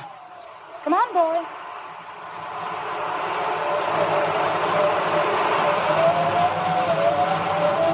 Maxim, here I am. Wait. Oh, Maxim, I'm sorry I was such a time. You knew I didn't want you to go there, but you deliberately went. Oh, why not? There was only a cottage down there and a strange man. Well, don't go there again, do you hear? Oh, why not? Because I hate the place. And if you had my memories, you wouldn't go there or talk about it or even think about it. What's the matter? Oh, I'm sorry. Maxim. We should have stayed away. We should never have come back to Mandalay. What a fool I was. Oh, I've made you unhappy. Somehow I've hurt you. I can't bear to see you like this because I love you so much. Do you? Do you? I've made you cry. Forgive me. I sometimes seem to fly off the handle for no reason at all, don't I? Come, we'll go home and have some tea and forget all about it. Yes, let's forget all about it.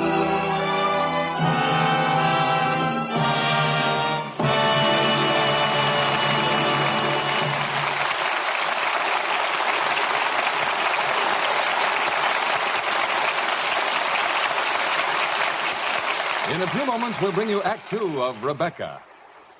And now, here's Libby Collins, our Hollywood reporter, to give us the Lux Radio Theater's movie news of the week. What's the good word tonight, Libby? The big news this week, John, is the Hollywood premiere Thursday night of the 20th Century Fox picture All About Eve. Darryl F. Zanuck can be proud of this sophisticated comedy about life behind the footlights. It's going to be a gala event, all right. Everyone wants to see Betty Davis and Ann Baxter in two very dramatic roles. Oh, yes. Betty is a famous star whose career is threatened by an apparently sweet and admiring young actress, played by Ann Baxter. Almost too late, she finds she's befriended a ruthless schemer with no scruples about stealing her career and the man she loves. Ann turns out to be a rather unsympathetic character, doesn't she? Yes, indeed. But she's certainly easy on the eyes. Oh, and what a glamour girl she is in All About Eve. She has charm and vivacity, too. That luxe complexion of hers never looked lovelier than it does in the close-ups. Camera close-ups are so revealing. That's why, of course, so many famous stars depend on Lux Soap beauty care. Yes, John. Screen stars can't take chances with million-dollar complexions. Lux Soap gives delicate skin the protecting care it needs. No wonder stars like Ann Baxter wouldn't be without it. There's something about that active lather. It leaves skin looking so fresh. All you do is smooth on that rich, active lather. Work it well in, rinse, and then pat with a soft towel to dry. That's Ann Baxter's daily care, and I think every woman who tries it will be delighted with the new beauty active lather facials give her skin. That's a smart tip, Libby. Lux Soap is as gentle as fine a soap as you can buy for complexion care. Why not get Hollywood's own beauty soap tomorrow?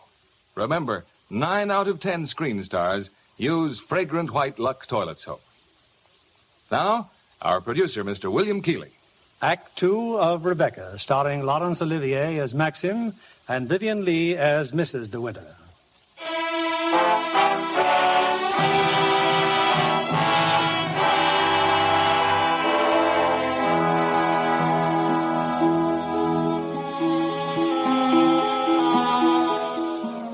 The weather was wet and cold for almost a week, and we didn't go down to the beach again.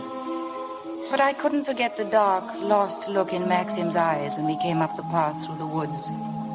It was my fault. I had gone down to that cottage. I seemed to have opened up a road into the past, and now, because of it, there was a barrier between us. I began to dread any mention of the sea, until one morning in the library, I was alone with Frank Crawley. Oh, but you're not disturbing me, Mrs. De Winter? Please, if there's something I can explain about the estate. Well, I was down at the cottage on the beach the other day, Mr. Crawley. The place seems to be going to rack and ruin. Are those all Rebecca's things down there? Yes. Yes, they are. What did she use the cottage for? The boat used to be moored near there. The boat?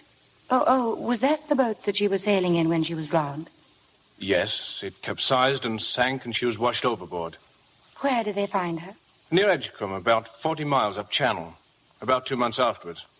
Maxim went up to identify her. It was horrible for him. Yes, it must have been. Mr. Crawley, please don't think me morbidly curious, but would you answer just one more question? If it's something I'm able to answer. Tell me, what was Rebecca really like? I suppose she was the most beautiful creature I ever saw.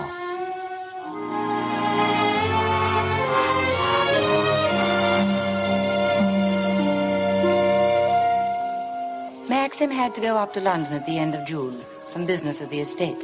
Frank Crawley had gone along with him, and I was alone at Mandalay.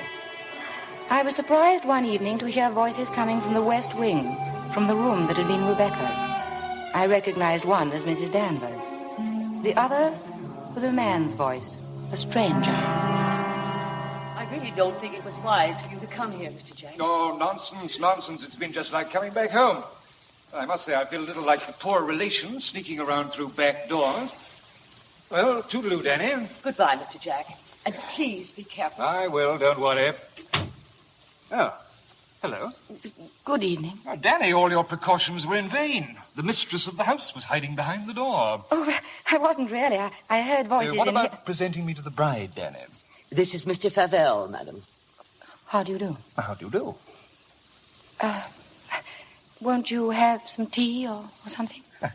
Now, isn't that a charming invitation? I've been asked to stay to tea, Danny. It's rather late. Oh, well, perhaps you're right. And we must lead the bride astray, must we? Oh, goodbye. Oh, and I know what was wrong with our introduction. Danny didn't tell you, did she? I'm Rebecca's favorite cousin. Toodaloo.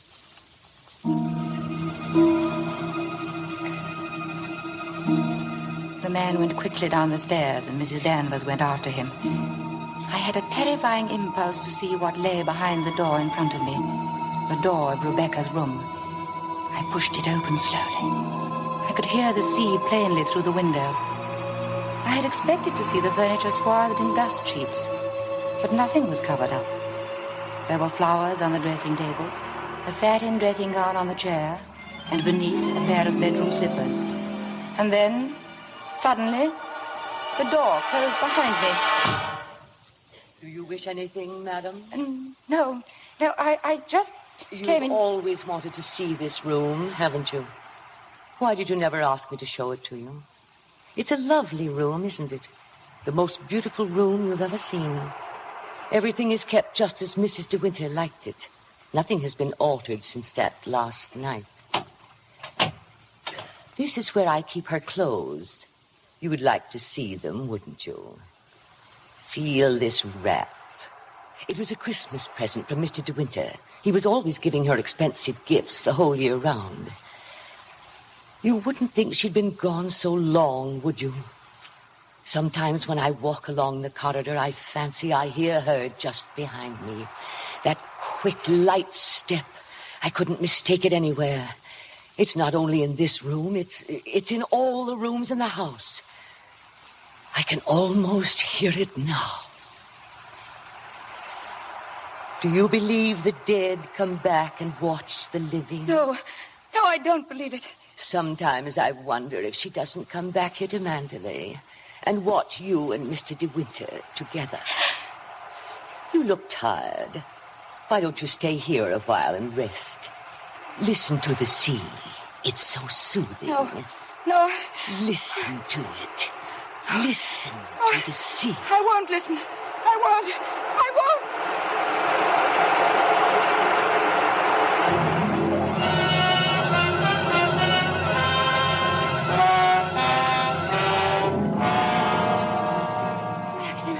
Maxim, I'm so glad you're home again. Hey, you're choking me. How am I? Well, what have you been doing with yourself? Oh, darling, I've been thinking.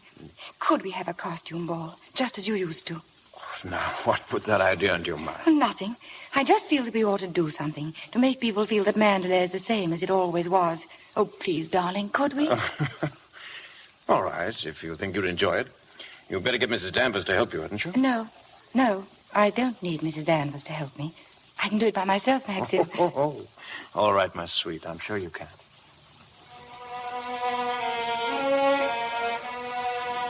But Mrs. Danvers did help me. It was she who suggested that I design my costume after one of the family portraits in the gallery. A lovely young woman in a white dress with great puffed sleeves and a hat with gay ribbons. When the night of the party arrived, I could hardly contain myself for excitement, for I'd kept the costume as a surprise for Maxim. I ran quickly down the stairs, and then I waited for the clapping and the laughter that would greet me. Suddenly, they were all quiet. Nobody clapped. Nobody moved. And then Maxim was coming towards me, his face white, his eyes blazing. What the devil do you think you're doing? Maxim, it's a picture. The one in the gallery. Well, go and what take have it I off. done? Go and take it off. Doesn't matter what you put on. Anything will do. What are you standing there for? Didn't you hear what I said? Go upstairs and take it off.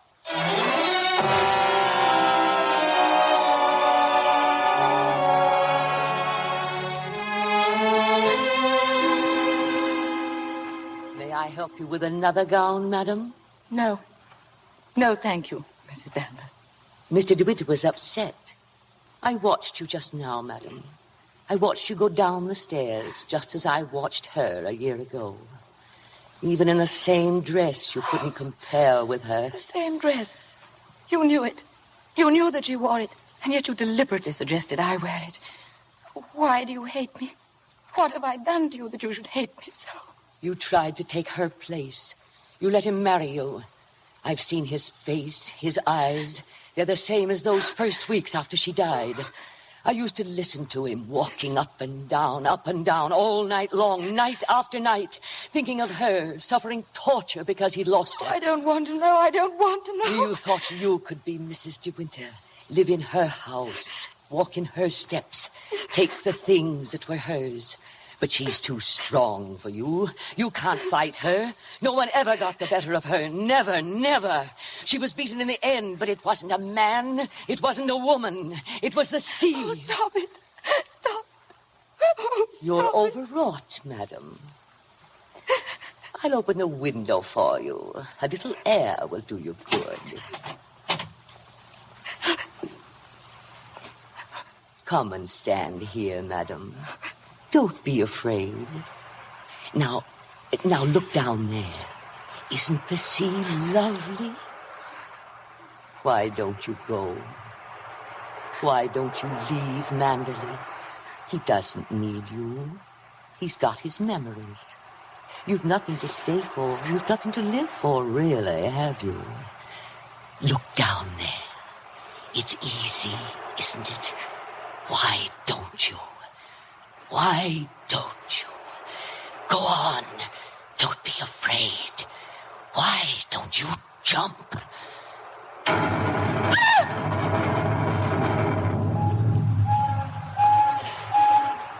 What is it?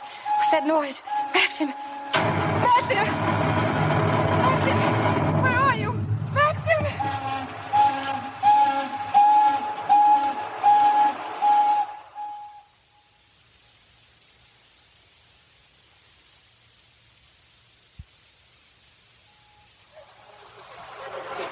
What is it, Frank?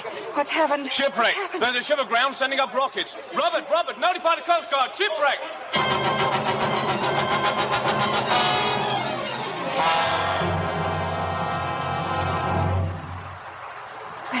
Frank, have you seen Maxim on the beach? Not since half an hour ago. He hasn't been in the house all night. I'm afraid something might have happened to him. Frank, what's the matter? You look terribly worried. Well, the diver who went down to inspect the bottom of the ship came across the hull of another boat. A little sailboat. Frank, is it Yes, it's Rebecca's boat. Rebecca's? Oh, why did they have to find it? Why couldn't they have left it there in peace at the bottom of the sea? Poor Maxim. It will be so hard on him. Yes, it's going to bring it all back again. And worse than before.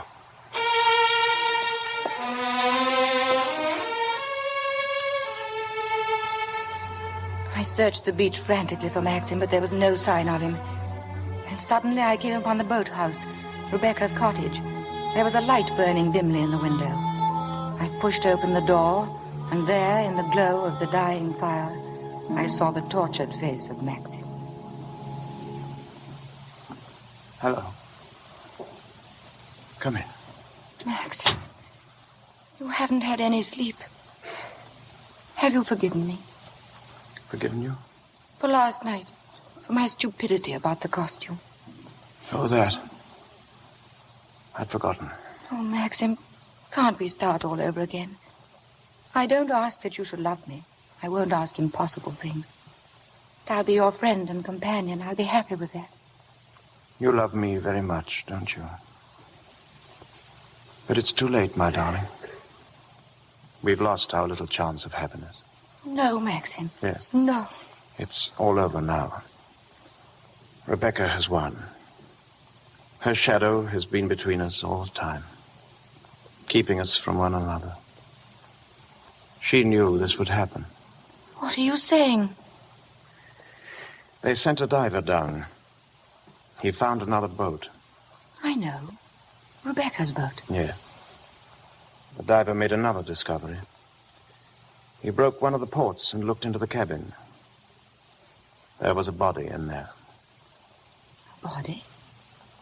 Then she wasn't alone. There was someone sailing with her. You don't understand. There was no one with her. It's Rebecca's body lying there on the cabin floor. No. The woman that was washed up at Edgecombe. The woman that is now buried in the family crypt.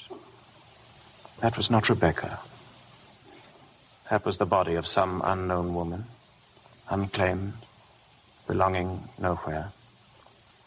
I identified it, but I knew it wasn't Rebecca.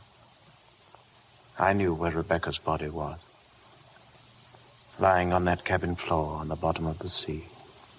Maxim, how did you know? Because I put it there. You?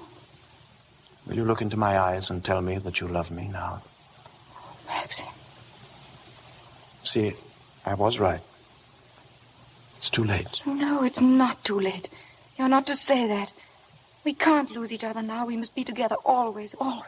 We may only have a few hours, a few days. Oh, Maxim, why didn't you tell me before? Sometimes I nearly did, but you never seemed close enough. But how could we be close when I knew you were always thinking of Rebecca? How could I even ask you to love me when I knew that you loved Rebecca still? What are you talking about? You thought I loved Rebecca? I hated her. Hated her? Oh, I was carried away by her, enchanted by her, as everyone was. But I never had a moment's happiness with her.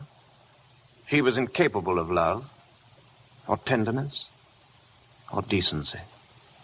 You didn't love her? Remember that cliff where you first saw me in Monte Carlo? Well, I went there with Rebecca on our honeymoon.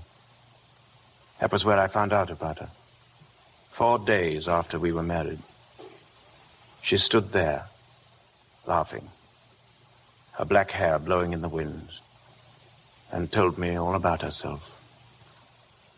Things I'll never tell a living soul.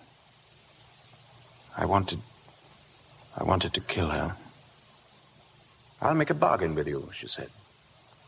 You'd look rather foolish trying to divorce me now after 4 days of marriage. So I'll play the part of a devoted wife, mistress of your precious Mandalay. And people will visit us and envy us and say we're the luckiest, happiest couple in the country. What a grand joke it'll be. What a triumph. I should never have accepted her dirty bargain, but I did. And I kept it. So did she, apparently. But after a while, she began to grow careless. She took a flat in London, and she'd stay away for days at a time. Then she started to bring her friends down here. I warned her, but she only shrugged her shoulders. Then there was a cousin of hers, a man named Favell. Yes, I know him. He came the day you went to London. Why didn't you tell me? I didn't like to. I thought it would remind you of Rebecca. Remind me? As if I needed reminding. Favell used to visit her here in this cottage. I found out about it, and I warned her that if he came here again, I'd shoot them both. One night, when I found that she'd come back quietly from London, I thought that Favell was with her. I decided to come down here and have it out with both of them. But she was alone. She was lying on the divan. She looked ill. Queer. Suddenly she got up, started to walk toward me. When I have a child, she said, neither you nor anyone else can ever prove it wasn't yours. You'd like to have an heir, wouldn't you, Max, for your precious Mandalay? And she started to laugh. How funny, she said. I'll be the perfect mother just as I've been the perfect wife. And no one will ever know. She was face to face with me. She was smiling. Well, Max, what are you going to do about it? Aren't you going to kill me? I suppose I went mad for a moment. I must have struck her. She stood staring at me. She looked almost triumphant. And then she started toward me again, smiling. Suddenly she stumbled and fell. When I looked down, ages afterwards it seemed, she was lying on the floor. She'd struck her head on a heavy piece of ship's tackle. I remember wondering why she was still smiling. And then I realized she was dead. But you didn't kill her. It was an accident. Who would believe me? I lost my head. I knew I had to do something, anything. I carried her out to the boat. I put her in the cabin. When the boat seemed a safe distance from the shore, I took a spike and drove it again and again through the planking of the hull. I opened up the seacocks, and the water began to come in fast. Then I climbed over into the dinghy and pulled away. Then I saw the boat keel over and sink. It started to rain. Maxim, does anyone else know of this? No one. Then you must explain it.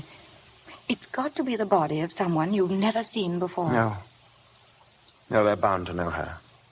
Her rings and bracelets, she always wore them. They'll identify her body.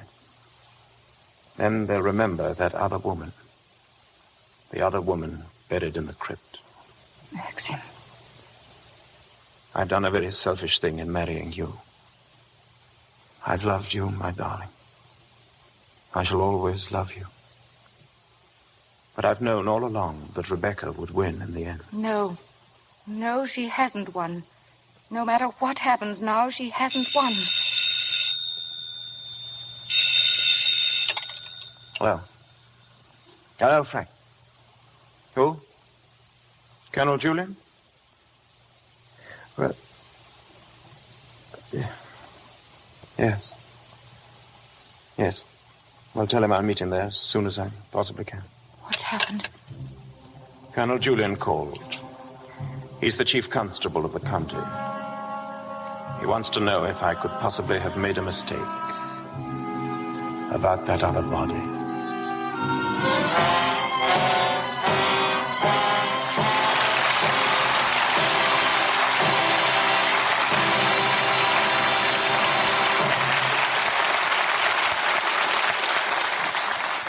In a few moments, we'll return with the third act of Rebecca.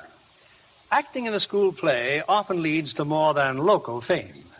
The guest I've invited tonight, Miss Barbara Rush, really began her professional career with her part in a class play at Santa Barbara State College. Is that so, Barbara? Yes, Mr. Keeley, because it got me a scholarship at the Pasadena Playhouse. Where so many studios have discovered fresh new talent. Well, that's how it turned out for me.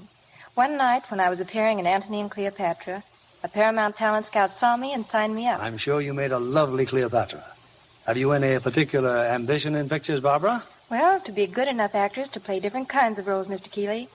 I'm thinking of Betty Hutton's new Paramount Technicolor musical, Let's Dance. And believe it or not, Betty has never danced on the screen before. And imagine all those intricate dance routines she does with Fred Astaire. Yes, Betty's certainly a remarkably versatile star.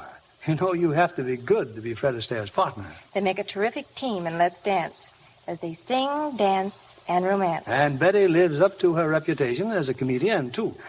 That's a hilarious scene when she makes up her mind to sleep in the bathtub. Sounds very uncomfortable. Well, it was only for a few minutes, Mr. Kennedy. Afterwards, she could take plenty of time to relax in her own bathtub in her Lux Soap beauty bath. Than which there's nothing more refreshing. Yes, that big new bath-size cake is so luxurious. And I love the Lux Soap perfume. It leaves such a delicate fragrance on the skin. Yes, screen stars say this beauty bath makes them sure of all over Lux loveliness. Thank you, Miss Barbara Rush, for coming tonight. And now, a Hollywood beauty hint to women everywhere. Try this generous satin smooth bath size Lux toilet soap. You'll enjoy the creamy, abundant lather, the flower-like perfume. 9 out of 10 screen stars use Lux toilet soap. We pause now for station identification. This is CBS, the Columbia Broadcasting System.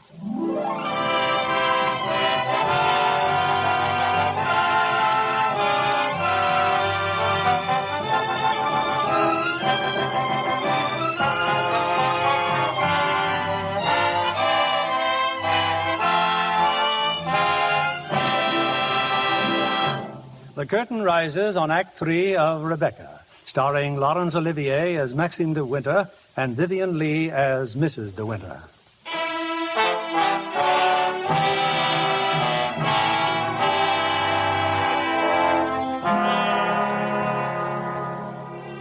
The body they had found in the boat was identified as Rebecca de Winter. There had to be an inquest, of course.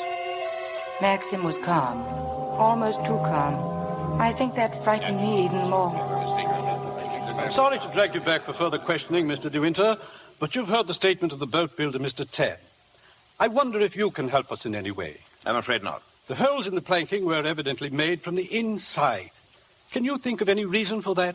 Oh, of course I can't think of any reason. Then, since Mrs. De Winter went sailing alone, are we to believe that she drove those holes herself? You may believe whatever you like. Can you enlighten us as to why Mrs. De Winter should have wanted to end her own life? I know of no reason whatever.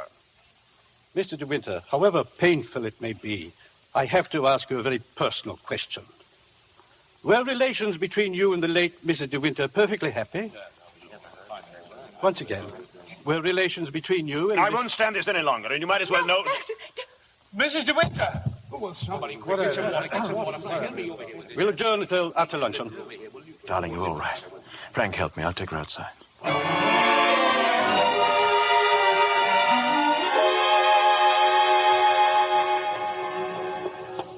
Careful, darling. There's no rush. I'll take you to the car. It was very foolish of me, fainting like that. Hello. Maxim, it's Fabel. And how does the bride find herself today? What do you want, Fabel? How are you, Max? I was rather worried about you when I heard about the inquest. That's why I came down. I'm touched by your solicitude, but My if you don't guess mind... is they'll turn in a verdict of suicide. And that is, of course, unless something unforeseen occurs. What do you mean? Well, I have a strong feeling that before the day is out, somebody's going to make use of that rather expressive, though old-fashioned term, foul play. Go on. You see, Max, I find myself in a rather awkward position. You've only got to read this note to understand. It's from Rebecca. She wrote it to me the day she died. Oh, I'm not going to bother you with the contents now, but I can assure you that it's not the note of a woman who intends to drown herself the same night. You know, Max, I've often wondered what it would be like to retire to the country. Have a nice little place with a few acres of shooting. I've never figured out what it would cost a year, but I'd like to talk about it with you. Darling, Mr. Fabel and I have a little business transaction on hand. I think we'd better conduct it over at the inn. They may have a private room there. Maxim. You all right now, dear? Yes, but Well, Frank will be here in a moment. Ask him to find Colonel Julian. Then bring them both over to the inn immediately. Come on, Fabel, let's go.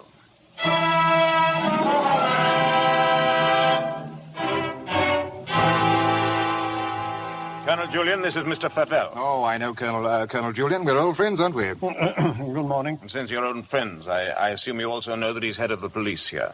I think he might be interested to hear your proposition. I don't know what you mean. I only want to see justice done, Colonel. The evidence suggested certain possible theories concerning Rebecca's death. One of them, of course, is suicide. And now I have a little note here which puts that possibility quite out of court. Will you read it, Colonel? Jack, darling, I've just seen the doctor, and I'm going to Mandalay right away. I shall be at the cottage all this evening and shall leave the door open for you. I have something terribly important to tell you. Rebecca. Now, does that look like the note of a woman who had made up her mind to kill herself? Now, come, Colonel, as an officer of the law, don't you feel that there's some slight grounds for suspicion? Of murder? Well, what else? It's blackmail, pure and simple. Blackmail's not so pure nor so simple, Mr. Crawley. Mr. Fabel, perhaps you can provide us also with a motive. I knew you were going to bring that up, Colonel. Yes, I'll supply that, too. Maxim, what's he going to do? You come in, Mrs. Danvers. Thank you. Colonel Julian, Mrs. Danvers. I believe you know everyone else, Danny. Mrs. Danvers, There are a few questions. No offense, Colonel, but I think if I put this to Danny, she'll understand it more easily. Danny, who was Rebecca's doctor? Mrs. De Winter always had Dr. McLean from the village. No, you heard. I said Rebecca's doctor in London. We know that Rebecca went to a doctor in London on the last day of her life. Who was it? I don't know. Oh, I understand, Danny. You're trying to defend her. But that's what I'm doing. Mrs. Danvers, it has been suggested that Mrs. De Winter was deliberately murdered. There you have it in a nutshell, Danny. But there's one more thing you'll want to know. The name of the murderer. George Fortescue Maximilian de Winter. Well, Danny? There was a doctor. Mrs. De Winter sometimes went to him privately. What was his name? Dr. Baker. 165 Gold Hawk Road, Shepherd's Bush. There you are, Colonel. There's where you'll find your motive. He'll tell you why Rebecca went to him, to confirm the fact that she was going to have a child, a sweet, curly-headed little child. She told Max about it. And so, like the gentleman of the old school that he is, he killed her. Maxim, I'm afraid we shall have to question this, Dr. Baker. I'm ready to leave now, if you wish. Maxim, let me go with you. Please, darling, wait for me at Mandalay. I'll be back first thing in the morning.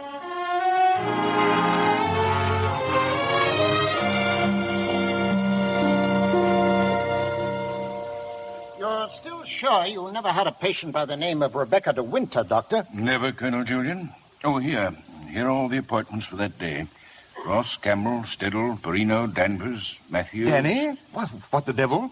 You read that name again. Did you say Danvers? Yes, Mr. De Winter. I had a Mrs. Danvers for 3 o'clock. What did she look like? Can you remember? Yes, I remember her quite well. She was a very beautiful woman, tall, dark, exquisitely dressed. Rebecca. The lady must have used an assumed name, Dr. Baker. Is that so? Well, this is a surprise. I'd known her for some time. What was the matter with her? My dear sir, there are certain Could ethics... you possibly supply a reason, Dr. Baker, for Mrs. De Winter's suicide? For her murder, you mean? She was going to have a child, wasn't she? Come on, out with it. No, she was not, Mr. Favell. But she was very seriously ill. She was not going to have a child. That was what she thought, but my diagnosis was quite different. She wanted the truth, and I told her. She had only a few months to live. A few months? Perhaps even less. There was nothing that could be done, nothing that she could do, except wait. Did she say anything when you told her? She smiled in a queer sort of way, and... Oh, yes, I remember she said something that struck me as being very peculiar at the time. When I told her it was a matter of months, she said, "Oh, no, Doctor, not that long." Thank you. You've been very kind. You've told us all we wanted to know. I should like to have a talk with you, Mr. Favell. I didn't know that... Will we be needed any further at the inquest, Colonel Julian? No, I can see to it that Maxim's not troubled any further. Thank you, Colonel.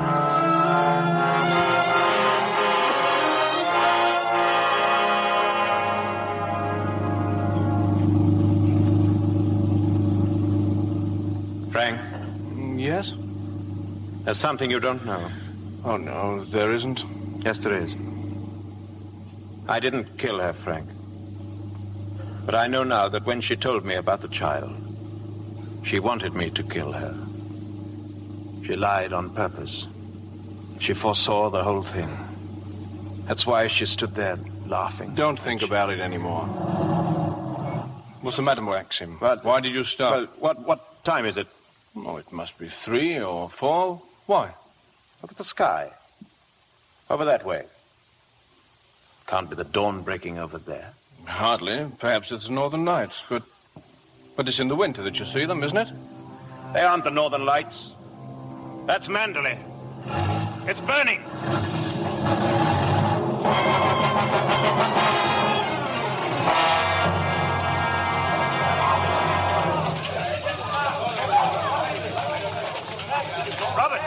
Robert, have you seen Mrs. De Winter? Where is she? Maxim, here. Oh, thank heaven you've come back to me. Are you all right? Yes, I'm all right, but Mrs. Danvers, she's gone mad. She set the fire. She said she'd rather destroy Mandalay than see us happy here. There she is, at the window, the west wing. Maxim, she'll be killed.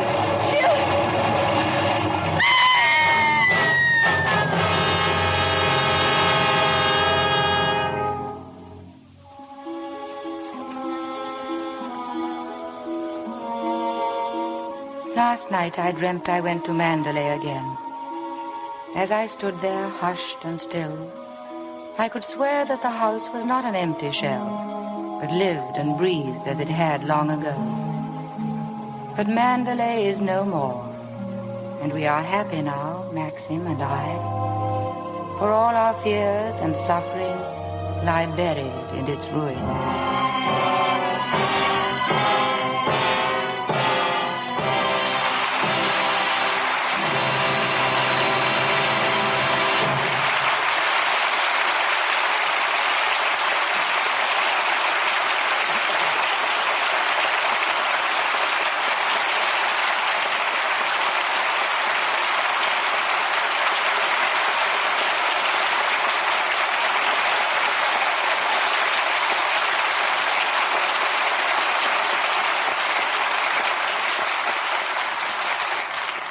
The curtain falls on Rebecca, and all our thanks for a truly memorable evening to Laurence Olivier and Vivien Leigh. Laurence, the last time we met, the circumstances were quite different. It was in England during the war. Yes, I remember it well. You came down to Denham Studios while we were filming Henry V. You were making a picture for the American Air Forces, weren't you, Bill? Yes, and as I spent most of my time on the bomber stations, I didn't have the opportunity of seeing you, Vivien. Well, we hope you'll make us another visit again, Bill. Perhaps we'll be able to repay some of Hollywood's wonderful hospitality. We just can't believe that any two people could be so generously treated. And the same was true in New Orleans as well. I believe you were there on location making scenes for your picture, Streetcar Named Desire. Well, Scarlett O'Hara should have felt right at home in New Orleans. That's right, Bill. It looks like all of Vivian's American picture career will be spent in the Deep South. By the way, Vivien, didn't you play Streetcar Named Desire on the London stage for some time? Well, as a matter of fact, I did.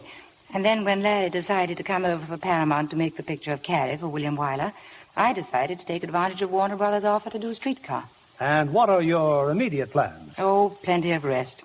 You see, we're taking the long way home. We're sailing next week on a tramp steamer. Sounds wonderful.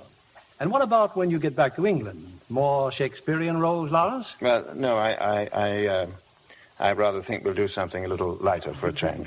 Fine. You know, we'd love to see you both in a comedy. All of which prompts me to ask, Bill, what's your play next week? Well, next week we'll present one of our special musical treats. That's a boisterous comedy as well. 20th Century Fox's recent screen hit, Wabash Avenue. And our stars will appear in their original roles, Betty Grable and Victor Mature. A wonderful cast in the musical of the wonderful gay 90s. Well, I'm sure everyone will look forward to that, Bill, just as much as we do. Good night. Good night and bon voyage.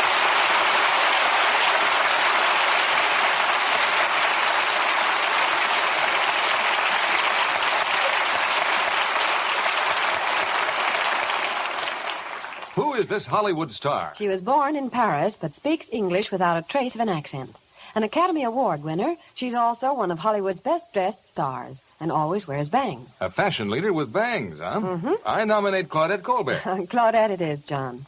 She's a perfectionist in her clothes as well as in her work. She insists on Lux Flakes care for all her lovely washables, from exquisite suit blouses to flannels, ski shirts, and soft wool sweaters.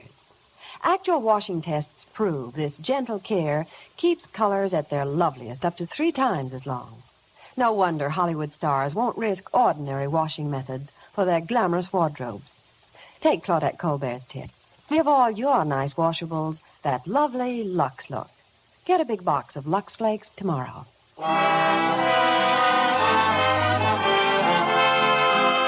Lever Brothers Company, the makers of Lux Toilet Soap, join me in inviting you to be with us again next Monday evening when the Lux Radio Theater presents Betty Grable and Victor Mature in Wabash Avenue. This is William Keighley saying good night to you from Hollywood.